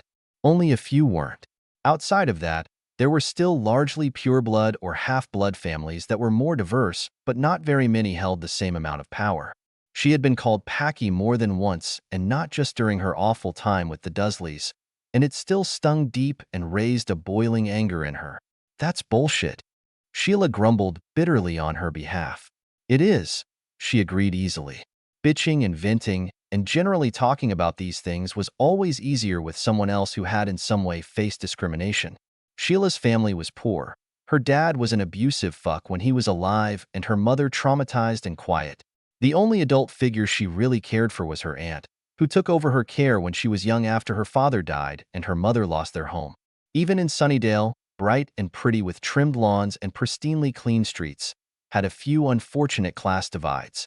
Most of the Cordettes lived in a healthy, happy household with married parents, whether they were adopted or otherwise, and it was sometimes harder to relate to them when for the first 11 years of her life she had spent in rags, kicked around and used as free labor by her aunt and her family. Brushed to the side, neglected, mistreated. She couldn't really relate to her sister, father, or mother in that way, or Uncle Petey. Mooney understood some of the isolation aspect, but as awful as his parents were, they had still wanted the best for him and still loved him as much as they did him wrong. Patty was able to relate a little more with the emotional abuse, but he'd never been starved, and while he'd been hit a few times, had never been beaten. It was still traumatic and awful, but there were things that he blatantly, but gently told her he wouldn't be able to understand about the things she went through. He still listened to what he could, but even that wasn't much. He got upset. And when he got upset about things like that, he got especially vicious, and it was hard for him not to be able to take out that anger on the people responsible, and it left him to stew, so she didn't often confide in him. In Ravenclaw, it was a little easier at times, and easier in Hogwarts in general to find people she had an easier time relating to. Not that she liked much talking about those things in the first place, but it was easier to do with someone who had gone through discrimination and hardship when they were young than anyone else, especially ones closer to her age. And for all she was technically a grown woman, even if her body was permanently at 18 nearing 19, it was still easier now to relate to children and teenagers who had been through things than it was to connect to people her actual age. Maybe it was the coma, maybe it was her appearance, maybe it was just Violet herself. She sympathized with them more than adults. But then, she had never really trusted adults. Perhaps being in such a young body would make that permanent as well. People she knew and grew with, watched from their teens, were different, and maybe that was hypocritical of it, but she supposed it didn't really change how she felt. She might get over it eventually, given that she would be able to watch everyone grow and die out and grow again. Want to go start a fire in the dumpster by the science room? Sounds like a plan to me. I have the faintest feeling that feasting night won't be the real upcoming problem. Violet mused to herself. And I do always trust my gut on these things. What do you think, Mittens? She asked the cat, contentedly kneading her leg comfortably in her lap and purring up a storm. You're right, of course, she agreed solemnly as she stroked along his fur. I shouldn't doubt myself. As always, Mittens, your counsel is invaluable. He let out a trilling, singing meow. The next day she hummed as she showed the tidy banners she'd made up, pleased with the compliments she was given. Sheila was a no-show? Did you expect her to come? She asked. The fish tank was raided again last night, so I doubted if she was hanging about there again. I was right, Willow said brightly. She has a rather predictable habit. She smiled at the redhead. Anyways, here's a list of the foods. I can't believe Snyder didn't even think to say anything about potential allergies or dietary restrictions to take caution of, she huffed. There are also a vegan and vegetarian friendly bit, and the like as well, and it'll all be labeled, of course. Oh, and I brought table linens to cover up these cheap things. Linens? Like actual cloth? Yes, right. Anyways, you want to help me cram French tonight? Summers turned to Willow, and Violet tuned out for a minute as she checked over the food list again. At some point, Miss Calendar and Mr. Giles made their way over, and she perked up as they addressed them and told them about the latest research. Let me guess. He didn't make balloon animals. Not quite. She turned back into the conversation when she heard it was about Vigus. He was a rager, berserker, whatever you want to call it. The night in specific is something of a national holiday to Aurelius and the more traditionalist vampires, meant to commemorate the terrible slaughter he caused, most notably in Edessa and Harran, but those weren't the only spots where he destroyed everything in his path. He and his ilk are legendary for what he'd done in that specific wave, and how he gained the saint part of his title. In the 3 days before this holy feasting day, the traditionalists will be fasting, practicing self-mortification, and reciting chants in order to froth themselves up to a rabid state in order to properly honor the day. Looking into a few records has them moving away to different areas for this particular holiday, but with the master gone and Colin more or less in charge, I don't think they're going to think it through to try to take their hunt elsewhere. Yes, that. Giles frowned. Might I ask how Dash? Well, you're not the only one who can read, Mr. Giles. She raised her brows at him. I asked around a little, got a few new books. Figured it was too quiet lately. However, given the luck of Sunnydale in general, I'm not sure the mayhem will wait that long, so personally, I think it best to be prepared for anything in the meantime. It is also partially why I took over preparations here. She waved around them to the tidy lounge area. One thing less to worry about is a little more attention to things elsewhere. Oh, if you need to quickly cram a bit of French, I happen to know a few spells that might help. Mind, this isn't something I'm offering lightly, and not something I'd be willing to do normally. But I do know the weight of pressure of potentially disappointing your mom, so I'm willing to help a little bit. She crossed her arms. Quite a lot of pressure to deal with as it is. A little spell to help your comprehension of French wouldn't hurt at least. Is that how you know so many languages? Of course not, she waved off flippantly. The spell only really helps to transfer things I already know, and I learned French from my godfather. The other languages were from other family members and family friends, and traveling during halls when I was still in school. And Riddle. He knew 3 languages aside from his native Queen's English, and she was already fluent in French by the time she got his knowledge and comprehension. It was still 2 more she didn't know before, though. On a side note, you will be as fluent in French as I am, but it will give you a headache for a few hours. Sounds like cheating. Harris grinned. Think you could use that spell on me? Girls love a guy who can speak French to them all romantic-like. I don't think it's cheating at all. Why would you not be happy to be at least bilingual? It's another way to communicate, and one language barrier that you wouldn't have to worry about anymore. Violet mused. Summers? But won't it be suspicious if Buffy is suddenly fluent in French? Well, not if she starts improving subtly. Violet pointed out. Messing a few things up on purpose here and there, and gradually getting less wrong answers. That's all well and good, but the night of St. Vigus Dash is still a pressing concern, of course. Violet interrupted smoothly, which is why it's all the better to use the spell, learn French, and worry about one less thing. She nodded triumphantly. Regardless if Summer's grades in French might seem insignificant in comparison to you, it doesn't stop the pressure of trying to keep up on grades and other social and academic pressures she's facing. She raised her brows. It does mean that all the more there should be preparations made, garlic and holy water and crosses hidden places everywhere and all, she frowned, and preferably setting up those kinds of traps in their most recent lair in an effort to stymie what we can, and in the places most likely to be populated that night.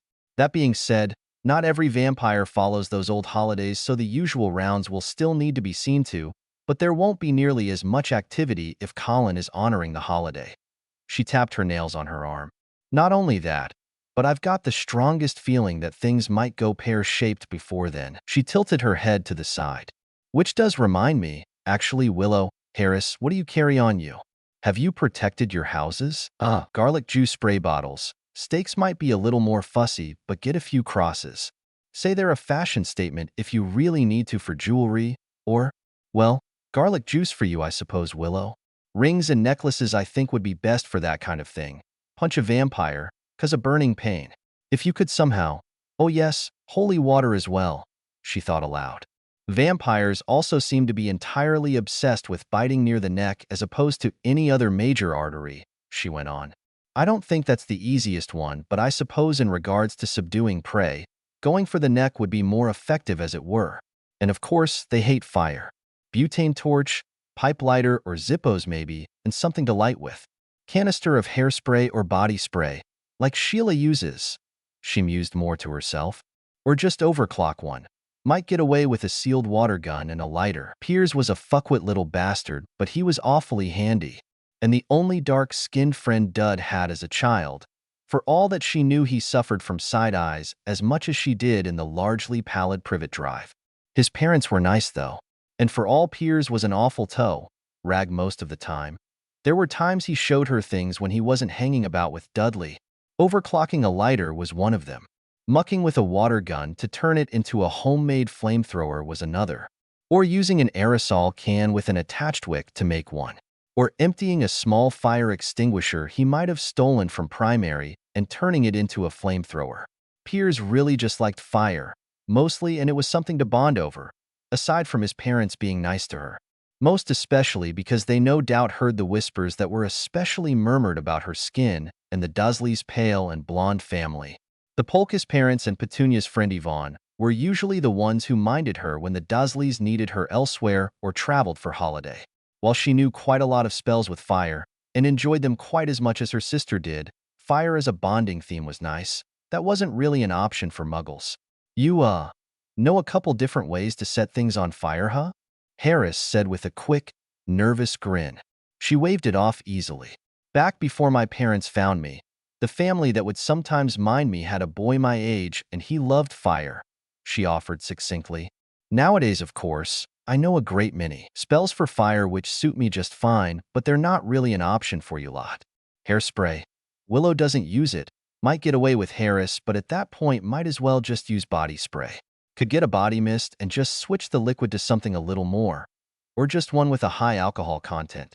And lighters are everywhere, so that at least won't seem suspicious. That boy, what happened to him? Him? Last I heard he was a serial arsonist, but professionally he does wood burning art. He hadn't been caught yet as far as I know though. Great, that's just peachy, Potter.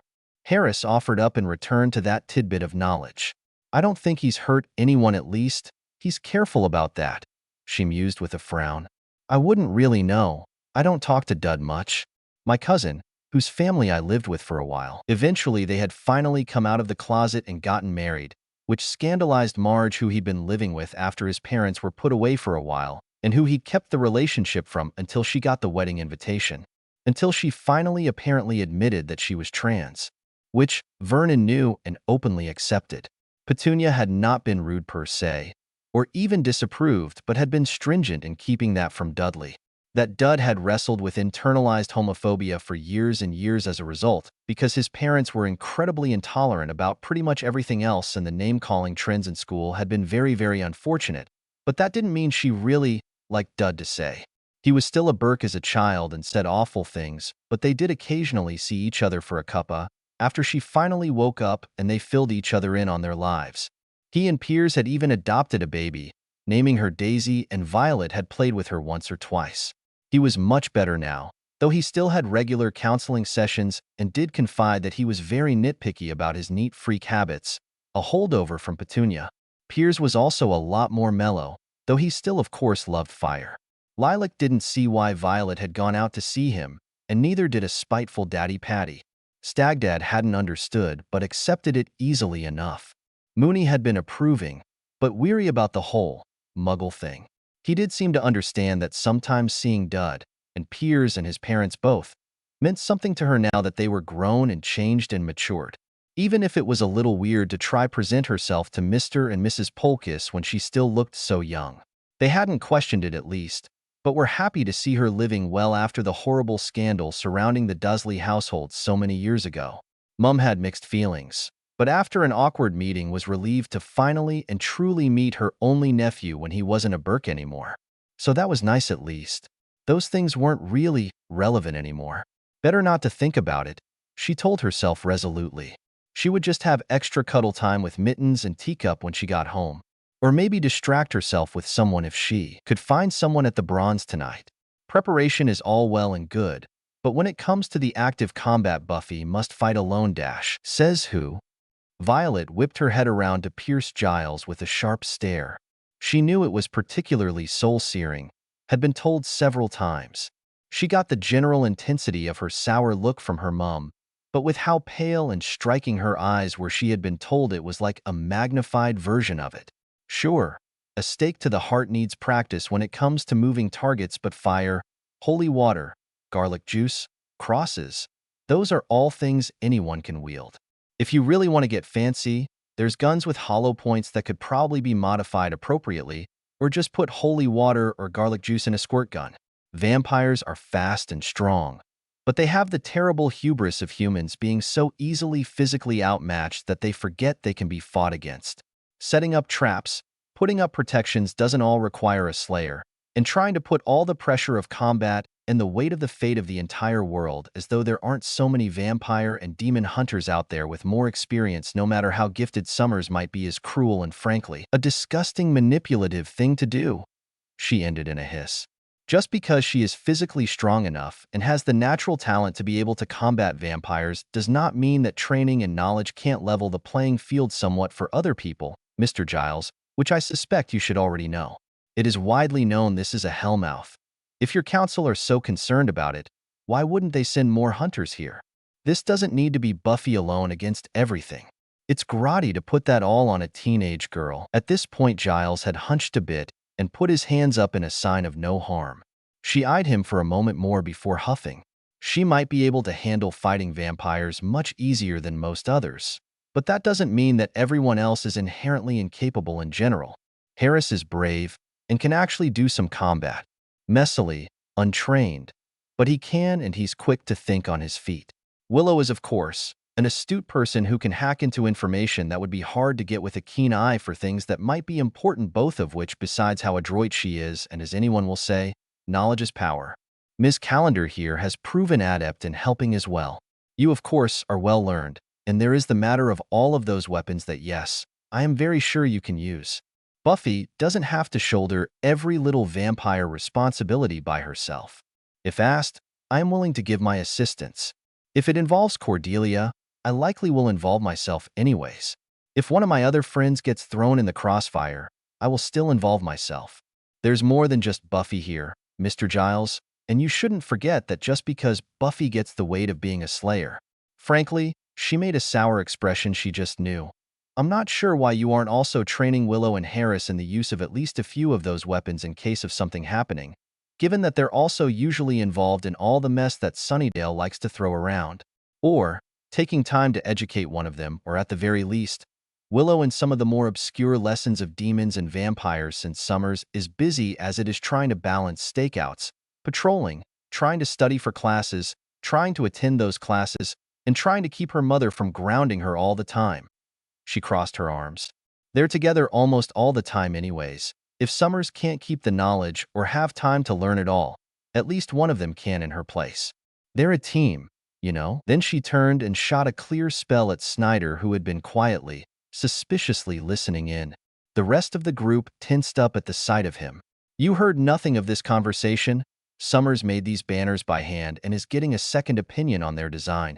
And you are very busy and must get back to your office, she intoned, and he blinked slowly, nodding as though his head was too heavy to move, and then she snapped her fingers. He startled, frowned at them suspiciously, and then began a brisk speed walk to his office. Did you just hypnotize Snyder? Harris was the first to break the quiet, turning to her with excitement in his eyes. Something like that, I suppose. She raised her brows before rolling her shoulders. Right, Summers, do you want a French spell or not? Sure. Excellent. She stepped a little closer, reaching up and pressing the pad of her index finger to her temple. This might tingle for a little while, and then the headache will come, she warned before casting, and watched Summers jolt, and then a furrow formed between her brow. It didn't take long, and she stepped back, quickly reaching up to tap at Harris's temple to do the same, and then Willow's quickly as well, just to have the whole set. Ugh, whoa, didn't think when you said headache it'd be like this. Harris grit his teeth as he quickly pressed his palms up to his head. Willow frowned too, but wasn't having as much trouble. Well, the more basis you have in the language, the easier it is. Willow knows quite a lot more than either of you, so it's easiest on her. You I don't think knew much at all, so it is a little more intense on your end. She shrugged. It's also more or less merging an entire language, including the written and what slang and general dialect I'm personally familiar with into a seamless knowledge within a very short amount of time. Your brain is merely working harder to compensate for this sudden flush of knowledge. Either way, I better get going. Ta, lovies. That Willow had an intense ability to comprehend things also made it easier on her, but she didn't think saying that would make the other two feel any better about it. She hummed as she wandered over to Summers, who was eagerly filling out whatever assignment she'd been given in French. "It settled well?" she asked. "Shit." Summers startled, and it pulled a smile from her as the blonde turned in her seat holding her chest. "You should really wear a bell sometimes." Willow smiled at her. "Could wear a choker with a bell. That sounds kind of cute," she mused. "The French? Oh, yeah." Summers brightened up. "It's way easier to do this stuff now. And the headache went away pretty fast. Wonderful news. Anyways, the lounge is pretty much set by now," she preened. "And while I couldn't change the unfortunate walls and floors, I do think it's a little less generic now. Schools almost always look the same." Summers rolled her eyes and she hummed. "My old boarding school was a renovated castle out in Scotland," she offered and watched Summers blink at her while Willow leaned forward in interest. "Stone everywhere, towers, dungeons, secret passageways, and hidden rooms," she reminisced. It was hard to ever go home during winter halls when there were things to explore, especially since her family had missed so much time with her and wanted her to go home to them, and it was a fine line to try to stay a year or two before the war well and truly broke out again. That said, of course, it wasn't entirely renovated in the sense of daub on the walls and paints, just that there weren't crumbling walls or broken down stairs and the like. "Don't know what that is, but it sounds really cool." Summers smiled. She smiled back, dimples and all, which was about when Harris came over and cajoled them into dancing. She waved them off, sitting herself properly at the table. A powerful vampire. Which, she supposed, made sense. He killed slayers before, after all. She swished her drink for a moment, sipping at it thoughtfully. He hadn't yet attacked anyone, which meant he was likely just watching for now, and really, that didn't bode well anyways. She tapped at her thigh with stiletto nails and glossy pearly white that matched the pearl-studded pins keeping her hair up, and a few of the pearl studs in her ears and the stud on her nose. Her dress was a strong royal purple, short and with a lovely swishy miniskirt, and she had a boxy denim jacket over it. The back had a long twining Echis carinatus snake on it. While her parents had been wary and cautious about her parcel tongue, the portraits of older potters had been absolutely gleeful about it. A few of them also had the ability, and it was a way to connect more with the family that came before her. That snakes in Hindu generally were symbols of death and infinity, but not feared or seen as repulsive, and that the Potter family had some distant roots in the religion was also extremely relieving. Most especially when arrogant purebloods and prejudiced white English folk tried to spout lies and ridiculous things just because she could talk to snakes. That, and regardless of how Lilac felt about most Slytherins she had to interact with in school, she did think snakes were pretty wicked and had never made Violet feel ashamed or awkward about the ability like her parents accidentally did, and had loudly ranted about how the gift of Parseltongue was a bit more common and seen as a great gift in a lot of Asian cultures, and had very pointedly pointed at her own arm and explained that they were in fact Asian. She got detention for causing a commotion in the Great Hall, but it was relieving still to have had her sister's support when it got out that she was a Parselmouth. And of course, Padma and Parvati's. Padma she was already friends with in accordance to sharing a dorm with her, and Parvati was more Lilac's friend, but they had all bonded stronger over that particular incident. Regardless, the snake depicted on the back was a tiny snake with a cutely rounded snout. It was also one of the four and could be found in Ceylon, but was probably easier to find in India. Deadly, small, and the threat display was absolutely charming. She wasn't allowed to take any of the ones she'd met in Ceylon home with her, since they were incredibly deadly and all, but they left an impact nonetheless. She tapped on the binder the girls had left out for a moment, as she felt this Spike fellow stalk in a slow half-circle. He had briefly paused near her, something flickering uncertainly, but his attention had moved back to Summers. When he went to another vampire, she slid from the seat and slithered closer to the three teenagers. She sidled up to Willow, giving her a supportive nudge with her shoulder. The slender girl gave a half-hearted grin back. For all, Harris was much more actively protective over Willow, and they were closer than ever. It still wasn't at the tipping point of a romantic relationship.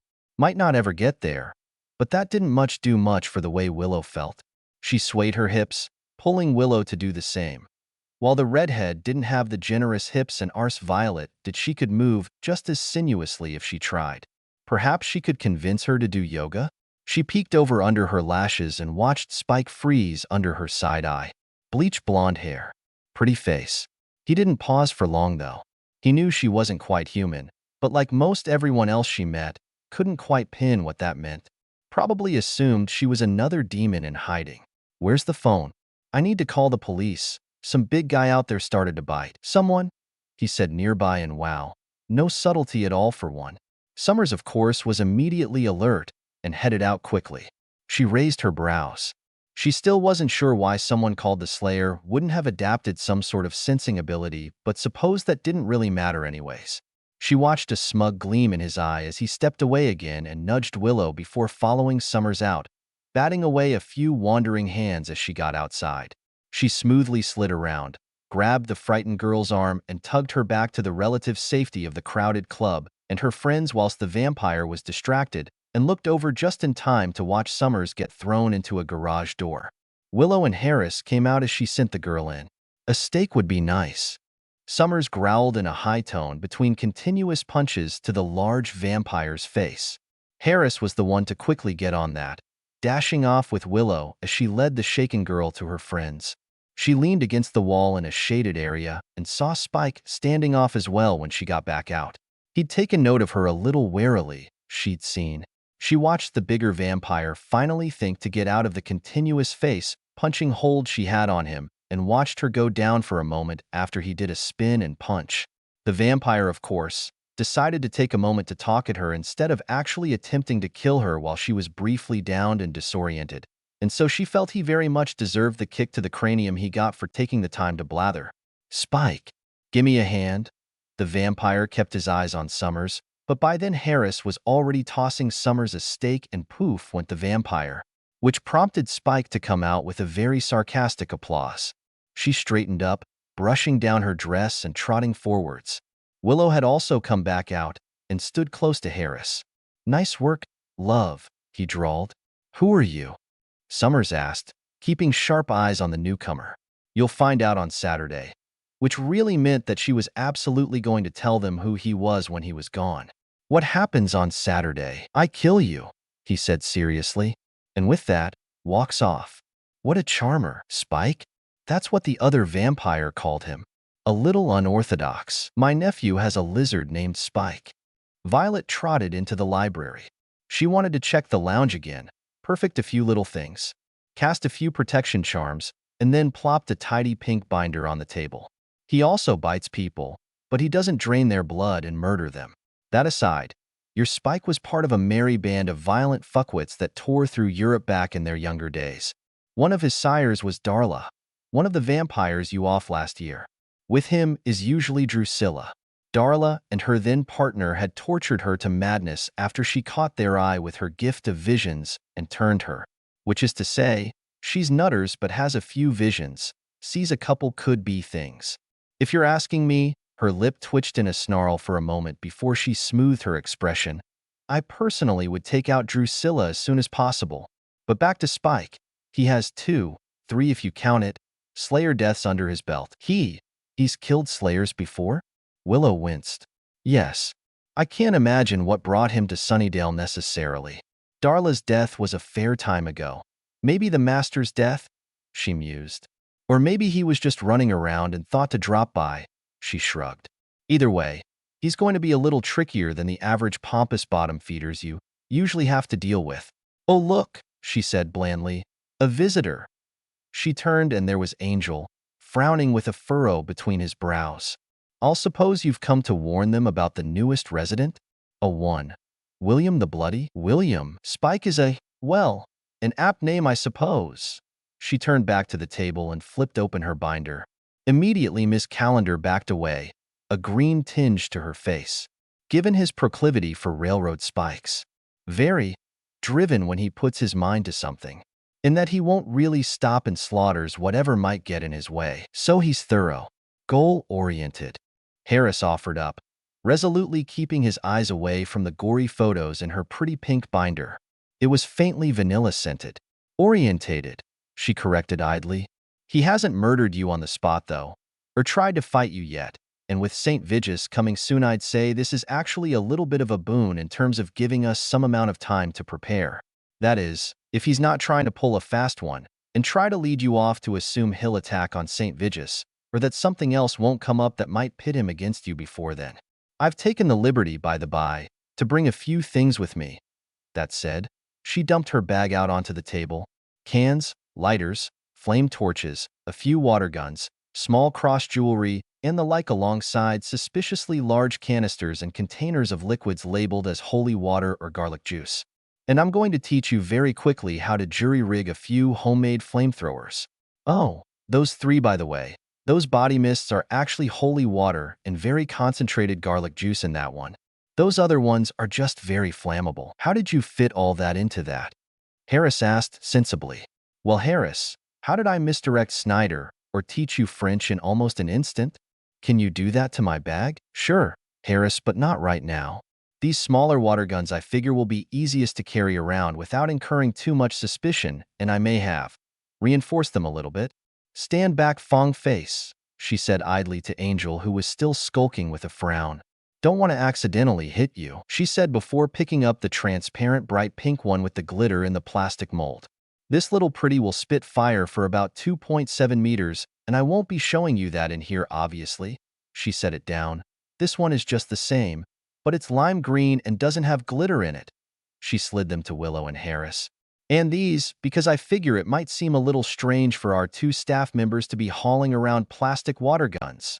She slid a tube of expensive-looking lipstick over to Miss Calendar, and then a fancy fountain pen over to Giles. Lipstick is a twist, and the pin is pressing the G there, and for both you'll need to actually remove the caps, both of which will not just come off if you might drop it in your purse or wallet or bag. Now, if you don't have access to those things but might instead have access to these things in a situation, I'm going to give you a very quick little crash course in how to use these things to make a flamethrower. Oh, and this fire extinguisher is also actually a flamethrower. I figured we could hide it here as a backup option just in case there's another attack on the school. Jaffa's boots were steady on the ground as she surveyed a few different entrances, pleased that they were so distracted in their chanting and fasting that she was able to cover so many of them. They wouldn't stop all the vampires, but it would cut down the numbers Colin amassed in the meantime. There was a human down there, which was a little odd considering Colin had decided to full-throttle follow tradition in regard to St. Vitus, but she didn't think much of it, to be honest. She shrugged to herself and, pleased with her work, decided to check in a few familiar bars to get the recent news. Well, when it wasn't about the demons getting fussy that the vamps weren't taking their celebrations elsewhere this year, and would no doubt be wiping out a portion of their own meals/customers. She hummed to herself quietly the next day, having some lovely lavender Earl Grey while around her.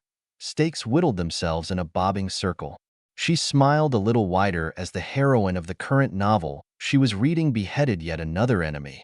Cordelia was being taught what Violet had shown them last night in the library with the fire and given her own water gun that wasn't a water gun at all. Violet was wearing a one-piece, a wide-legged suit-type one-piece whose top was a sleeveless turtleneck. It was navy blue, and soft pale whitish cream-colored camellia blooms skirted the hems of the trousers.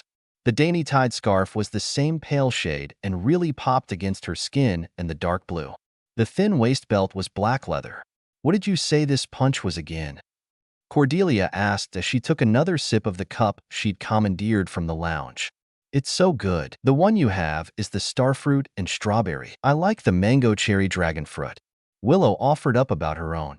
There were some juice mixes, and there was a coffee maker with a much nicer brew than the swill to be found at the grocer. And of course, there was the water dispenser that was already there in the lounge. I don't know what this is, but I do like it. Harris raised his own cup. Papaya, pineapple, and lemon. Those juices also have the benefits of being very good for the body's health. The parents are arriving about now, she hummed as she checked a quick tempus. If you wanted to perhaps waylay your mother, can you just I dunno, do your thing again and make him just avoid my mom and not maybe expel me? Summers winced. He wouldn't have been able to expel you anyways, Summers. Sheila and I already talked about what would happen if he did. She waved off easily. As for not talking to your mother, he will be busier with the wealthier parents at first, so I wouldn't immediately worry about it. You talk to Sheila? We go out for a smoke every so often, she shrugged. You smoke? When the fancy strikes, she waved off before putting her book away. I'll tell him, Mum, to engage him for a while. That should handle things there. And the stakes danced and twirled their way into a neat pile before she put the book into her bag. She towed it under the table. Anyone else going to meet their parents? I'll stay here. Don't need to hear about my grades again. Anyone feels like bringing me another one of these, so I don't have to though, he trailed off. I'm coming. Willow got up and Summers looked like she was cringing at the thought, but got up all the same. Do we even need to be here at this point? Cordelia huffed, snacking on a few more of the cut peppers. I mean, free food, good drinks. I don't have to listen to Mrs. Brockle complain about how awful I'm doing in chemistry, Harris pointed out, pleased enough to watch the floating weapons polish themselves. And there is always the chance that the vampires might attack sooner than expected. Violet pointed out, eyes not straying from her hand sewing.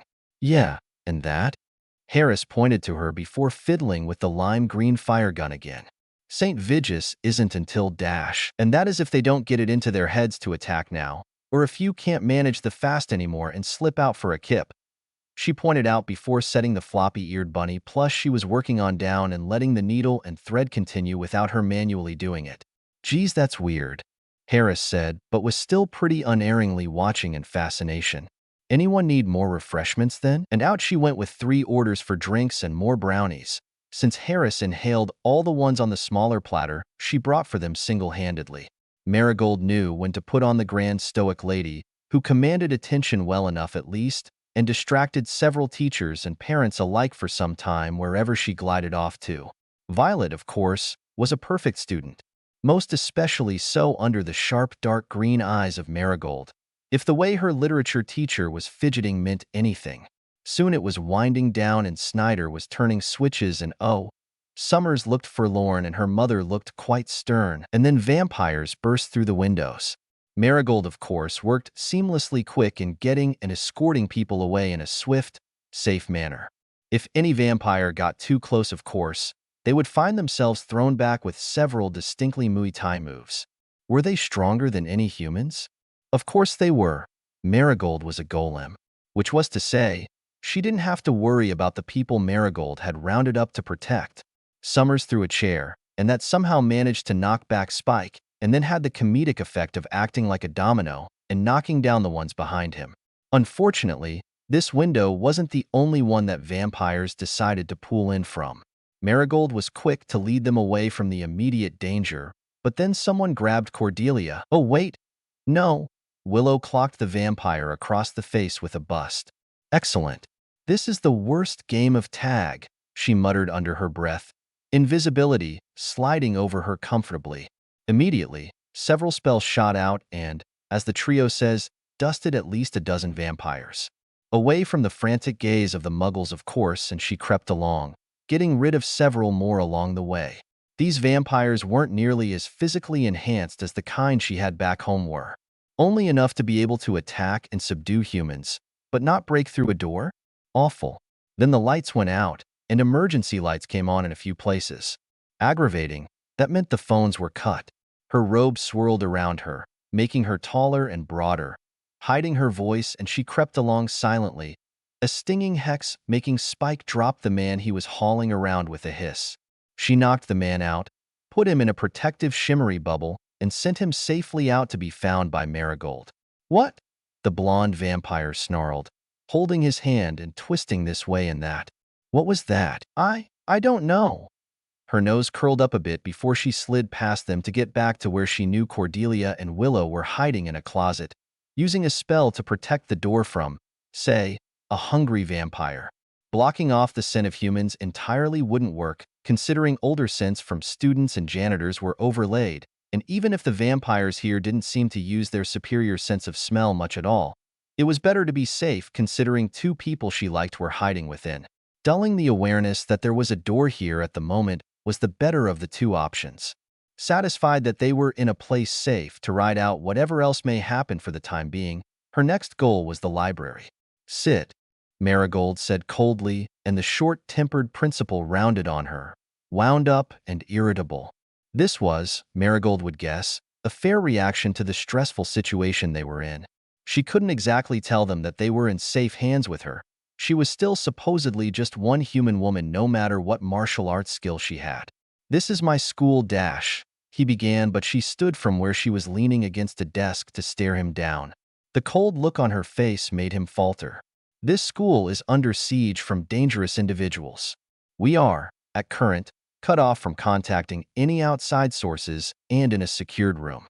We shall remain here until the threat has been taken care of." "And when's that gonna be?" a jittery man demanded anxiously. "I can't wait in this room anymore. I gotta get out of here." "Sit down." She snarled at him and watched him make a small sound, dropping onto a chair. "Someone opens that door. We're vulnerable. We don't know if there are more waiting in the parking lot or outside of the building.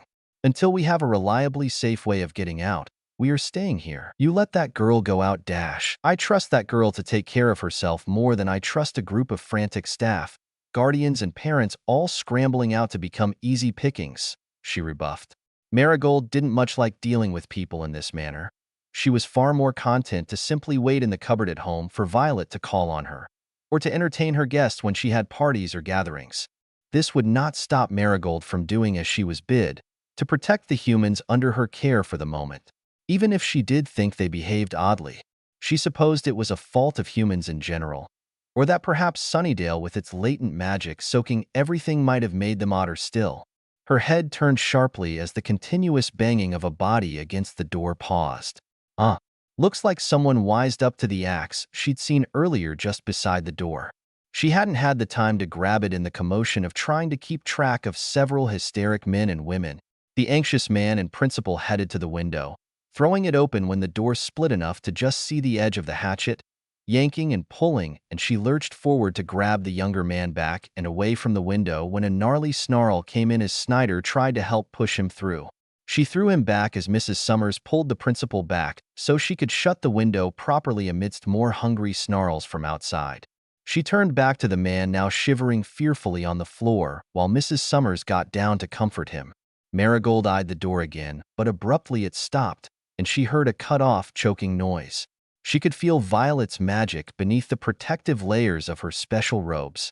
Being that she was a golem made with her blood, tied to her magic, she and her personal golem were perhaps the only things besides the three gifts that would be able to pinpoint her.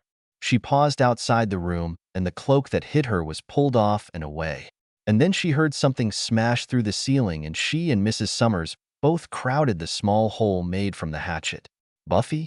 Honey, are you all right?" "I'm fine, Mom," the blonde assured the woman. Marigold assessed Violet. She looked vaguely annoyed, likely with the situation at hand. She had done the decorations and catering so nicely as well. It was a shame it was all ruined. At least they made it through the actual parent-teacher conference. "You girls need to get out of here. We'll be fine," Mrs. Summers implored. "Sheila." Violet turned her head suddenly. "Your aunt isn't here. She was busy working on a new car. Big paycheck for it.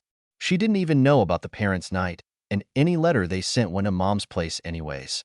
A girl outside their limited scope of vision said calmly. She watched Violet's face change slightly, the minuscule tightening of her lips and eyes. Marigold recalled the Sheila girl as the one who stayed a week when her aunt was briefly out of state. Loud, playful, and particularly flirty with boys. And remembered the daily calls with her aunt and the loving smile that would appear on her face when she quietly spoke with the woman, and the jubilant excitement when the woman came home. For all that their house had all the luxuries, Sheila had been quick to go back to the small, cramped home she and her aunt shared. By the look of Violet's face, and the energy that felt much the same as the vampire that had been at the door, the girl had been turned. Violet would not want her killed if she was still sensible. The way the demonic blood flowed smothered many of the more human parts that would prove irritating to the general survival of a vampire, but that did not mean they always suppressed everything in a person. Violet would never admit it, but if the girl died, she would be morose. For all that her creator liked to distance herself from humanity as something not human, she struggled with the deaths of those near her. It would hurt her to see the girl she commiserated on with several problems and struggles struck down or gone beneath the demonic blood. Marigold would prefer that not to happen, if only for Violet's peace of mind. Sheila, I think you should go. It isn't safe here, Violet said slowly, eyeing the girl and turning to her. Marigold felt the miasma of her power swirl slightly, brushing against and swaying the girl. We can't just let her go outside. There's more out there, Summers argued quietly, and she watched Violet spare a glance back at her, and then she glanced at Marigold. Then I'll take her somewhere safe, Violet said gingerly. Have you seen to the library? Yeah. They'll take care of them once it's safe to open the doors. Giles can get them out. I'll leave that to you then, and take her somewhere. Violet nodded and Summers frowned at her for a moment, clearly wrestling with the thought of them wandering off on their own while there were vampires prowling around before she finally nodded. Stay there, and don't open the door until I say it's safe, all right? Summers turned back to her mother and turned, Violet stepping the other way to grab Sheila. She felt the brief crack of her creator operating away, and not long after, coming back without the docile and dazed Sheila. She sent a blast that knocked Spike back away from Angel and Harris, hidden again from the senses after she found them via Spike, punching the cursed vampire and going on a tangent. The cursed vampire and his much weaker power from drinking stale old blood decided to tote around a nice fresh snack in an attempt to stall or trick the blonde, while he still had a few flunkies around him to boot. Not very smart, in Violet's opinion, but to be fair, Angel didn't seem like the sharpest knife on the block from what she'd been able to see. Or maybe it was whatever was mucking around between the vampiric blood and the actual curse placed upon him. A twirl of her fingers set a few of the bottom feeders alight in a playful, bouncy blue flame. What in bloody dash? She heard Spike hiss, spinning and backing away from the brief screams of his lackeys before they burst into ash and dust. To be honest, she might have let Spike and Angel fight if it weren't for the danger Harris was in. She had no doubts that Spike would have one. She reached out and yanked Harris away from the vampire, making him stumble to his arse and give a pained grunt. What the hell is Dash? Something grabbed me, the teen yelped, and she rolled her eyes. It seemed it was always theatrics, getting involved in Sunnydale. Come out. Now. Spike roared furiously. For a moment, she wondered if that ever really worked and blasted him backwards again, watching as he crashed into the doors. Think we should, Yeah. And Harris and Angel both scrambled out and away. Just in time, Violet thought to herself, for Buffy to show her face. Spike stood again, shaking himself off. When I find you, Spike threatened in a low growl. You shouldn't have come here, Summers said with an appropriate solemnity. Spike froze a moment, looking at Summers, and a dark smirk flitted across his face. No, I suppose not. Messed up your doilies, didn't I? Violet felt her eye twitch and she waved a hand, smashing him into the lockers to the side. Summers jumped back warily, startled. Is someone here? Summers called out cautiously. You mean that wasn't you? Spike grunted as he stumbled to his feet again, and Summers turned her attention back to the vampire, getting into a stance in case he tried to attack. He held his head for a few moments. Well, that's just wonderful, he grit out. This Slayer has friends. What is it? A contract with a demon? My, what a rebellious Slayer you are. What? Summers snapped irritably, looking around but keeping most of her attention on the vampire in front of her. Or maybe a magic user. Have to be some strong magic to hurt me like that. Magic! She released her tense form for a moment, confused before her eyes widened. Magic! Yes, that is what I just said. Not the brightest, are you? Violet scoffed and swept past them both to get to the closet Willow and Cordelia were in, deciding that Summers would be enough to drive him off now that he was at least a little roughed up and no longer had the extra bottom feeders around him. Only to look back over after a few minutes to see Summers on the ground, Spike over her with a board, and then Mrs. Summers hit him with the hatchet. She slapped her hand over her mouth to stop the laugh that tried to burst out. The thunk noise his head made absolutely tickled her pink. She was going to put that memory in a file, she decided. "You get the hell away from my daughter," Mrs. Summers said. All the resolution of a woman, protecting her child solidified in the lines of her body and the set of her mouth. Summers was able to get to her feet. "Women," Spike snarled before finally fleeing away. Mrs. Summers let out a sigh of relief, setting down the hatchet. "No one lays a hand on my little girl," she told her daughter, and Violet felt like she was intruding for a long moment as they grabbed each other. She returned to opening the door after undoing the charms that kept the door safe, having taken off her cloak when the mother and daughter left. The police outside were as useless as they ever were. She followed Cordelia around the museum, peering around at the bones all slid up on display, briefly waving to Willow and Harris when their own ringleader talked with Cordelia. She had declined the situation of a foreign exchange student, busy enough as it was with Sheila skulking and sulking around her house. At least she was appeased by the blood pops, and even better that Violet was able to tinker around a little bit with the demonic blood that made this world's vampires, and to untangle the sire magic from her as well, which was a delicate process, alongside working on a charm to let her walk about in the sun, so she could go back to living normally with her aunt. Sheila was still Sheila, even if Violet had to tweak with a few magics in her blood to make sure she wouldn't get overwhelmed by the demon blood later on. She couldn't absolve her of the vampirism completely, but she could make it as unobtrusive as she could. Sheila, naturally, won't be returning to school. For the best. But until she finished the charm to keep her safe, Sheila would remain at her house for a little while. Her aunt was able to be soothed with a tale about licking her wounds after a rough breakup, but the daily calls persisted.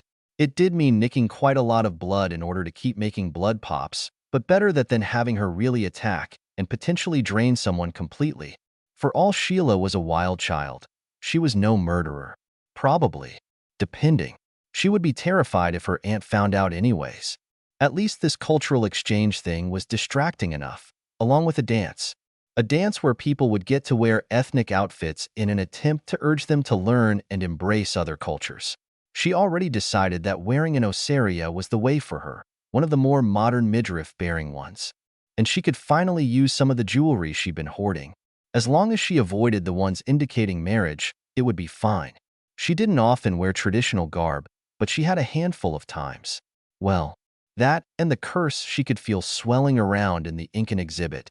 She strayed from where Cordelia and the others were giggling over their pamphlets, peering down at the plate-like object the desiccated girl held in interest. It was absolutely swathed in rune work. She raised her brows at it, but dutifully left it behind when Aura called for her. Harris, she noted, had terrible taste in women. This girl, at least, seemed to take very real wonder in everything. If she had been more or less entombed and bound to suffer silently, unmoving but awake the entire time, Violet could see why she was so dazzled by everything. And Cordelia, unsurprisingly, wasn't very happy when Sven didn't turn out to be a chiseled, cinema lead-worthy boy. But she was at least mostly over Kevin by now, and had started seeing some band boy or something. It left at least many of their fellow Cordettes impressed with how handsome he was and also particularly sympathetic to poor Sven. And really, the poor boy, having to deal with Cordelia like that. She hoped the Chase parents were at least kinder. It also left Violet feeling sympathetic towards Willow as well, with Harris hung up on Ampada, and sympathetic towards the princess. As long as she didn't try to kill off her friends. Another project, perhaps? It was October. The more things to distract herself with, the better, she murmured under her breath as she stared at the mass of magics strung around the piece of the seal in the library. She couldn't free the princess without untangling some of the forces that took her youth and preserved her in a desiccated state. There were no demons or gods entangled in it. This was an unnecessary sacrifice of a young girl, and it made Violet as angry as it ever did, the blatant exploitation of young girls. "Miss Potter." Giles greeted her in surprise. She didn't spare him a glance, carefully sifting through the magic. She could see through the clear membrane eyelid hidden beneath her regular one. "I see you found the seal. Awful fucking bit of an ancient people torturing a pretty young girl for no reason." "Yes," she bit out. They chose her, took her, and performed rituals to ensure that she would be preserved forever for their god, to protect this stupid ball and chain seal. Their mountain god was likely a spirit, a sort of nature spirit-like thing that took their worship for itself. She outlasted it, most likely. The only thing this seal does is steal and drain whatever life energy she has. Bluntly put, it's a gluttonous black hole that should be fucking destroyed. Unfortunately, if we try to just break it more, that won't do much for the curse on her now. There are some delicate strands in here that need to be untangled. It sounds like you are sympathizing with this mummy, Giles said cautiously, and she sat up straight, narrowing her eyes at him. Does it sound familiar? A young girl, a chosen one, forced into a duty she never asked for, never wanted. Except not only that. No, she had to sit and wait and watch the world go by her, trapped, unmoving, unable to speak, unable to do anything but sit silent and weak beneath the force of this black arts abomination. She hissed, very nearly going parseltongue for a moment. So yes, Giles, I am sympathizing with a girl out of time, forced to do something that cut her life short, and is now just trying to live the way she was never given the chance to. If I can get this stupid curse untangled, I might be able to free her of it entirely, and she'll be able to be a normal human girl. They cursed this girl. She is responsible for the death of Dash, and Angel has killed far more, and yet he's still brooding around, isn't he? Spike, Colin, the rest of the Sunnydale vampire covens, they all murder people on a weekly basis, and they haven't yet been eradicated. There are just normal, boring humans who go out and murder people. This girl drains the force out of people because if she doesn't, she goes back to being under the thrall of the curse. After centuries of it, I can imagine she'd be very eager to avoid it. And don't act like living on a hellmouth at all doesn't put people in danger of death by just proximity. You are attempting to justify murder Dash. No, I am vilifying the people that used black arts to curse a girl into an eternity of torture and pointing out the hypocrisy of accepting Angel, who is cursed, and wanting to stop the princess who is cursed rather than even considering helping her. I'm sure you've read that lovely history of angels. This and that are two entirely different things, Dash. Oh, of course, pardon me. One is an old vampire with the deaths of perhaps millions on his hand, who helped in the rape and torture of the mad prophet Drusilla, and the other was an innocent girl cursed for eternity. The curse of his has given back his soul, Dash. Vampires aren't soulless to begin with, she shrieked at him furiously. They are wired separately and are, in some individuals, overwhelmed by their vampiric nature, but they still have souls. Would you say a human serial murderer has no soul in the literal sense? More human characteristics are watered down, but it doesn't mean they're gone. What Angel has is some other form of soul magic that's actively changing or adding something else to him. She froze for a moment before swearing at herself. Of course, that's what it was. By what few accounts there were of him, he had been a drunkard, whoring himself about and wallowing through his days. That was who he was as a human. What he shows and sees now was a sliver piece of another soul bound to be the dominant soul regardless of whose body it was originally. But this Horcrux would have been used as a punishment for whomever it was the soul shard originally belonged to. The problem then becomes, where is the rest of the soul? It couldn't move on to the great recycling bin of reincarnation or limbo when a piece was still on the earthly plane, so to speak. It did also bring up the complication of Summers and her apparent attraction to him, given that he wasn't really Angel at all. But giving the body back to who really was Angel was a problem as well, given he was a pillaging, raping, murderous bastard.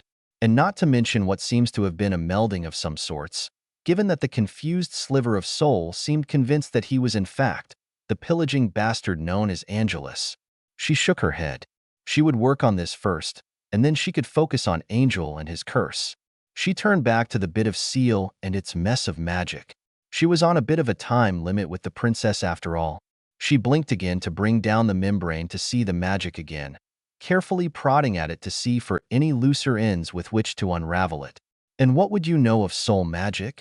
Giles asked her wearily, and she huffed impatiently, not bothering to look towards him. I was an unwilling recipient of it, she told him bitterly. Could say that really spiked my interest into the subject. Found you, you little bastard, she grumbled, delicately pinching at the end of the magic. It squirmed in her grasp and tried to steal her own life energy, but well, Violet wasn't really alive in that sense. It did nothing, and since it wasn't made to try to drain anything but life energy, it didn't try to latch onto her magic, which might have actually done some sort of damage to her, given how very black this artifact was and how old it was. She heard Giles practically crash into a table behind him. Could he sense the movement of the magic? There had been the strange feeling about him, somewhat like the one she got from Willow, only subtler and with something on him that tasted rather terrible when she poked into it a little more. She'd never really bothered to look too much into it. Perhaps she should. Shouldn't you be heading for the dance? Giles asked, strained and clearly wanting her to stop fiddling with the old magic. Violet was already dressed, vibrant colors and batik patterns, large jewelry pieces. I'll get there, she said easily, but I'd rather take care of this first. I'm not sure how often she needs to replenish the life energy this hunk of rock steals from her, so the sooner this is done, the better for everyone. She glanced over at him. Once that's done, I can find her and set her up somewhere safe for a normal life. Can't really have that on a Hellmouth. And how are you so sure what this mummy wants is just a normal life? It's really what any chosen one wants, she said softly, concentration on the wriggling strands of magic to gently tug out of the knots it was in. Being a chosen one isn't a choice, and while Summers has stepped up to the plate, it doesn't mean that going through with the prophecies and rituals isn't damaging or full of hardships when all she ever really wanted is to just be normal, to be able to enjoy her life without constantly having the weight of her people or the world while everyone around her tells her that she must do it alone, that it is her duty to do it. Exploitation. If she tries to speak out against it, accused of not loving her people or just being taken forcibly to complete something she never wanted any part of. To deliberately force that upon someone, to force it upon a teenage girl. Of course she wants to just get out and away from it. Of course she'd take the first chance at freedom and being able to choose for herself what she wants to do, and be able to do things that she couldn't because of someone else telling her that she was the only one and that she must. Summers might be fighting now, but I've read the files.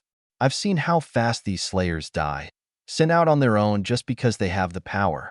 Sent out and with no support given to them, no one to fall back on because it is her duty alone when there are others that could help her, that could provide the support and team that she needs.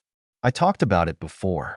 Slayers have the power, but it doesn't mean they are the only ones able to do anything about it.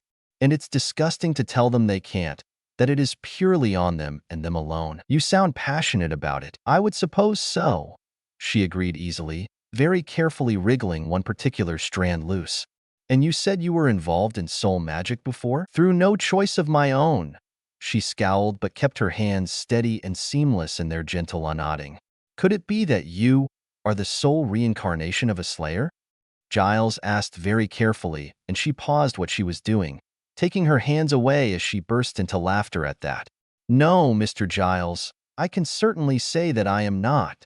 She managed to get out between heaves of laughter. Just the same that the princess is not a slayer, but is still a chosen one. Not all chosen ones are slayers. She shook her head, a smile quirking her lips now as she returned to the seal.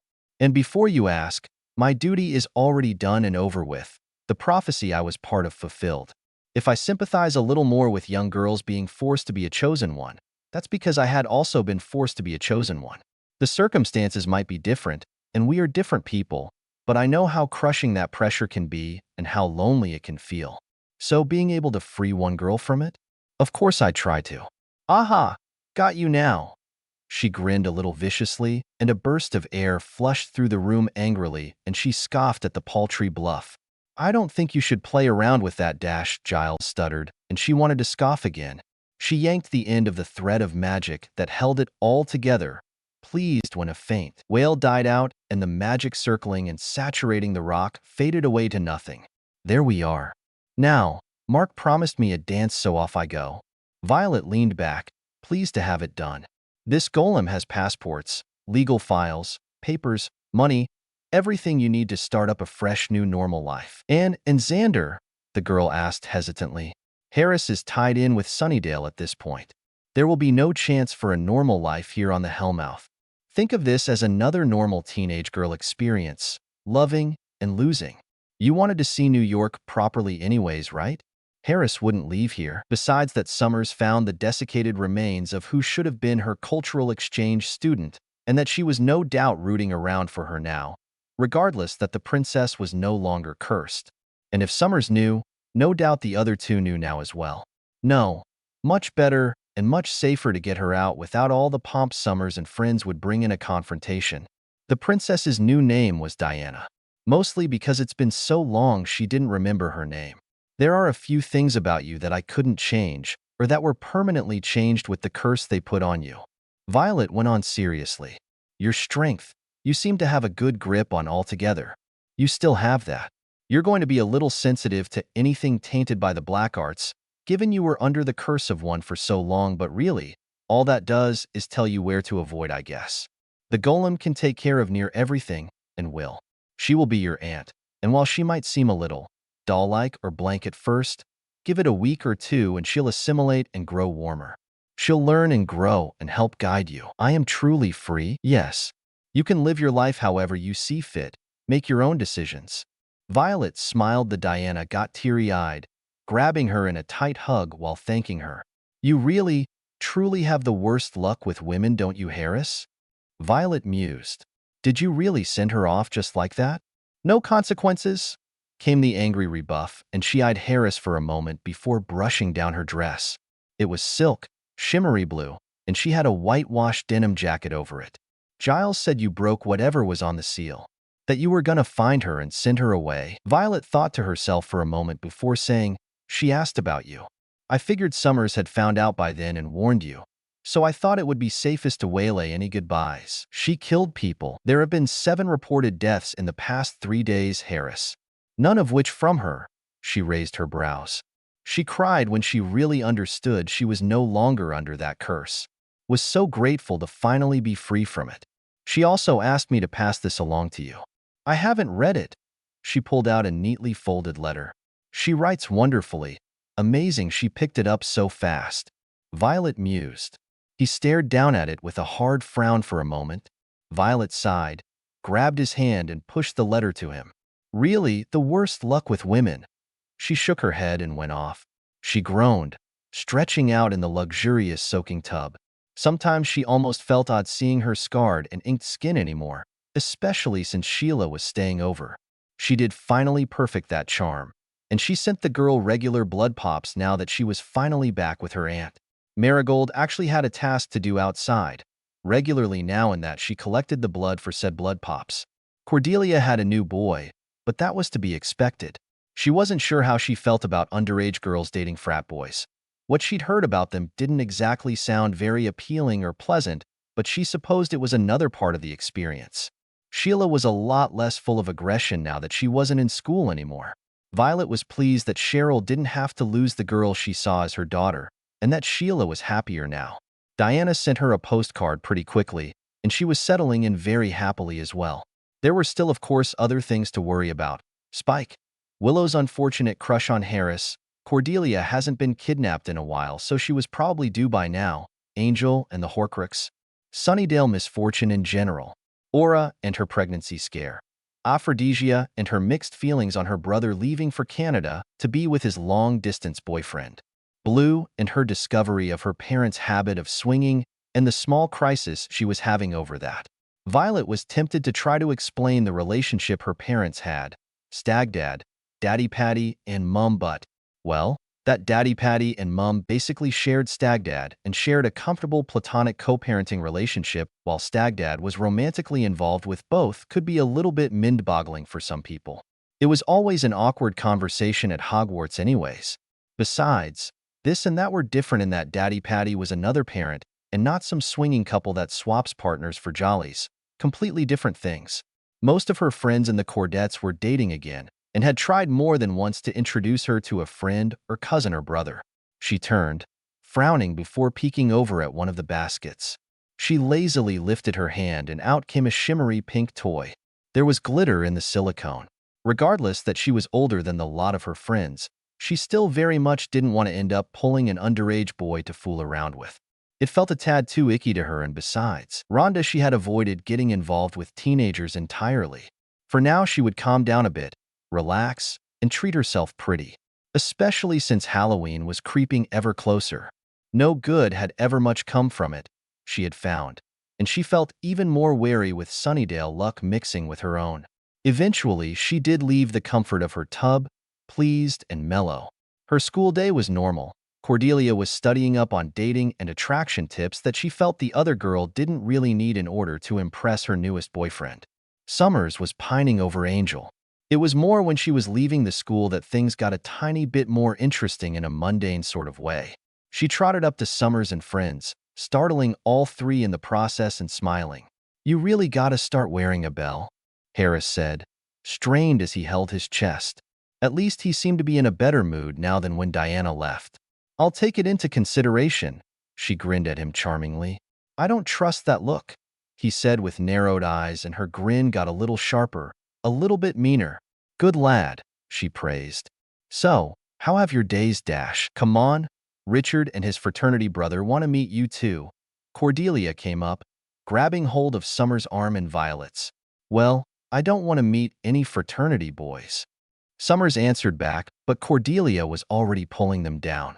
"And if there was a God, don't you think he'd keep it that way?" Cordelia shot back at the blonde.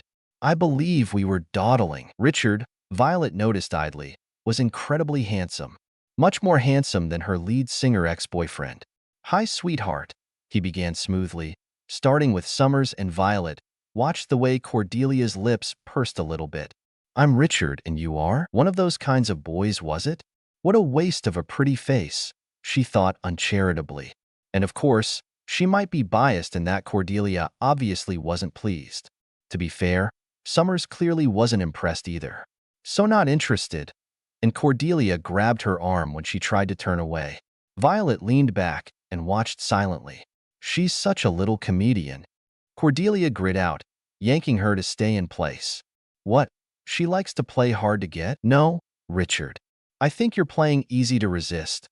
The other boy in the car came out and around, and when Summers tried to walk away again, the boy was quick to follow after her. "Feel free to ignore him." "I do all the time," she heard before her attention was once more drawn back to Richard. "And you, doll?" "Violet." She offered a brilliant, beautiful smile with dimples. It was the same one that made Gabrielle melt and Draco tremble and quiver where he stood anymore. He blinked and she watched the interest blossom across his face, something dark in his eyes that she really didn't like the thought of Cordelia being around.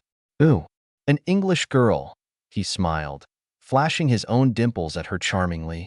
"Born and raised," her head tilted slightly as she shot him a playful grin. After a bit more chatting, the friend came back and they went off. "I don't like him," she declared. "Seem to be getting along with him just fine." Cordelia grumbled bitterly and she frowned at the girl. "He's a waste of a pretty face," she told the taller girl. "He was thereabouts chatting me up right in front of you. And he used you to pull both Summers and I over, where he very clearly hit on Summers when she was very obviously not interested. Not the type to be in a relationship with." "Oh, what would you know? You haven't dated anyone since you came here." "Doesn't mean I can't see red flags popping up around a man who chases after high school girls and flirts with his high schooler girlfriend's friends. In front of her, he's just playing suave and cool." Cordelia waved off. Violet hummed dubiously. "Go to a frat party," she mused. "Well, sure. I suppose it's something new to try." And all the better she could keep an eye on Cordelia. "Great. Now I just need to get Buffy." Her heels were stiletto, pretty strap-back dress in deep darker jade green silk that made her eyes especially more striking than usual. Her hair was in one long braid twisted into a crown, only baby hairs curling delicately at her forehead. Her makeup was precise and smoky. She chose to wear a nose ring rather than her usual nostril stud in platinum to match Cuddles, who wrapped securely around her throat. Head sat in the hollow of her throat. Cordelia ditched them pretty quickly to hang out with Richard, and it didn't take long for Summers to wander off either. She was distracted soon enough, though, because, "Harris," she called and watched the boy spin, blinking at her and then raising his eyebrows at her, looking her up and down. "Wow, you sure look good." "Thank you," she stifled a chuckle. "And how did you get into the party?" "Ah, you know." He strolled closer. "Open windows are just open opportunities." "Ooh, what are those?" She watched Harris follow a platter of more snacks and shook her head. Something about Harris let him neatly fit himself into things. A rather invaluable trait. She briefly spied Summers dancing with a boy, and she was at least smiling a bit and peeking over. Harris had two girls at his side, using his unwitting boyish charm to unwittingly charm them. And then she spotted Richard and two other boys watching him, and then proclaiming him a new pledge. She sidled up, and Richard put on a charming smile for her. Attention diverted. Richard, would you happen to know what these nice red drinks are? I think they're rather lovely. Well, I'm sure we can get you another, he obliged, smacking his hand back into one of the nearby boys. Go get the girl another one, would you? Yeah, sure. The taller one stumbled over his words before quickly turning to do his bid. Real leader, huh? She flashed her dimples at Richard, and he responded in kind. Kinda runs through the family. These guys, they need a little direction, you know? You enjoying the party, doll? He wrapped an arm around her shoulder, pulled close to his side. He wore cologne that smelled like it was tailored, and she appreciated that he didn't stink of booze at least. And have I said you look gorgeous tonight? Real silver tongue, too, she teased flirtatiously. I can see why Cordelia is so hung up over you. Cordelia preferred shallow relationships, most especially after Kevin. Handsome, money, smooth talker. The kind she can discard a week later and feel nothing over because she was never really that invested in the first place. Over my money, you mean? He rolled his eyes. Nice necklace, he complimented idly. You like snakes? Oh yes. I've got several at home. She smiled, reaching up to stroke at the delicate metal. You know, in Hinduism the snake is seen as a symbol of death and infinity. Must not be too popular. Not at all. She peered up at him through her lashes. They are very honorable creatures. Do you like snakes, Richard? I respect them. A wise choice. I had wondered where my friends had gotten off to. Violet hissed in a sensual sibilant tongue. The demon twisted, attention immediately on her. And with his attention, the attention of the others in the room. I suppose I should have expected something new to threaten them. Get her, came the command from the boy she was sure had been dancing with Summers earlier. Why no? Richard cried out. I wanted her. Violet, get out of here. Violet kicked a boy hard in the chest as he came up to grab her, easily throwing him back and knocking the others down with him before slowly making her way down the stairs to look around idly. 3 young girls as sacrifices? She hissed. In return for wealth and protection for those who summon me. The demon responded. The 10th night of the 10th month. For the ease of their puny human minds to remember. An easy deal for you then?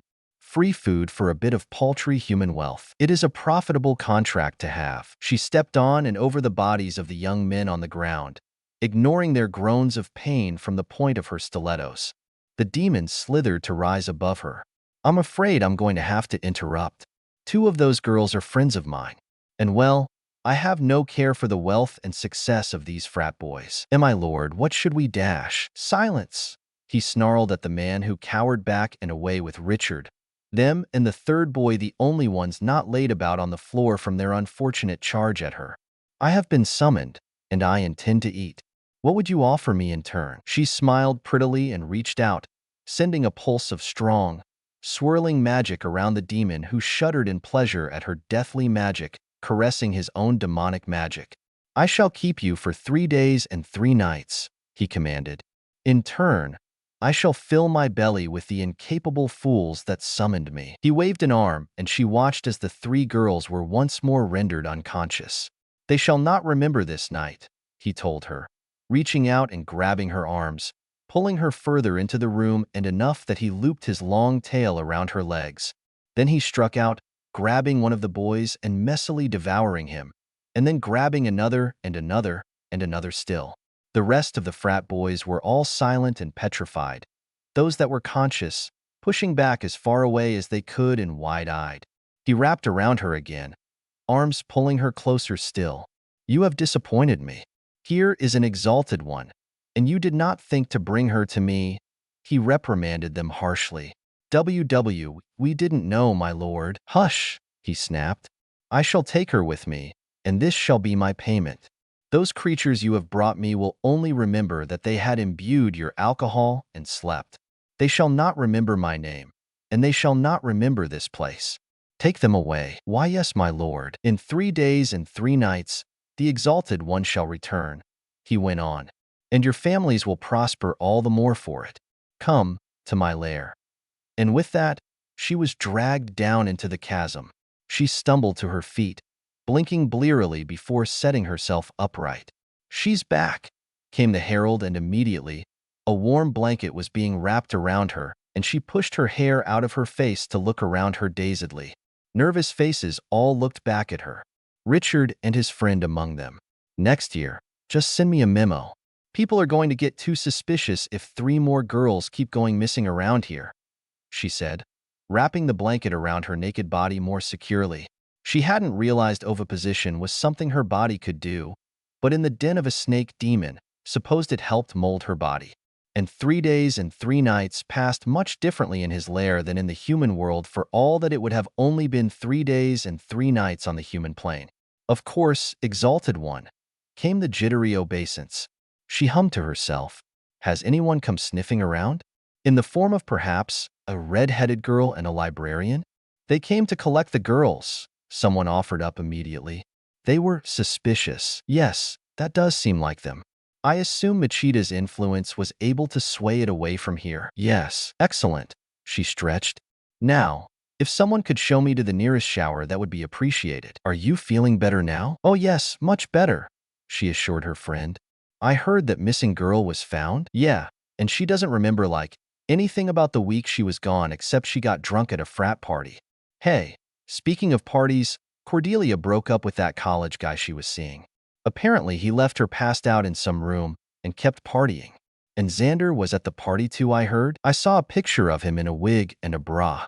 Aphrodisia giggled. But she said you were at that party too. You didn't get sick from someone putting something in your drink or anything, right? No. I think one of the hors d'oeuvres just didn't agree with me. That's a relief at least. Angel, Cordelia. Violet stepped up to them, smile maybe a little bit strained. Whoa. You look a little. Cordelia tapered off for a moment. Yes, I know. Unfortunately, there's not much makeup can do about my expression. Halloween isn't my favorite, she winced. Really? I would have thought you'd be all over it. Cordelia frowned, giving her a pointed look. No. Halloween has never had anything good in store in my experience, she said sourly. And with Sunnydale being what it is, regardless that the usual fare will be foregoing the day itself, I'm a bit afraid that this year won't be an exception. The usual fare? The less human population, she told the other girl. Halloween is a sort of holiday in that they really don't come out over here. It's not quite Samhain, but then I suppose it's the thought that counts. Samhain? Samhain is a Gaelic tradition and one that's still seen to today. It's mostly about the end of the harvest season. And for some, Callan Geef the next day as well. She shook her head. Regardless, all that really needs to be said is that the modern United States version of the holiday is very different. She looked around at all the tacky decorations.